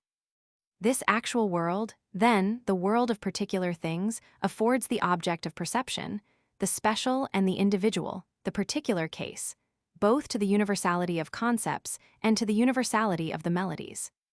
But these two universalities are in a certain respect opposed to each other. For the concepts contain only the forms, which are first of all abstracted from perception, the separated outward shell of things, as it were, and hence they are, in the strictest sense of the term, abstracta. Music, on the other hand, gives the inmost kernel which precedes all forms or the heart of things. This relation may be very well expressed in the language of the schoolmen, by saying, the concepts are the universalia post rem, but music gives the universalia ante rem, and the real world the universalia in re. But that in general a relation is possible between a composition and a perceptible representation rests, as we have said, upon the fact that both are simply different expressions of the same inner being of the world. When now, in the particular case, such a relation is actually given, that is to say, when the composer has been able to express in the universal language of music the emotions of will which constitute the heart of an event, then the melody of the song, the music of the opera, is expressive. But the analogy discovered by the composer between the two must have proceeded from the direct knowledge of the nature of the world unknown to his reason, and must not be an imitation produced with conscious intention by means of conceptions. Otherwise, the music does not express the inner nature of the will itself, but merely gives an inadequate imitation of its phenomenon. All specially imitative music does this. We have therefore, according to the doctrine of Schopenhauer, an immediate understanding of music as the language of the will, and feel our imagination stimulated to give form to this invisible, and yet so actively stirred spirit world which speaks to us, and prompted to embody it in an analogous example. On the other hand, image, and concept, under the influence of a truly conformable music, acquire a higher significance. Dionysian art, therefore, is wont to exercise two kinds of influences on the Apollonian art faculty. Music firstly incites to the symbolic intuition of Dionysian universality, and secondly, it causes the symbolic image to stand forth in its fullest significance. From these facts, intelligible in themselves and not inaccessible to profounder observation, I infer the capacity of music to give birth to myth, that is to say, the most significant exemplar and precisely tragic myth, the myth which speaks of Dionysian knowledge in symbols. In the phenomenon of the lyrist, I have set forth that in him music strives to express itself with regard to its nature in Apollonian images. If now we reflect that music in its highest potency must seek to attain also to its highest symbolization, we must deem it possible that it also knows how to find the symbolic expression of its inherent Dionysian wisdom. And where shall we have to seek for this expression if not in tragedy, and, in general, in the conception of the tragic? From the nature of art, as it is ordinarily conceived according to the single category of appearance and beauty, the tragic cannot be honestly deduced at all. It is only through the spirit of music that we understand the joy in the annihilation of the individual. For in the particular examples of such annihilation only is the eternal phenomenon of Dionysian art made clear to us, which gives expression to the will in its omnipotence. As it were, behind the principium individuationis, the eternal life beyond all phenomena and in spite of all annihilation. The metaphysical delight in the tragic is a translation of the instinctively unconscious Dionysian wisdom into the language of the scene. The hero, the highest manifestation of the will, is disavowed for our pleasure, because he is only phenomenon, and because the eternal life of the will is not affected by his annihilation. We believe in eternal life, tragedy exclaims, while music is the proximate idea of this life. Plastic art has an altogether different object. Here Apollo vanquishes the suffering of the individual by the radiant glorification of the eternity of the phenomenon. Here beauty triumphs over the suffering inherent in life. Pain is in a manner surreptitiously obliterated from the features of nature. In Dionysian art and its tragic symbolism, the same nature speaks to us with its true undissembled voice. Be as I am. Amidst the ceaseless change of phenomena, the eternally creative primordial mother, eternally impelling to existence, self-satisfying eternally with this change of phenomena. Cf. World and Will as Idea, IP 339, trans, by Haldane and Kemp. That is the will as understood by Schopenhauer, tr. Dionysian art, too, seeks to convince us of the eternal joy of existence. Only we are to seek this joy not in phenomena, but behind phenomena. We are to perceive how all that comes into being must be ready for a sorrowful end. We are compelled to look into the terrors of individual existence, yet we are not to become torpid. A metaphysical comfort tears us momentarily from the bustle of the transforming figures. We are really for brief moments primordial being itself, and feel its indomitable desire for being and joy in existence. The struggle, the pain, the destruction of phenomena now appear to us as something necessary, considering the surplus of innumerable forms of existence which throng and push one another into life, considering the exuberant fertility of the universal will. We are pierced by the maddening sting of these pains at the very moment when we have become, as it were, one with the immeasurable primordial joy in existence, and when we anticipate, in Dionysian ecstasy, the indestructibility and eternity of this joy. In spite of fear and pity, we are the happy living beings, not as individuals, but as the one living being with whose procreative joy we are blended. The history of the rise of Greek tragedy now tells us with luminous precision that the tragic art of the Greeks was really born of the spirit of music, with which conception we believe we have done justice for the first time to the original and most astonishing significance of the chorus. At the same time, however, we must admit that the import of tragic myth as set forth above never became transparent with sufficient lucidity to the Greek poets, let alone the Greek philosophers. Their heroes speak, as it were, more superficially than they act. The myth does not at all find its adequate objectification in the spoken word. The structure of the scenes and the conspicuous images reveal a deeper wisdom than the poet himself can put into words and concepts. The same being also observed in Shakespeare, whose Hamlet, for instance, in an analogous manner talks more superficially than he acts, so that the previously mentioned lesson of Hamlet is to be gathered not from his words, but from a more profound contemplation and survey of the whole. With respect to Greek tragedy, which of course presents itself to us only as word drama, I have even intimated that the incongruence between myth and expression might easily tempt us to regard it as shallower and less significant than it really is, and accordingly to postulate for it a more superficial effect than it must have had according to the testimony of the ancients. For how easily one forgets that what the word poet did not succeed in doing, namely realizing the highest spiritualization and ideality of myth, he might succeed in doing every moment as creative musician. We require, to be sure, almost by philological method, to reconstruct for ourselves the ascendancy of musical influence in order to receive something of the incomparable comfort which must be characteristic of true tragedy. Even this musical ascendancy, however, would only have been felt by us as such had we been Greeks. While in the entire development of Greek musicas, compared with the infinitely richer music known and familiar to us, we hear only the youthful song of the musical genius intoned with a feeling of diffidence. The Greeks are, as the Egyptian priests say, eternal children, and in tragic art also they are only children who do not know what a sublime plaything has originated under their hands and is being demolished. That striving of the spirit of music for symbolic and mythical manifestation, which increases from the beginnings of lyric poetry to Attic tragedy, breaks off all of a sudden immediately after attaining luxuriant development, and disappears, as it were, from the surface of Hellenic art. While the Dionysian view of things born of this striving lives on in mysteries, and, in its strangest metamorphoses and debasements, does not cease to attract earnest natures. Will it not one day rise again, as art out of its mystic depth? Here the question occupies us, whether the power by the counteracting influence of which tragedy perished, has for all time strength enough to prevent the artistic rewaking of tragedy and of the tragic view of things.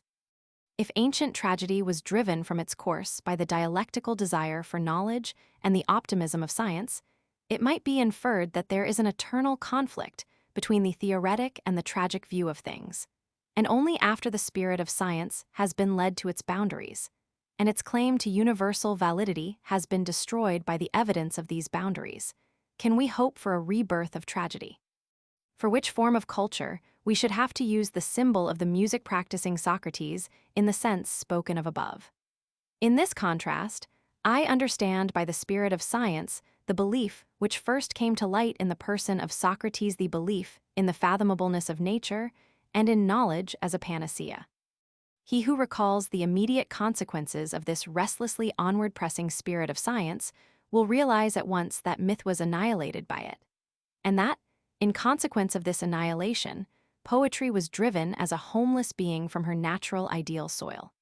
If we have rightly assigned to music the capacity to reproduce myth from itself, we may in turn expect to find the spirit of science on the path where it inimically opposes this mythopoeic power of music. This takes place in the development of the new Attic dithyramb, the music of which no longer expressed the inner essence, the will itself, but only rendered the phenomenon insufficiently, in an imitation by means of concepts, from which intrinsically degenerate music the truly musical natures turned away with the same repugnance that they felt for the art-destroying tendency of Socrates. The unerring instinct of Aristophanes surely did the proper thing when it comprised Socrates himself, the tragedy of Euripides, and the music of the new dithyrambic poets in the same feeling of hatred, and perceived in all three phenomena the symptoms of a degenerate culture. By this new dithyramb, music has in an outrageous manner been made the imitative portrait of phenomena, for instance, of a battle or a storm at sea, and has thus, of course, been entirely deprived of its mythopoeic power. For if it endeavors to excite our delight only by compelling us to seek external analogies between a vital or natural process and certain rhythmical figures and characteristic sounds of music, if our understanding is expected to satisfy itself with the perception of these analogies, we are reduced to a frame of mind in which the reception of the mythical is impossible. For the myth, as a unique exemplar of generality and truth towering into the infinite, desires to be conspicuously perceived.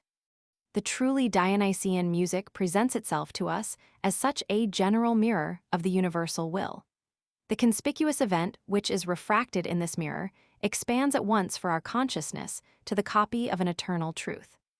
Conversely, such a conspicuous event is at once divested of every mythical character by the tone painting of the new dithyramb. Music has here become a wretched copy of the phenomenon, and therefore infinitely poorer than the phenomenon itself, through which poverty it still further reduces even the phenomenon for our consciousness, so that now, for instance, a musically imitated battle of this sort exhausts itself in marches, signal sounds, etc., and our imagination is arrested precisely by these superficialities. Tone painting is therefore in every respect the counterpart of true music with its mythopoeic power. Through it the phenomenon, poor in itself, is made still poorer, while through an isolated Dionysian music the phenomenon is evolved and expanded into a picture of the world. It was an immense triumph of the non-Dionysian spirit, when, in the development of the new dithyramb, it had estranged music from itself and reduced it to be the slave of phenomena. Euripides, who, albeit in a higher sense, must be designated as a thoroughly unmusical nature, is, for this very reason, a passionate adherent of the new dithyrambic music, and with the liberality of a freebooter, employs all its effective turns and mannerisms.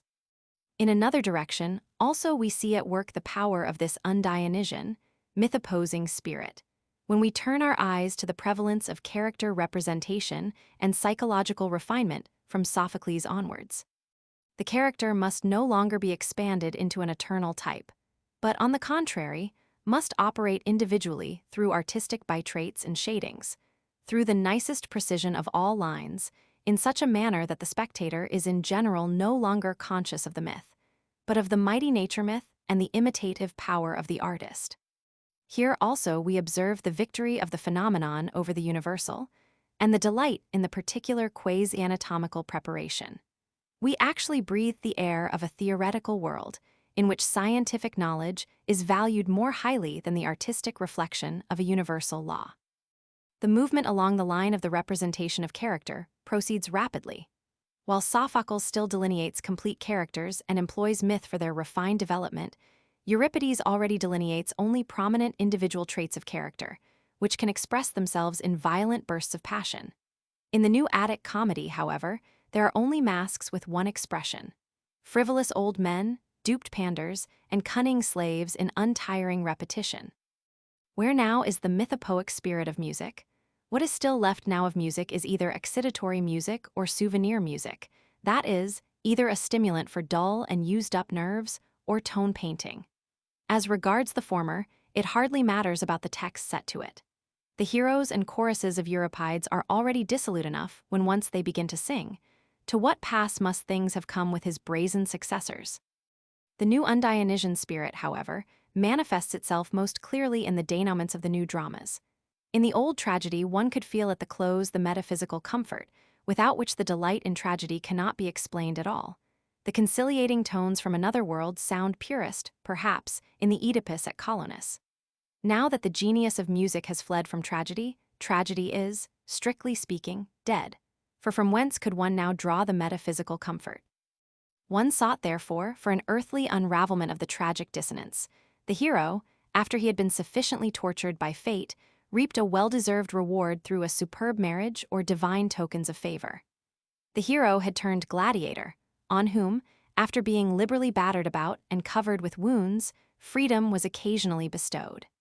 The deus ex machina took the place of metaphysical comfort. I will not say that the tragic view of things was everywhere completely destroyed by the intruding spirit of the un-Dionysian.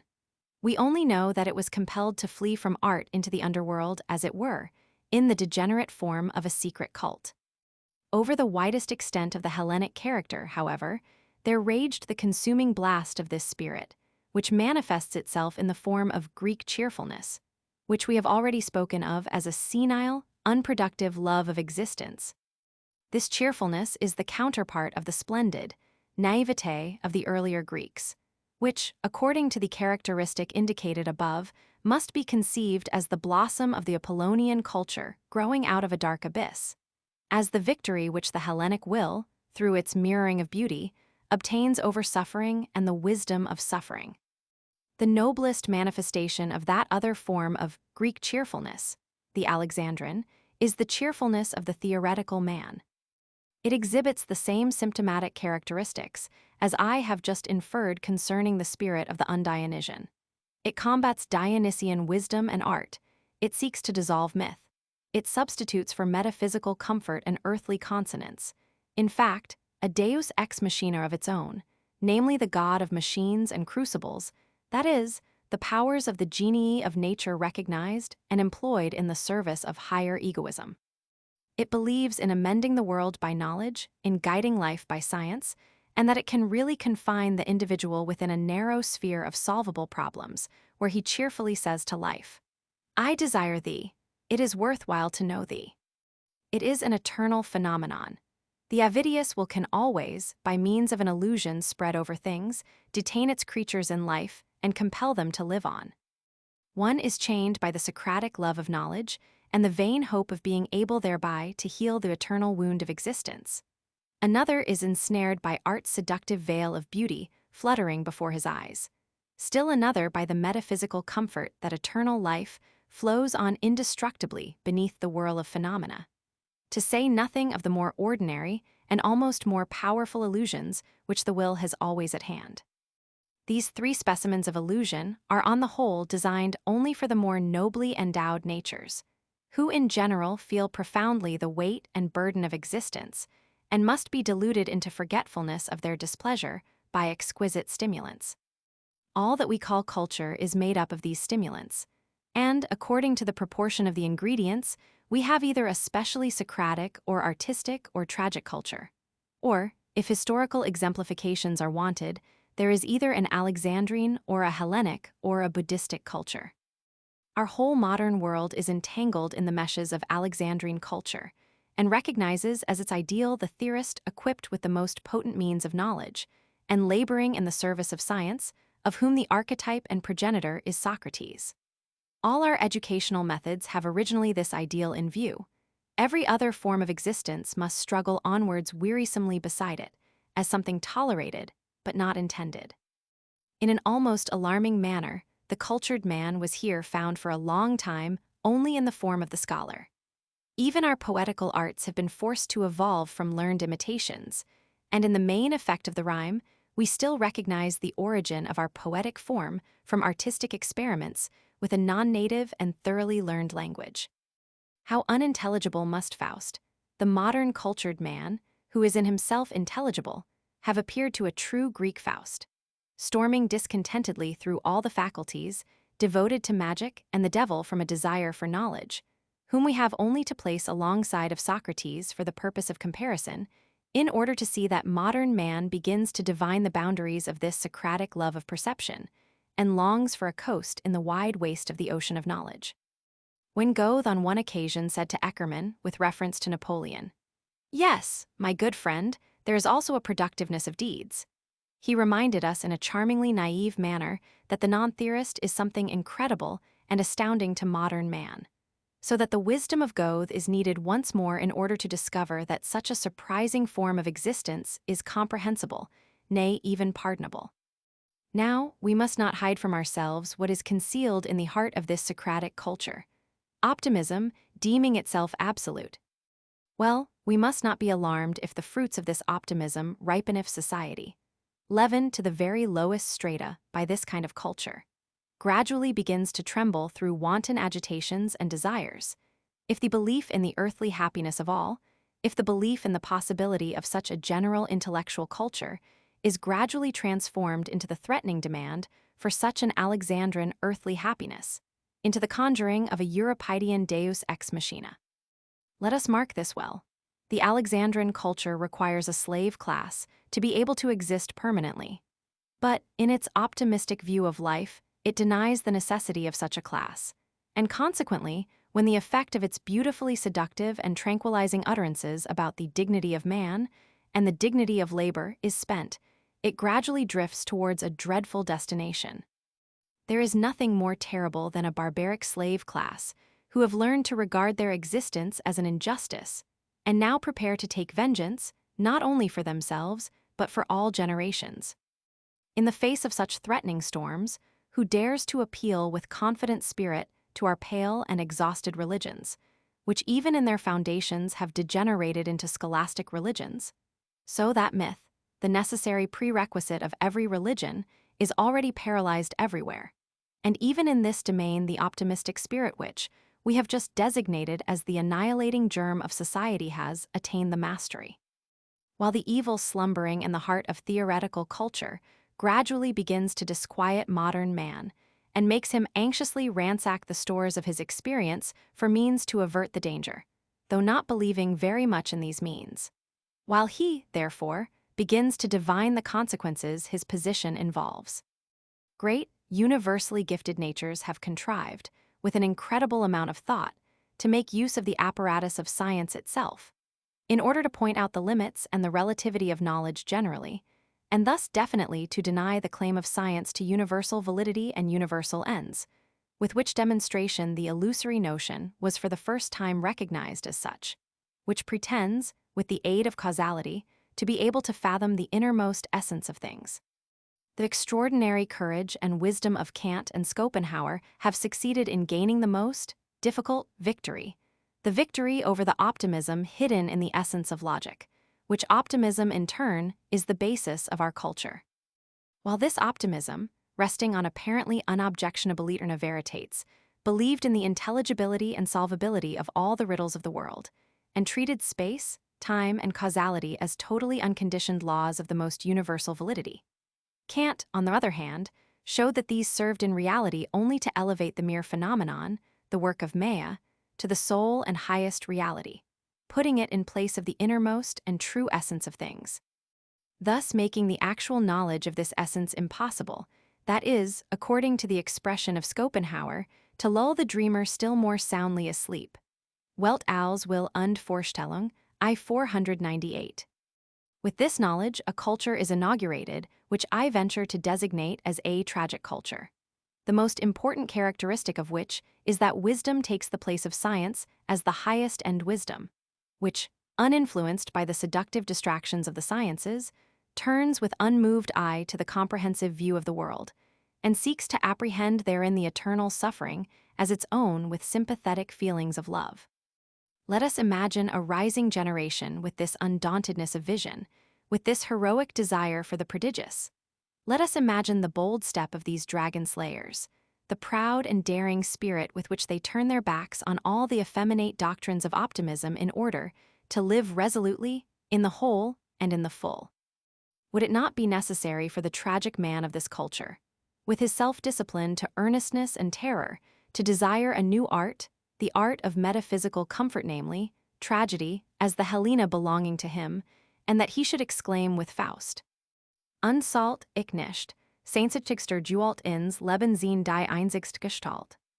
But now that the Socratic culture has been shaken from two directions, and is only able to hold the scepter of its infallibility with trembling hands once, by the fear of its own conclusions which it at length begins to surmise, and again, because it is no longer convinced with its former naive trust of the eternal validity of its foundation, it is a sad spectacle to behold how the dance of its thought always rushes longingly on new forms, to embrace them, and then, shuddering, lets them go of a sudden.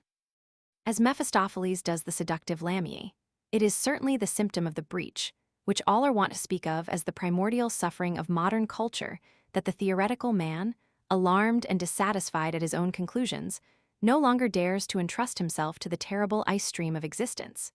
He runs timidly up and down the bank. He no longer wants to have anything entire, with all the natural cruelty of things, so thoroughly has he been spoiled by his optimistic contemplation. Besides, he feels that a culture built up on the principles of science must perish when it begins to grow illogical. That is, to avoid its own conclusions. Our art reveals this universal trouble. In vain does one seek help by imitating all the great productive periods and natures. In vain does one accumulate the entire world literature around modern man for his comfort. In vain does one place oneself in the midst of the art styles and artists of all ages, so that one may give names to them as Adam did to the beasts. One still continues the eternal hungerer, the critic without joy and energy, the Alexandrine man, who is in the main a librarian and corrector of proofs, and who, pitiable wretch, goes blind from the dust of books and printers' errors. Cf. Introduction, p. 14. We cannot designate the intrinsic substance of Socratic culture more distinctly than by calling it the culture of the opera. For it is in this department that culture has expressed itself with special naivete concerning its aims and perceptions, which is sufficiently surprising when we compare the genesis of the opera and the facts of operatic development with the eternal truths of the Apollonian and Dionysian.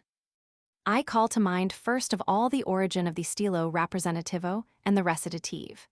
Is it credible that this thoroughly externalized operatic music, incapable of devotion, could be received and cherished with enthusiastic favor, as a rebirth, as it were, of all true music, by the very age in which the ineffably sublime and sacred music of Palestrina had originated? And who, on the other hand, would think of making only the diversion-craving luxuriousness of those Florentine circles and the vanity of their dramatic singers responsible for the love of the opera which spread with such rapidity? That in the same age, even among the same people, this passion for a half-musical mode of speech should awaken alongside of the vaulted structure of Palestrine harmonies which the entire Christian Middle Age had been building up, I can explain to myself only by a cooperating extra-artistic tendency in the essence of the recitative. The listener, who insists on distinctly hearing the words under the music, has his wishes met by the singer in that he speaks rather than sings, and intensifies the pathetic expression of the words in this half-song. By this intensification of the pathos, he facilitates the understanding of the words and surmounts the remaining half of the music. The specific danger which now threatens him is that in some unguarded moment he may give undue importance to music, which would forthwith result in the destruction of the pathos of the speech and the distinctness of the words. While, on the other hand, he always feels himself impelled to musical delivery and to virtuose exhibition of vocal talent.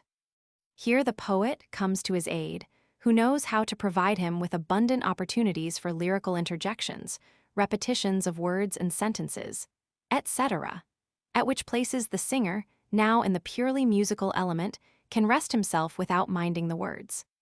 This alternation of emotionally impressive, yet only half-sung speech and wholly sung interjections, which is characteristic of the stilo rappresentativo, this rapidly changing endeavor to operate now on the conceptional and representative faculty of the hearer, now on his musical sense, is something so thoroughly unnatural, and withal so intrinsically contradictory both to the Apollonian and Dionysian artistic impulses, that one has to infer an origin of the recitative foreign to all artistic instincts.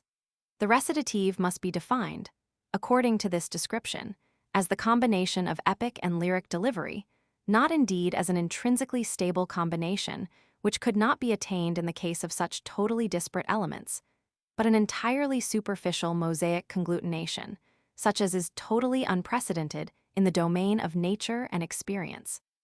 But this was not the opinion of the inventors of the recitative.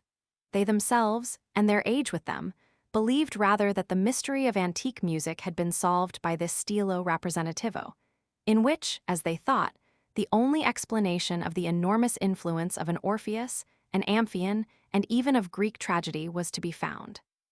The new style was regarded by them as the reawakening of the most effective music, the old Greek music. Indeed, with the universal and popular conception of the Homeric world as the primitive world, they could abandon themselves to the dream of having descended once more into the paradisiac beginnings of mankind, wherein music also must needs have had the unsurpassed purity, power, and innocence of which the poets could give such touching accounts in their pastoral plays. Here we see into the internal process of development of this thoroughly modern variety of art, the opera. A powerful need here acquires an art, but it is a need of an unaesthetic kind. The yearning for the idol, the belief in the prehistoric existence of the artistic, good man. The recitative was regarded as the rediscovered language of this primitive man, the opera as the recovered land of this idyllically or heroically good creature, who in every action follows at the same time a natural artistic impulse, who sings a little along with all he has to say, in order to sing immediately with full voice on the slightest emotional excitement. It is now a matter of indifference to us that the humanists of those days combated the old ecclesiastical representation of man as naturally corrupt and lost, with this new created picture of the paradisiac artist. So that opera may be understood as the oppositional dogma of the good man, whereby however a solace was at the same time found for the pessimism, to which precisely the seriously disposed men of that time were most strongly incited, owing to the frightful uncertainty of all conditions of life. It is enough to have perceived that the intrinsic charm, and therefore the genesis, of this new form of art lies in the gratification of an altogether unesthetic need, in the optimistic glorification of man as such, in the conception of the primitive man as the man naturally good and artistic, a principle of the opera which has gradually changed into a threatening and terrible demand, which, in face of the socialistic movements of the present time, we can no longer ignore. The good primitive man wants his rights. What paradisiac prospects? I here place by way of parallel still another equally obvious confirmation of my view that opera is built up on the same principles as our Alexandrine culture. Opera is the birth of the theoretical man, of the critical layman, not of the artist, one of the most surprising facts in the whole history of art. It was the demand of thoroughly unmusical hearers that the words must above all be understood, so that according to them, a rebirth of music is only to be expected when some mode of singing has been discovered in which the text word lords over the counterpoint as the master over the servant. For the words, it is argued, are as much nobler than the accompanying harmonic system as the soul is nobler than the body. It was in accordance with the laically unmusical crudeness of these views that the combination of music, picture, and expression was effected in the beginnings of the opera. In the spirit of this aesthetics, the first experiments were also made in the leading laic circles of Florence by the poets and singers patronized there. The man incapable of art creates for himself a species of art precisely because he is the inartistic man as such. Because he does not divine the Dionysian depth of music, he changes his musical taste into appreciation of the understandable word and tone rhetoric of the passions in the stilo rappresentativo, and into the voluptuousness of the arts of song. Because he is unable to behold a vision, he forces the machinist and the decorative artist into his service. Because he cannot apprehend the true nature of the artist, he conjures up the artistic primitive man to suit his taste, that is, the man who sings and recites verses under the influence of passion. He dreams himself into a time when passion suffices to generate songs and poems, as if emotion had ever been able to create anything artistic. The postulate of the opera is a false belief concerning the artistic process, in fact, the idyllic belief that every sentient man is an artist. In the sense of this belief, opera is the expression of the taste of the laity in art, who dictate their laws with the cheerful optimism of the theorist.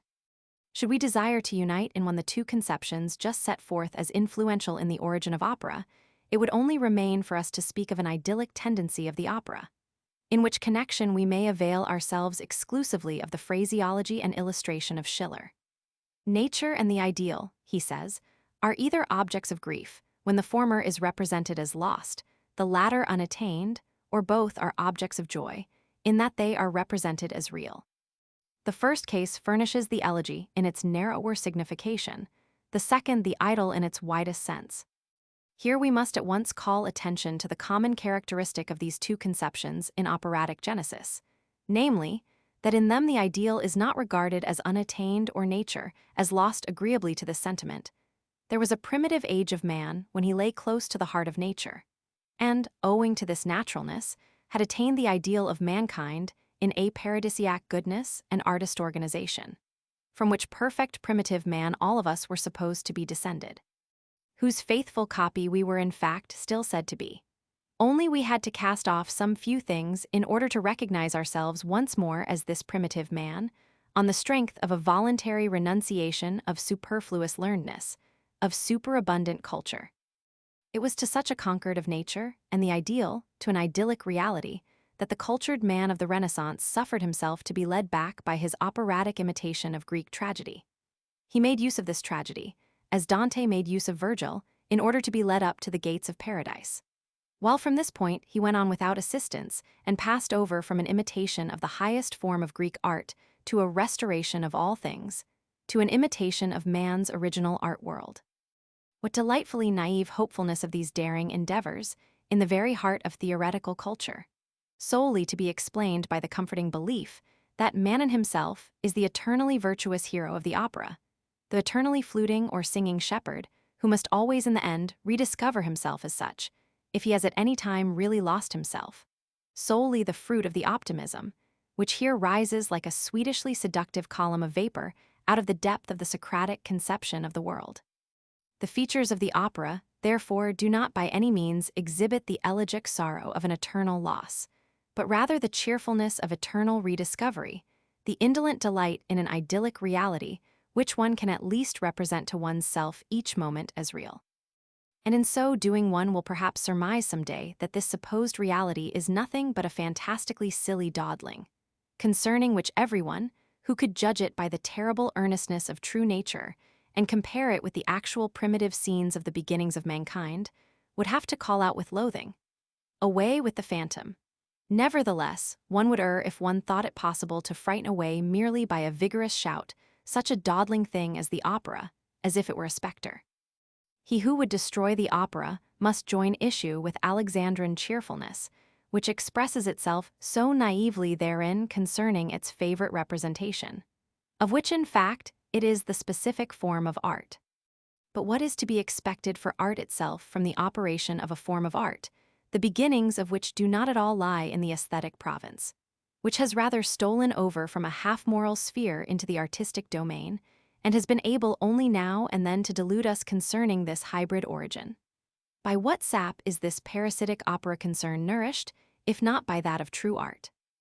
Must we not suppose that the highest, and indeed the truly serious task of art to free the eye from its glance into the horrors of night, and to deliver the subject, by the healing balm of appearance from the spasms of volitional agitations will degenerate, under the influence of its idyllic seductions and Alexandrine adulation, to an empty dissipating tendency, to pastime?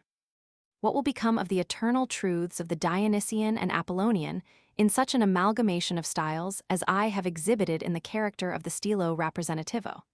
Where music is regarded as the servant, the text as the master, where music is compared with the body, the text with the soul. Where at best the highest aim will be the realization of a paraphrastic tone painting, just as formerly in the new Attic dithyramb. Where music is completely alienated from its true dignity of being, the Dionysian mirror of the world, so that the only thing left to it is, as a slave of phenomena, to imitate the formal character thereof, and to excite an external pleasure in the play of lines and proportions. On close observation, this fatal influence of the opera on music is seen to coincide absolutely with the universal development of modern music.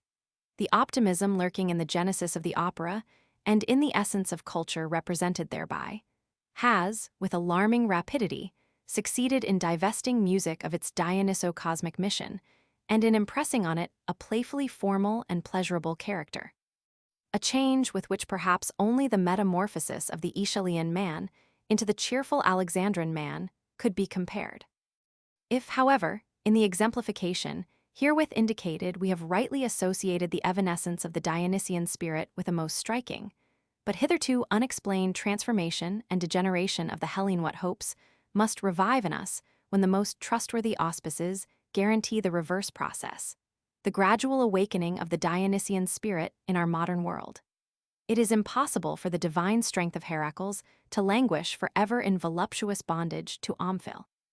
Out of the Dionysian root of the German spirit, a power has arisen which has nothing in common with the primitive conditions of Socratic culture, and can neither be explained nor excused thereby, but is rather regarded by this culture as something terribly inexplicable and overwhelmingly hostile, namely, German music as we have to understand it, especially in its vast solar orbit from Bach to Beethoven, from Beethoven to Wagner.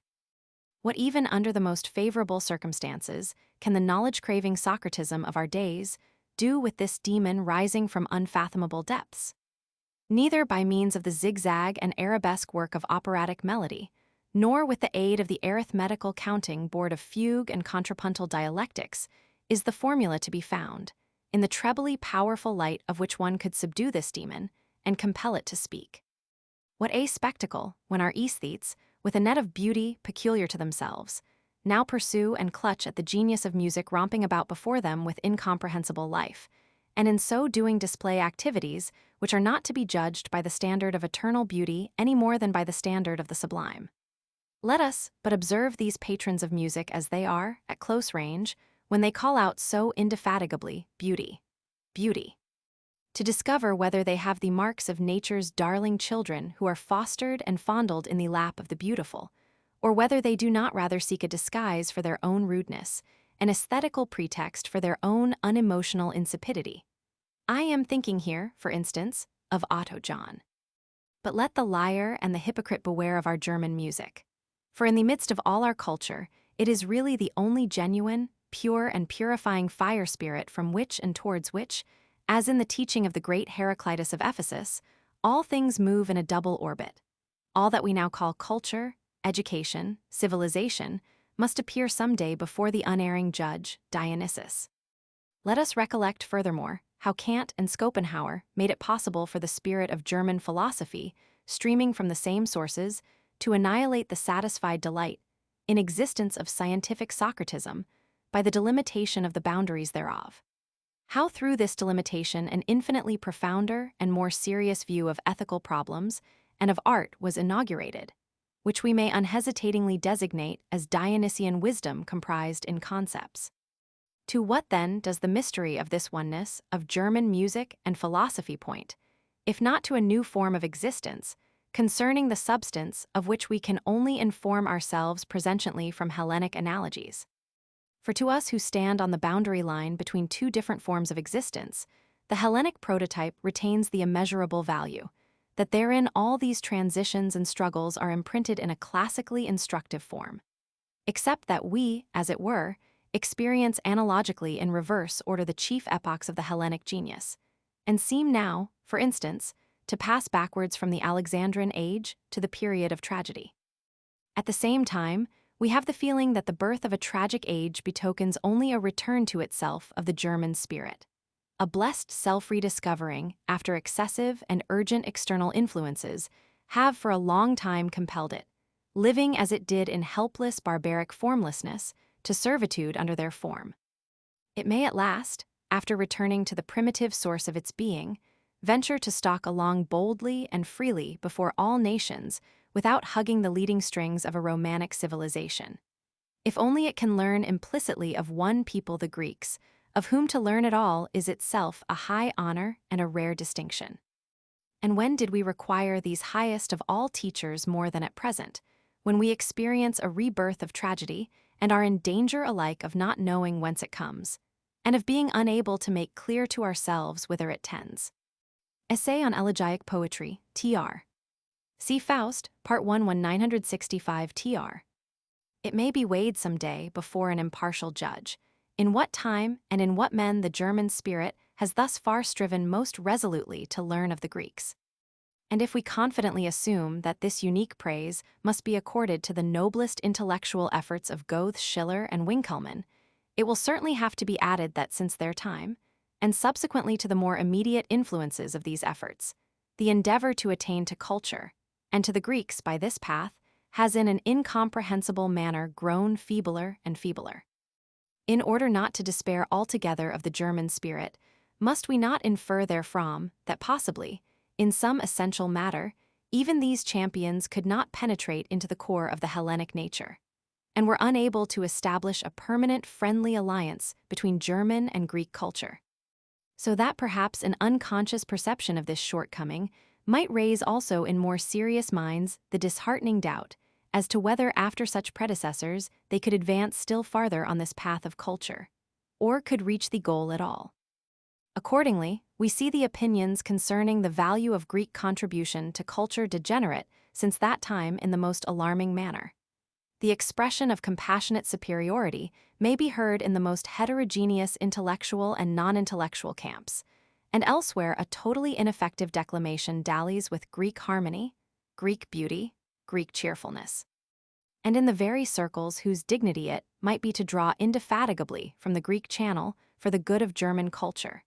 In the circles of the teachers in the higher educational institutions, they have learned best to compromise with the Greeks in good time and on easy terms, to the extent often of a skeptical abandonment of the Hellenic ideal and a total perversion of the true purpose of antiquarian studies.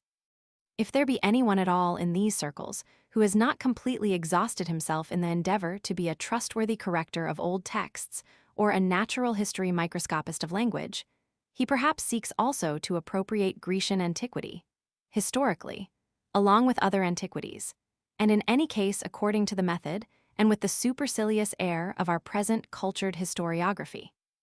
When, therefore, the intrinsic efficiency of the higher educational institutions has never perhaps been lower or feebler than at present, when the journalist, the paper slave of the day, has triumphed over the academic teacher in all matters pertaining to culture, and there only remains to the latter the often previously experienced metamorphosis of now fluttering also, as a cheerful cultured butterfly, in the idiom of the journalist.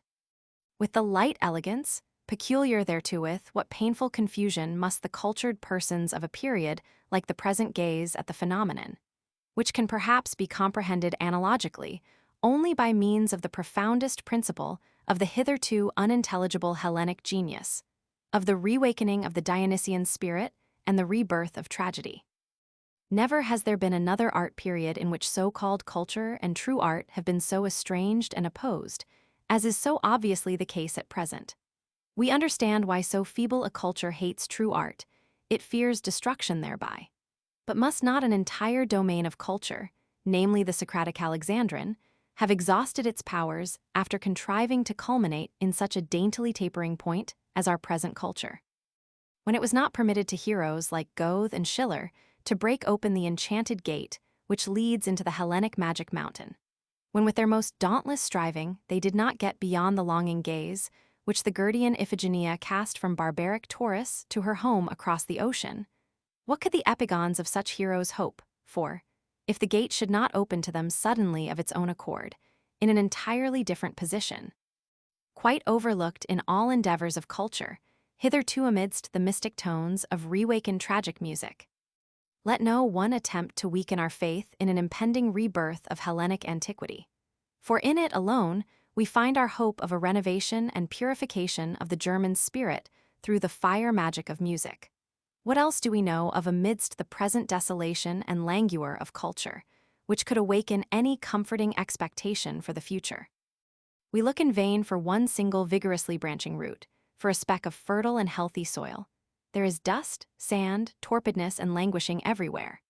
Under such circumstances, a cheerless, solitary wanderer could choose for himself no better symbol than the knight with death and the devil, as Dürer has sketched him for us, the mail-clad knight, grim and stern of visage, who is able, unperturbed by his gruesome companions, and yet hopelessly, to pursue his terrible path with horse and hound alone.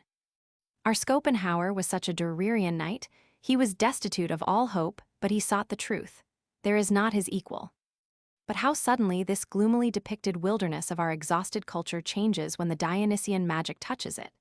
A hurricane seizes everything decrepit, decaying, collapsed, and stunted, wraps it whirlingly into a red cloud of dust, and carries it like a vulture into the air. Confused thereby, our glances seek for what has vanished, for what they see is something risen to the golden light as from a depression, so full and green, so luxuriantly alive, so ardently infinite. Tragedy sits in the midst of this exuberance of life, sorrow, and joy, in sublime ecstasy. She listens to a distant, doleful song it tells of the mothers of being, whose names are Juan, Will, yes, my friends, believe with me in Dionysian life and in the rebirth of tragedy. The time of the Socratic man is past. Crown yourselves with ivy, take in your hands the thyrsus, and do not marvel if tigers and panthers lie down fawning at your feet. Dare now to be tragic men, for ye are to be redeemed. Ye are to accompany the Dionysian festive procession from India to Greece. Equip yourselves for severe conflict, but believe in the wonders of your God. Gliding back from these hortative tones into the mood which befits the contemplative man, I repeat that it can only be learnt from the Greeks what such a sudden and miraculous awakening of tragedy must signify for the essential basis of a people's life. It is the people of the tragic mysteries who fight the battles with the Persians. And again, the people who waged such wars required tragedy as a necessary healing potion. Who would have imagined that there was still such a uniformly powerful effusion of the simplest political sentiments, the most natural domestic instincts, and the primitive manly delight in strife in this very people, after it had been shaken to its foundations for several generations by the most violent convulsions of the Dionysian demon? If at every considerable spreading of the Dionysian commotion, one always perceives that the Dionysian loosing from the shackles of the individual makes itself felt first of all in an increased encroachment on the political instincts, to the extent of indifference, yea, even hostility. It is certain, on the other hand, that the state-forming Apollo is also the genius of the principium individuationis, and that the state and domestic sentiment cannot live without an assertion of individual personality. There is only one way from orgasm for a people, the way to Indian Buddhism, which, in order to be at all endured with its longing for nothingness, requires the rare ecstatic states with their elevation above space, time, and the individual. Just as these in turn demand a philosophy which teaches how to overcome the indescribable depression of the intermediate states by means of a fancy. With the same necessity, owing to the unconditional dominance of political impulses, a people drifts into a path of extremist secularization, the most magnificent, but also the most terrible expression of which is the Roman Imperium. Placed between India and Rome, and constrained to a seductive choice, the Greeks succeeded in devising in classical purity still a third form of life, not indeed for long private use, but just on that account for immortality. For it holds true in all things that those whom the gods love die young, but on the other hand, it holds equally true that they then live eternally with the gods. One must not demand of what is most noble that it should possess the durable toughness of leather. The staunch durability, which, for instance, was inherent in the national character of the Romans, does not probably belong to the indispensable predicates of perfection. But if we ask by what physic it was possible for the Greeks, in their best period, notwithstanding the extraordinary strength of their Dionysian and political impulses, neither to exhaust themselves by ecstatic brooding, nor by a consuming scramble for empire and worldly honor, but to attain the splendid mixture which we find in a noble, inflaming, and contemplatively disposing wine, we must remember the enormous power of tragedy, exciting, purifying, and disburdening the entire life of a people, the highest value of which we shall divine only when, as in the case of the Greeks, it appears to us as the essence of all the prophylactic healing forces, as the mediator arbitrating between the strongest and most inherently fateful characteristics of a people. Tragedy absorbs the highest musical orgasm into itself, so that it absolutely brings music to perfection among the Greeks, as among ourselves. But it then places alongside thereof tragic myth and the tragic hero, who, like a mighty Titan, takes the entire Dionysian world on his shoulders and disburdens us thereof. While, on the other hand, it is able by means of this same tragic myth, in the person of the tragic hero, to deliver us from the intense longing for this existence, and reminds us with warning hand of another existence and a higher joy, for which the struggling hero prepares himself presentially by his destruction, not by his victories. Tragedy sets a sublime symbol, namely the myth between the universal authority of its music and the receptive Dionysian hearer, and produces in him the illusion that music is only the most effective means for the animation of the plastic world of myth. Relying upon this noble illusion, she can now move her limbs for the dithyrambic dance and abandon herself unhesitatingly to an orgiastic feeling of freedom, in which she could not venture to indulge as music itself without this illusion. The myth protects us from the music, while, on the other hand, it alone gives the highest freedom thereto. By way of return for this service, music imparts to tragic myth such an impressive and convincing metaphysical significance as could never be attained by word and image without this unique aid. And the tragic spectator in particular experiences thereby the sure presentiment of supreme joy to which the path through destruction and negation leads, so that he thinks he hears, as it were, the innermost abyss of things speaking audibly to him. If in these last propositions I have succeeded in giving perhaps only a preliminary expression, intelligible to few at first, to this difficult representation, I must not here desist from stimulating my friends to a further attempt, or cease from beseeching them to prepare themselves, by a detached example of our common experience, for the perception of the universal proposition. In this example, I must not appeal to those who make use of the pictures of the scenic processes, the words and the emotions of the performers, in order to approximate thereby to musical perception. For none of these speak music as their mother tongue, and, in spite of the aids in question, do not get farther than the precincts of musical perception, without ever being allowed to touch its innermost shrines. Some of them, like Gervinus, do not even reach the precincts by this path. I have only to address myself to those who, being immediately allied to music, have it as it were for their mother's lap, and are connected with things almost exclusively by unconscious musical relations. I ask the question of these genuine musicians, whether they can imagine a man capable of hearing the third act of Tristan undissolved without any aid of word or scenery, purely as a vast symphonic period, without expiring by a spasmodic distension of all the wings of the soul. A man who has thus, so to speak, put his ear to the heart chamber of the cosmic will, who feels the furious desire for existence issuing therefrom as a thundering stream or most gently dispersed brook, into all the veins of the world, would he not collapse all at once?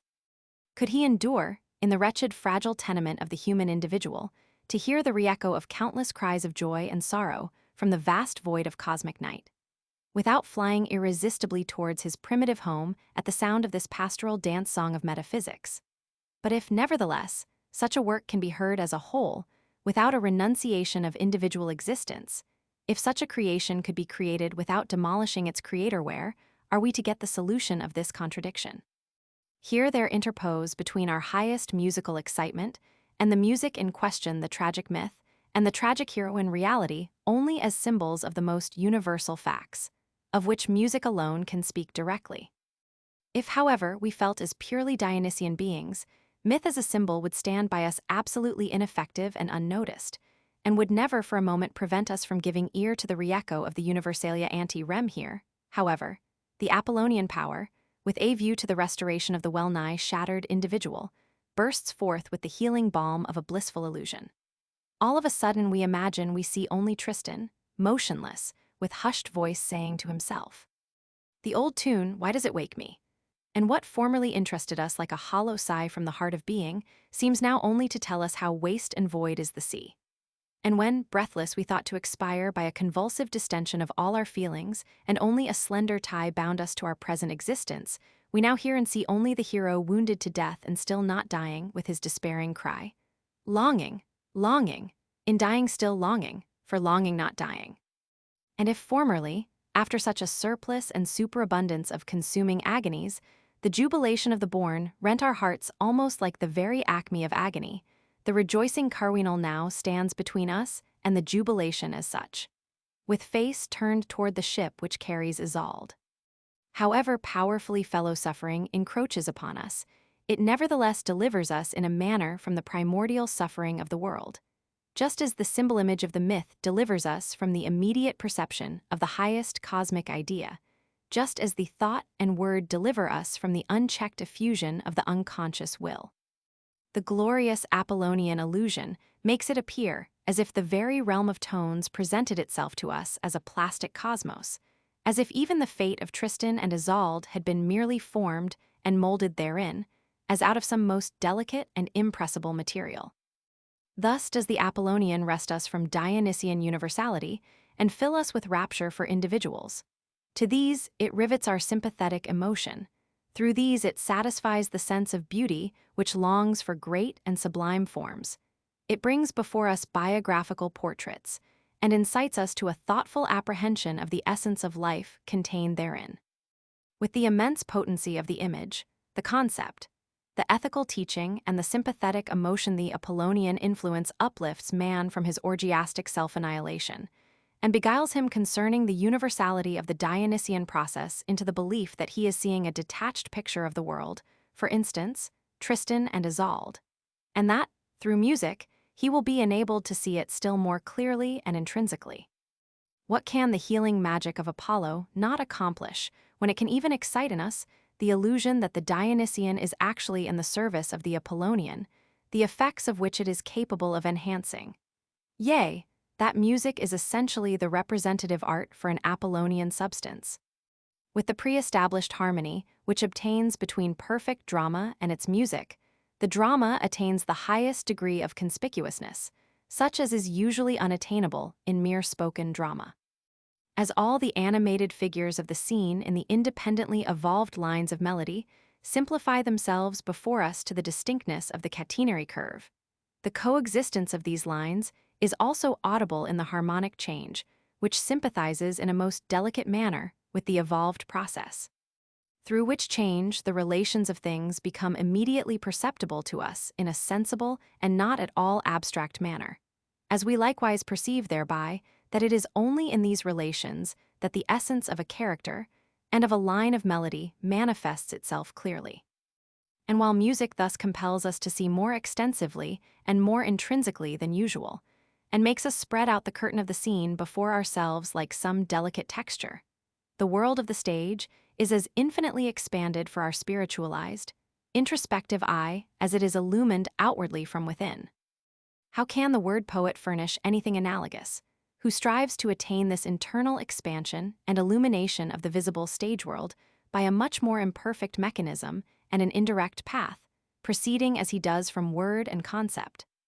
Albeit musical tragedy likewise avails itself of the word, it is at the same time able to place alongside thereof its basis and source, and can make the unfolding of the word from within outwards obvious to us. Of the process just set forth, however, it could still be said as decidedly that it is only a glorious appearance, namely the aforementioned Apollonian illusion, through the influence of which we are to be delivered from the Dionysian obtrusion and excess. In point of fact, the relation of music to drama is precisely the reverse. Music is the adequate idea of the world. Drama is but the reflex of this idea, a detached umbrage thereof. The identity between the line of melody and the lining form, between the harmony and the character relations of this form, is true in a sense antithetical to what one would suppose on the contemplation of musical tragedy. We may agitate and enliven the form in the most conspicuous manner, and enlighten it from within, but it still continues merely phenomenon, from which there is no bridge to lead us into the true reality, into the heart of the world. Music, however, speaks out of this heart, and though countless phenomena of the kind might be passing manifestations of this music, they could never exhaust its essence, but would always be merely its externalized copies. Of course, as regards the intricate relation of music and drama, nothing can be explained, while all may be confused by the popular and thoroughly false antithesis of soul and body. But the unphilosophical crudeness of this antithesis seems to have become, who knows, for what reasons, a readily accepted article of faith with our aestheticians, while they have learned nothing concerning an antithesis of phenomenon and thing in itself, or perhaps, for reasons equally unknown, have not cared to learn anything thereof. Should it have been established by our analysis that the Apollonian element in tragedy has by means of its illusion gained a complete victory over the Dionysian primordial element of music, and has made music itself subservient to its end, namely, the highest and clearest elucidation of the drama, it would certainly be necessary to add the very important restriction that at the most essential point, this Apollonian illusion is dissolved and annihilated.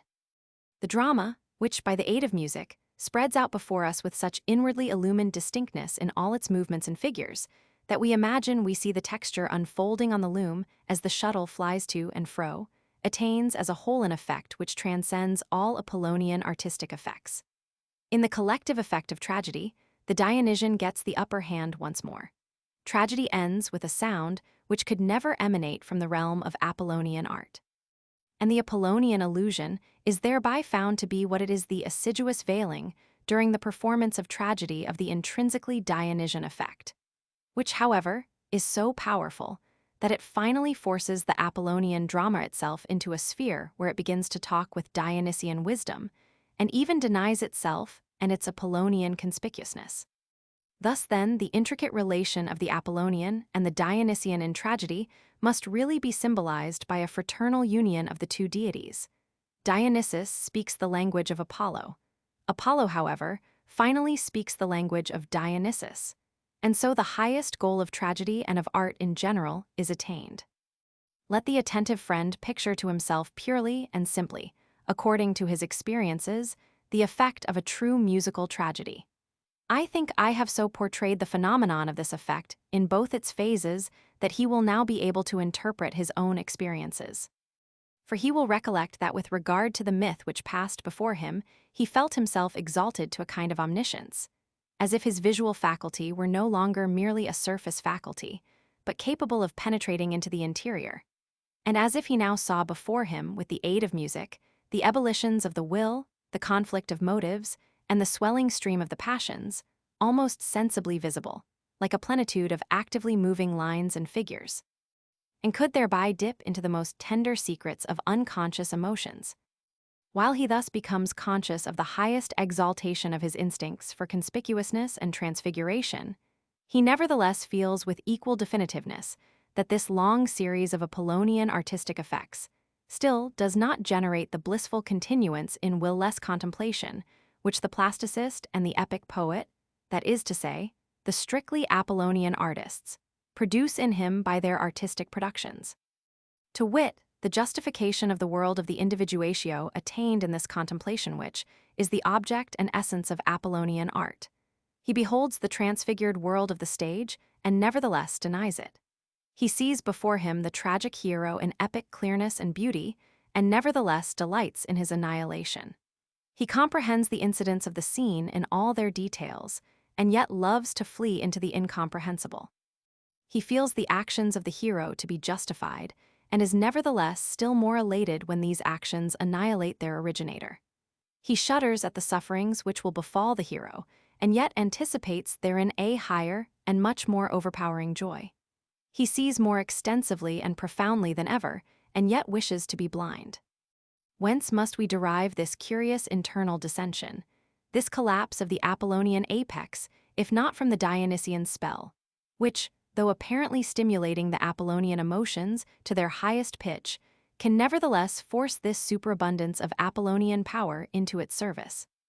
Tragic myth is to be understood only as a symbolization of Dionysian wisdom by means of the expedients of Apollonian art. The mythus conducts the world of phenomena to its boundaries, where it denies itself, and seeks to flee back again into the bosom of the true and only reality, where it then, like Isolde, seems to strike up its metaphysical swan song. In des Wenimer's wogendem schwal, in der duftwellen tonendem schal, in des weltathems wehendem, all ertrinken versinken unbewussthacht lust. We thus realize to ourselves in the experiences of the truly aesthetic hearer, the tragic artist himself, when he proceeds like a luxuriously fertile divinity of individuation to create his figures, in which sense his work can hardly be understood as an imitation of nature. And when, on the other hand, his vast Dionysian impulse then absorbs the entire world of phenomena in order to anticipate beyond it, and through its annihilation, the highest artistic primal joy. In the bosom of the primordial unity. Of course, our aesthetes have nothing to say about this return in fraternal union of the two art deities to the original home, nor of either the Apollonian or Dionysian excitement of the hearer, while they are indefatigable in characterizing the struggle of the hero with fate, the triumph of the moral order of the world, or the disburdenment of the emotions through tragedy, as the properly tragic. An indefatigableness which makes me think that they are perhaps not aesthetically excitable men at all, but only to be regarded as moral beings when hearing tragedy. Never since Aristotle has an explanation of the tragic effect been proposed, by which an aesthetic activity of the hearer could be inferred from artistic circumstances. At one time, fear and pity are supposed to be forced to an alleviating discharge through the serious procedure. At another time, we are expected to feel elevated and inspired at the triumph of good and noble principles, at the sacrifice of the hero, in the interest of a moral conception of things. And however certainly I believe that for countless men precisely this, and only this, is the effect of tragedy, it as obviously follows therefrom that all these, together with their interpreting aesthetes, have had no experience of tragedy as the highest art. The pathological discharge, the catharsis of Aristotle, which philologists are at a loss whether to include under medicinal or moral phenomena, recalls a remarkable anticipation of Goethe. Without a lively pathological interest, he says, I too have never yet succeeded in elaborating a tragic situation of any kind, and hence I have rather avoided than sought it. Can it perhaps have been still another of the merits of the ancients that the deepest pathos was with them merely aesthetic play, whereas with us the truth of nature must cooperate in order to produce such a work? We can now answer in the affirmative this latter profound question after our glorious experiences, in which we have found to our astonishment in the case of musical tragedy itself, that the deepest pathos can in reality be merely aesthetic play. And therefore we are justified in believing that now, for the first time, the proto-phenomenon of the tragic can be portrayed with some degree of success. He who now will still persist in talking only of those vicarious effects proceeding from ultra-aesthetic spheres, and does not feel himself raised above the pathologically moral process, may be left to despair of his aesthetic nature, for which we recommend to him, by way of innocent equivalent, the interpretation of Shakespeare after the fashion of Gervinus, and the diligent search for poetic justice. Thus, with the rebirth of tragedy, the aesthetic hearer is also born anew, in whose place in the theatre a curious quid pro quo was wont to sit with half-moral and half-learned pretensions, the critic. In his sphere, hitherto everything has been artificial and merely glossed over with a semblance of life. The performing artist was in fact at a loss what to do with such a critically comporting hearer.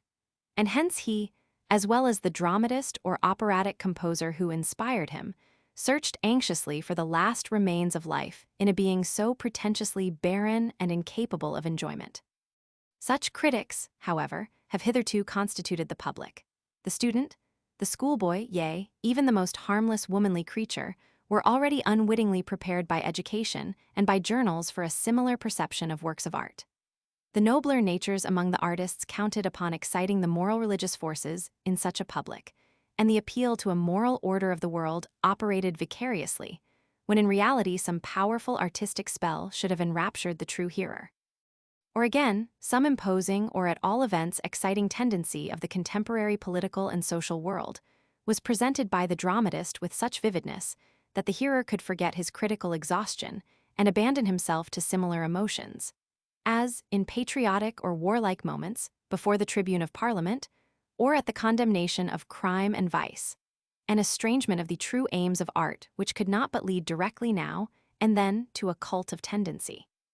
But here there took place what has always taken place in the case of factitious arts, an extraordinary rapid deprivation of these tendencies, so that, for instance, the tendency to employ the theatre as a means for the moral education of the people, which in Schiller's time was taken seriously, is already reckoned among the incredible antiquities of a surmounted culture.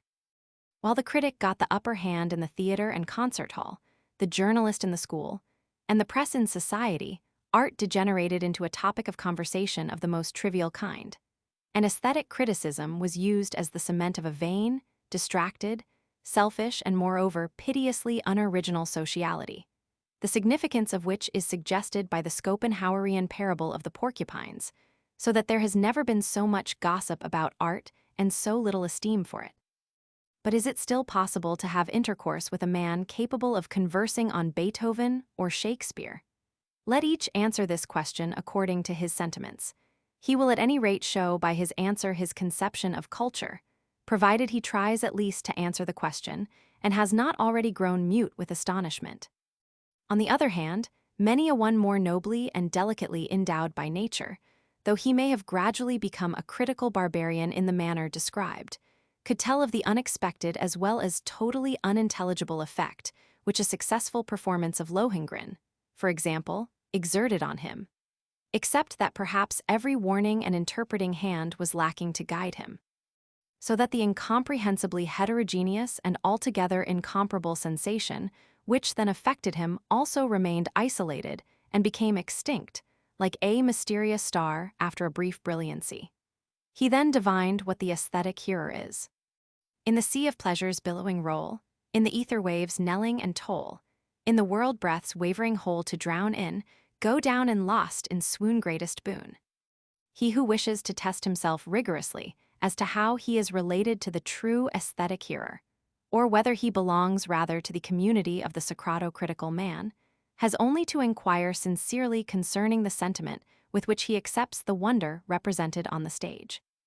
Whether he feels his historical sense, which insists on strict psychological causality, insulted by it, whether with benevolent concession he as it were admits the wonder as a phenomenon intelligible to childhood, but relinquished by him, or whether he experiences anything else thereby. For he will thus be enabled to determine how far he is on the whole capable of understanding myth, that is to say, the concentrated picture of the world, which, as abbreviature of phenomena, cannot dispense with wonder. It is probable, however, that nearly everyone, upon close examination, feels so disintegrated by the critico-historical spirit of our culture that he can only perhaps make the former existence of myth credible to himself by learned means through intermediary abstractions. Without myth, however, every culture loses its healthy, creative natural power. It is only a horizon encompassed with myths which rounds off to unity a social movement. It is only by myth that all the powers of the imagination and of the Apollonian dream are freed from their random rovings. The mythical figures have to be the invisibly omnipresent genii, under the care of which the young soul grows to maturity, by the signs of which the man gives a meaning to his life and struggles. And the state itself knows no more powerful unwritten law than the mythical foundation, which vouches for its connection with religion and its growth from mythical ideas. Let us now place alongside thereof the abstract man proceeding independently of myth, the abstract education, the abstract usage, the abstract right, the abstract state. Let us picture to ourselves the lawless roving of the artistic imagination, not bridled by any native myth. Let us imagine a culture which has no fixed and sacred primitive seat, but is doomed to exhaust all its possibilities, and has to nourish itself wretchedly from the other culture. Such is the present, as the result of Socratism, which is bent on the destruction of myth. And now, the mythless man remains eternally hungering among all the bygones, and digs and grubs for roots, though he have to dig for them even among the remotest antiquities. The stupendous historical exigency of the unsatisfied modern culture, the gathering around one of countless other cultures, the consuming desire for knowledge, what does all this point to, if not to the loss of myth, the loss of the mythical home, the mythical source?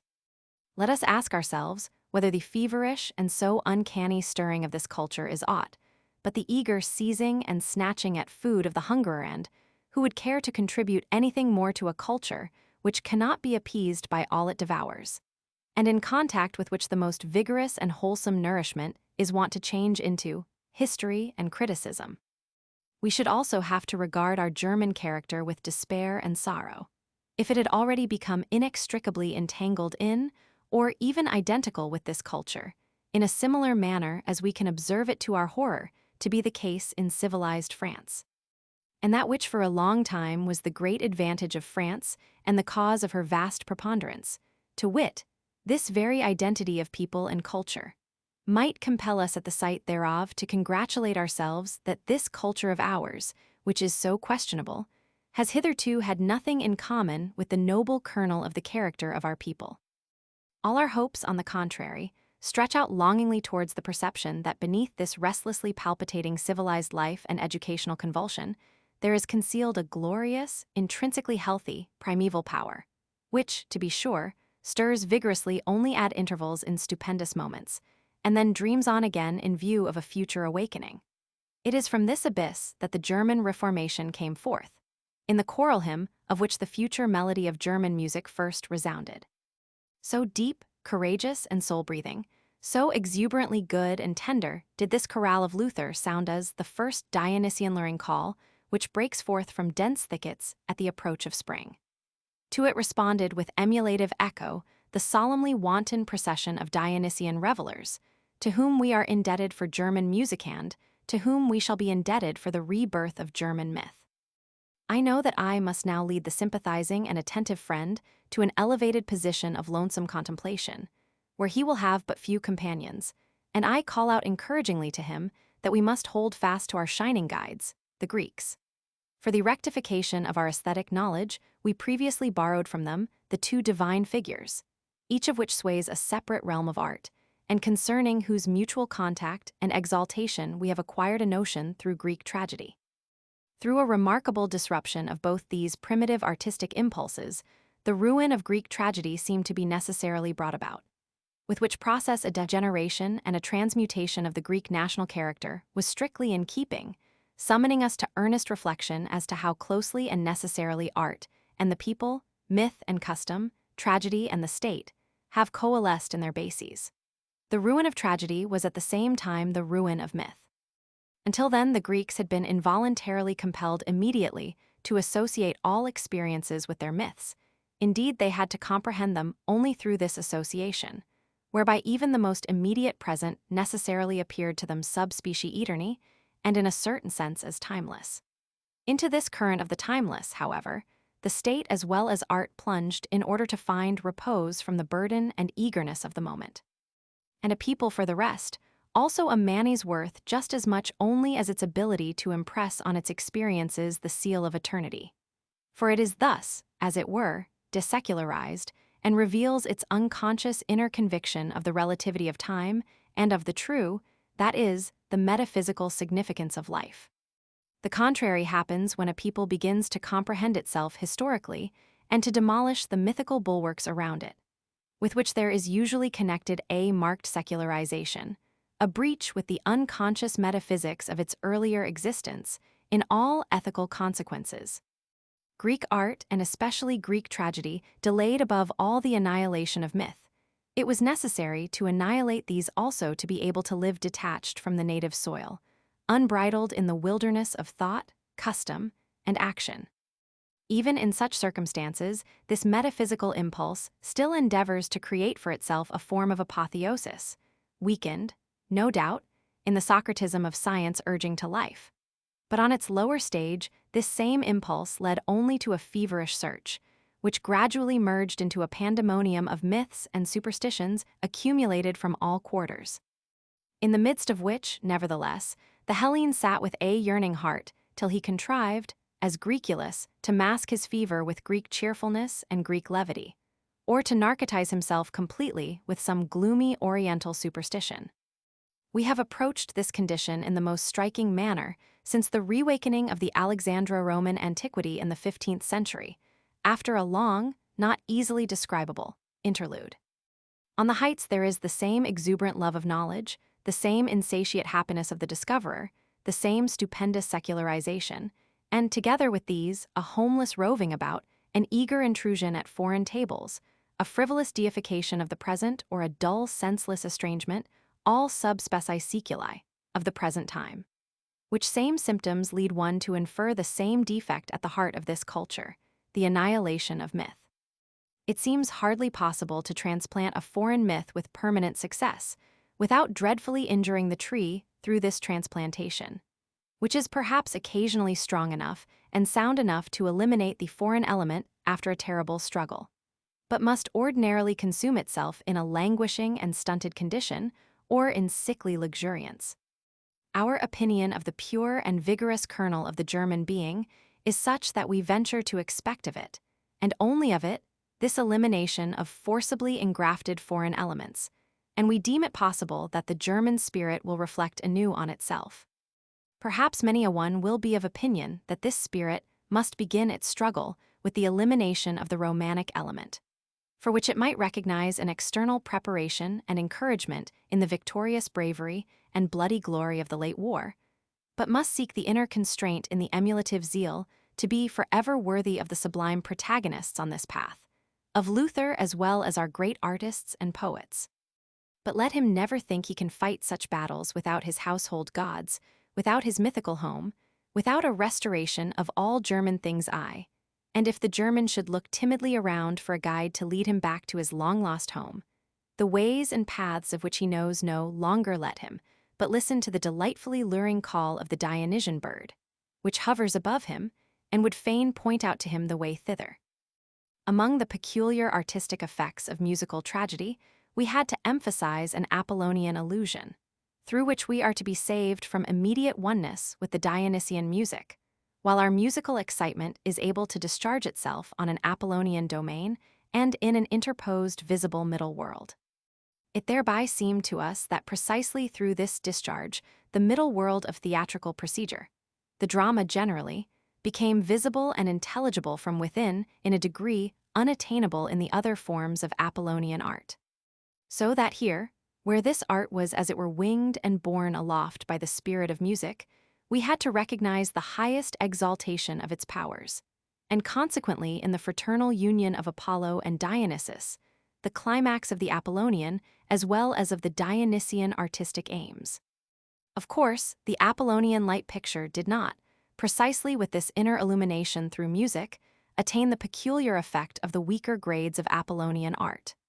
What the epos and the animated stone can do constrain the contemplating eye to calm delight in the world of the individuatio could not be realized here, notwithstanding the greater animation and distinctness. We contemplated the drama and penetrated with piercing glance into its inner agitated world of motives and, yet it seemed as if only a symbolic picture passed before us, the profoundest significance of which we almost believed we had divined, and which we desired to put aside like a curtain in order to behold the original behind it. The greatest distinctness of the picture did not suffice us, for it seemed to reveal as well as veil something. And while it seemed, with its symbolic revelation, to invite the rending of the veil for the disclosure of the mysterious background, this illumined all conspicuousness itself enthralled the eye and prevented it from penetrating more deeply he who has not experienced this. To have to view, and at the same time to have a longing beyond the viewing will hardly be able to conceive how clearly and definitely these two processes coexist in the contemplation of tragic myth and are felt to be conjoined. While the truly aesthetic spectators will confirm my assertion that among the peculiar effects of tragedy, this conjunction is the most noteworthy. Now let this phenomenon of the aesthetic spectator be transferred to an analogous process in the tragic artist, and the genesis of tragic myth will have been understood. It shares with the Apollonian sphere of art the full delight in appearance and contemplation, and at the same time it denies this delight and finds a still higher satisfaction in the annihilation of the visible world of appearance. The substance of tragic myth is first of all an epic event involving the glorification of the fighting hero. But whence originates the essentially enigmatical trait that the suffering and the fate of the hero, the most painful victories, the most agonizing contrasts of motives, in short, the exemplification of the wisdom of Silenus, or, aesthetically expressed, the ugly and discordant, is always represented anew in such countless forms with such predilection, and precisely in the most youthful and exuberant age of a people, unless there is really a higher delight experienced in all this.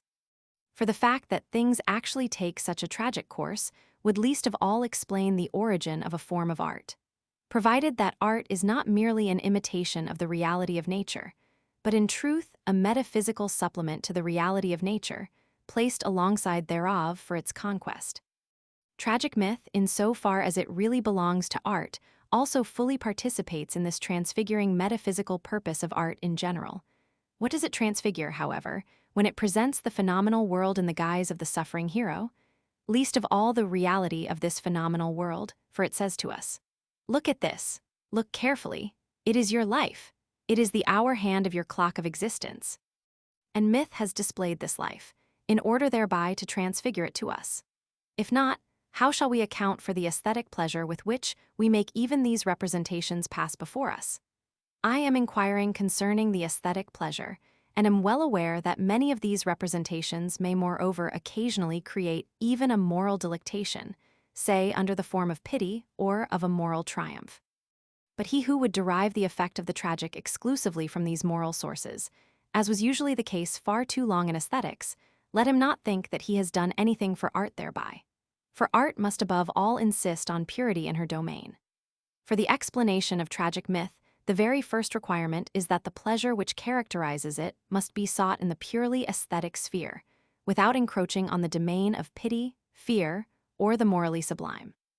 How can the ugly and the discordant, the substance of tragic myth, excite an aesthetic pleasure?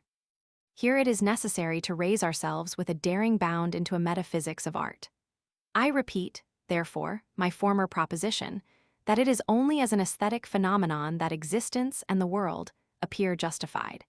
And in this sense, it is precisely the function of tragic myth to convince us that even the ugly and discordant is an artistic game which the will, in the eternal fullness of its joy, plays with itself. But this not easily comprehensible proto-phenomenon of Dionysian art becomes, in a direct way, singularly intelligible, and is immediately apprehended in the wonderful significance of musical dissonance. Just as in general it is music alone, placed in contrast to the world, which can give us an idea as to what is meant by the justification of the world as an aesthetic phenomenon. The joy that the tragic myth excites has the same origin as the joyful sensation of dissonance in music. The Dionysian, with its primitive joy experienced in pain itself, is the common source of music and tragic myth. Is it not possible that by calling to our aid the musical relation of dissonance, the difficult problem of tragic effect may have meanwhile been materially facilitated? For we now understand what it means to wish to view tragedy, and at the same time to have a longing beyond the viewing, a frame of mind, which, as regards the artistically employed dissonance, we should simply have to characterize by saying that we desire to hear, and at the same time have a longing beyond the hearing. That striving for the infinite, the pinion flapping of longing, accompanying the highest delight in the clearly perceived reality, remind one that in both states we have to recognize a Dionysian phenomenon, which again and again reveals to us anew the playful upbuilding and demolishing of the world of individuals as the efflux of a primitive delight. In like manner as when Heraclitus the Obscure compares the world-building power to a playing child, which places stones here and there, and builds sandhills only to overthrow them again. Hence, in order to form a true estimate of the Dionysian capacity of a people, it would seem that we must think not only of their music, but just as much of their tragic myth, the second witness of this capacity. Considering this most intimate relationship between music and myth, we may now in like manner suppose that a degeneration and depravation of the one involves a deterioration of the other. If it be true at all that the weakening of the myth is generally expressive of a debilitation of the Dionysian capacity.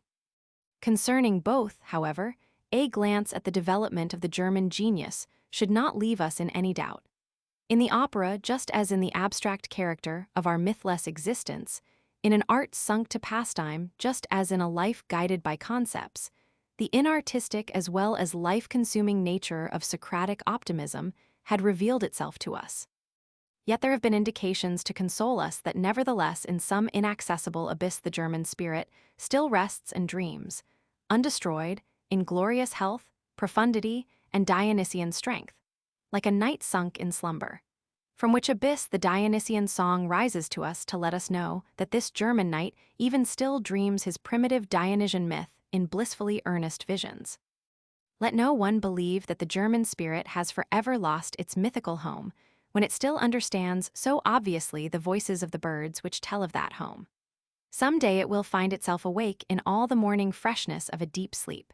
Then it will slay the dragons, destroy the malignant dwarfs, and waken Brunhilde and Wotan's spirit self will be unable to obstruct its course. My friends, ye who believe in Dionysian music, ye know also what tragedy means to us. There we have tragic myth, born anew from music, and in this latest birth ye can hope for everything and forget what is most afflicting. What is most afflicting to all of us, however, is the prolonged degradation in which the German genius has lived estranged from house and home in the service of malignant dwarfs. Ye understand my illusion as, ye will also, in conclusion, understand my hopes. Music and tragic myth are equally the expression of the Dionysian capacity of a people, and are inseparable from each other. Both originate in an ultra-Apollonian sphere of art. Both transfigure a region in the delightful accords of which all dissonance, just like the terrible picture of the world, dies charmingly away. Both play with the sting of displeasure, trusting to their most potent magic. Both justify thereby the existence even of the worst world. Here the Dionysian, as compared with the Apollonian, exhibits itself as the eternal and original artistic force, which in general calls into existence the entire world of phenomena, in the midst of which a new transfiguring appearance becomes necessary, in order to keep alive the animated world of individuation. If we could conceive an incarnation of dissonance and, what is man, but that? Then, to be able to live this dissonance would require a glorious illusion which would spread a veil of beauty over its peculiar nature. This is the true function of Apollo as deity of art, in whose name we comprise all the countless manifestations of the fair realm of illusion, which each moment render life in general worth living and make one impatient for the experience of the next moment. At the same time, just as much of this basis of all existence the Dionysian substratum of the world is allowed to enter into the consciousness of human beings, as can be surmounted again by the Apollonian transfiguring power, so that these two art impulses are constrained to develop their powers in strictly mutual proportion, according to the law of eternal justice. When the Dionysian powers rise with such vehemence as we experience at present, there can be no doubt that, veiled in a cloud, Apollo has already descended to us, whose grandest beautifying influences a coming generation will perhaps behold. That this effect is necessary, however, each one would most surely perceive by intuition, if once he found himself carried back even in a dream into an old Hellenic existence. In walking under high Ionic colonnades, looking upwards to a horizon defined by clear and noble lines, with reflections of his transfigured form by his side in shining marble, and around him solemnly marching or quietly moving men, with harmoniously sounding voices and rhythmical pantomime, would he not in the presence of this perpetual influx of beauty have to raise his hand to Apollo and exclaim, "Blessed race of Hellenes! How great Dionysus must be among you, when the Delian god deems such charms necessary to cure you of your dithyrambic madness."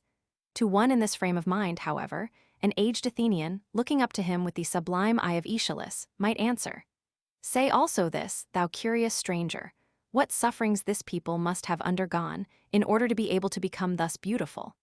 But now follow me to a tragic play, and sacrifice with me in the temple of both the deities." Appendix. Late in the year 1888, not long before he was overcome by his sudden attack of insanity, Nietzsche wrote down a few notes concerning his early work, The Birth of Tragedy. These were printed in his sister's biography, Das Leben Friedrich Nietzsches, Volume Roman II, pt. I. pp. 102 ff., and are here translated as likely to be of interest to readers of this remarkable work. They also appear in the Ex Homo, Translator's Note. To be just to The Birth of Tragedy, 1872, one will have to forget some few things. It has wrought effects, it even fascinated through that, wherein it was amiss through its application to Wagnerism, just as if this Wagnerism were symptomatic of a rise and going up. And just on that account was the book an event in Wagner's life. From thence, and only from thence, were great hopes linked to the name of Wagner. Even today people remind me, sometimes right in the midst of a talk on Parsifal, that I and none other have it on my conscience that such a high opinion of the cultural value of this movement came to the top. More than once have I found the book referred to as the rebirth of tragedy out of the spirit of music. One only had an ear for a new formula of Wagner's art, aim, task, and failed to hear withal what was at bottom valuable therein. Hellenism and Pessimism had been a more unequivocal title, namely, as a first lesson on the way in which the Greeks got the better of pessimism on the means whereby they overcame it. Tragedy simply proves that the Greeks were no pessimists. Schopenhauer was mistaken here, as he was mistaken in all other things. Considered with some neutrality, The Birth of Tragedy appears very unseasonable. One would not even dream that it was begun amid the thunders of the Battle of Worth. I thought these problems through and through before the walls of Metz in cold September nights, in the midst of the work of nursing the sick. One might even believe the book to be 50 years older. It is politically indifferent. German one will say today it smells shockingly Hegelian. In but a few formulae does it scent of Schopenhauer's funereal perfume. An idea the antithesis of Dionysian versus Apollonian translated into metaphysics, history itself as the evolution of this idea. The antithesis dissolved into oneness in tragedy. Through this optics things that had never yet looked into one another's face, confronted of a sudden, and illumined and comprehended through one another. For instance, opera and revolution. The two decisive innovations of the book are, on the one hand, the comprehension of the Dionysian phenomenon among the Greeks. It gives the first psychology thereof. It sees therein the one root of all Grecian art. On the other, the comprehension of Socratism. Socrates diagnosed for the first time as the tool of Grecian dissolution, as a typical decadent. Rationality against instinct. Rationality, at any price, as a dangerous, as a life-undermining force. Throughout the whole book, a deep hostile silence on Christianity. It is neither Apollonian nor Dionysian. It negatives all aesthetic values, the only values recognized by the birth of tragedy. It is in the widest sense nihilistic, whereas in the Dionysian symbol the utmost limit of affirmation is reached. Once or twice, the Christian priests are alluded to as a malignant kind of dwarfs, as subterraneans. This beginning is singular beyond measure. I had, for my own inmost experience, discovered the only symbol and counterpart of history, had just thereby been the first to grasp the wonderful phenomenon of the Dionysian. And again, through my diagnosing Socrates as a decadent, I had given a wholly unequivocal proof of how little risk the trustworthiness of my psychological grasp would run of being weakened by some moralistic idiosyncrasy to view morality itself as a symptom of decadence is an innovation, a novelty of the first rank in the history of knowledge. How far I had leaped in either case beyond the smug, shallow-pate gossip of optimism contra pessimism. I was the first to see the intrinsic antithesis. Here, the degenerating instinct which with subterranean vindictiveness turns against life. Christianity, the philosophy of Schopenhauer, in a certain sense already the philosophy of Plato, all idealistic systems as typical forms. And there, a formula of highest affirmation, born of fullness and overfullness, a yea-saying without reserve to suffering self, to guilt self, to all that is questionable and strange in existence itself. This final, cheerfulest, exuberantly mad and merriest yea to life is not only the highest insight, it is also the deepest. It is that which is most rigorously confirmed and upheld by truth and science. Not that is to be deducted, not is dispensable. The phases of existence rejected by the Christians and other nihilists are even of an infinitely higher order in the hierarchy of values than that which the instinct of decadence sanctions, yea durst sanction. To comprehend this courage is needed, and as a condition thereof, a surplus of strength. For precisely in degree as courage dares to thrust forward, precisely according to the measure of strength, does one approach truth. Perception, the yea-saying to reality, is as much a necessity to the strong as to the weak, under the inspiration of weakness, cowardly shrinking and flight from reality the ideal. They are not free to perceive. The decadents have need of the lie, it is one of their conditions of self-preservation. Whoso not only comprehends the word Dionysian, but also grasps his self in this word, requires no refutation of Plato, or of Christianity, or of Schopenhauer, he smells the putrefaction. To what extent I had just thereby found the concept tragic, the definitive perception of the psychology of tragedy, I have but lately stated in The Twilight of the Idols, page 139, first edit. The affirmation of life, even in its most unfamiliar and severe problems, the will to life, enjoying its own inexhaustibility in the sacrifice of its highest types, that is what I called Dionysian, that is what I divined as the bridge to a psychology of the tragic poet. Not in order to get rid of terror and pity, not to purify from a dangerous passion by its vehement discharge. It was thus that Aristotle misunderstood it.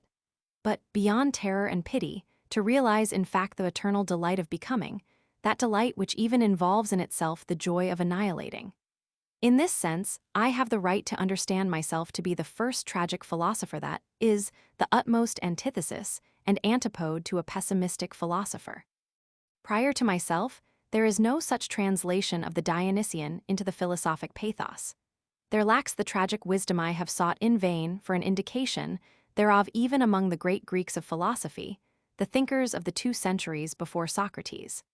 A doubt still possessed me as touching Heraclitus, in whose proximity I in general begin to feel warmer and better than anywhere else.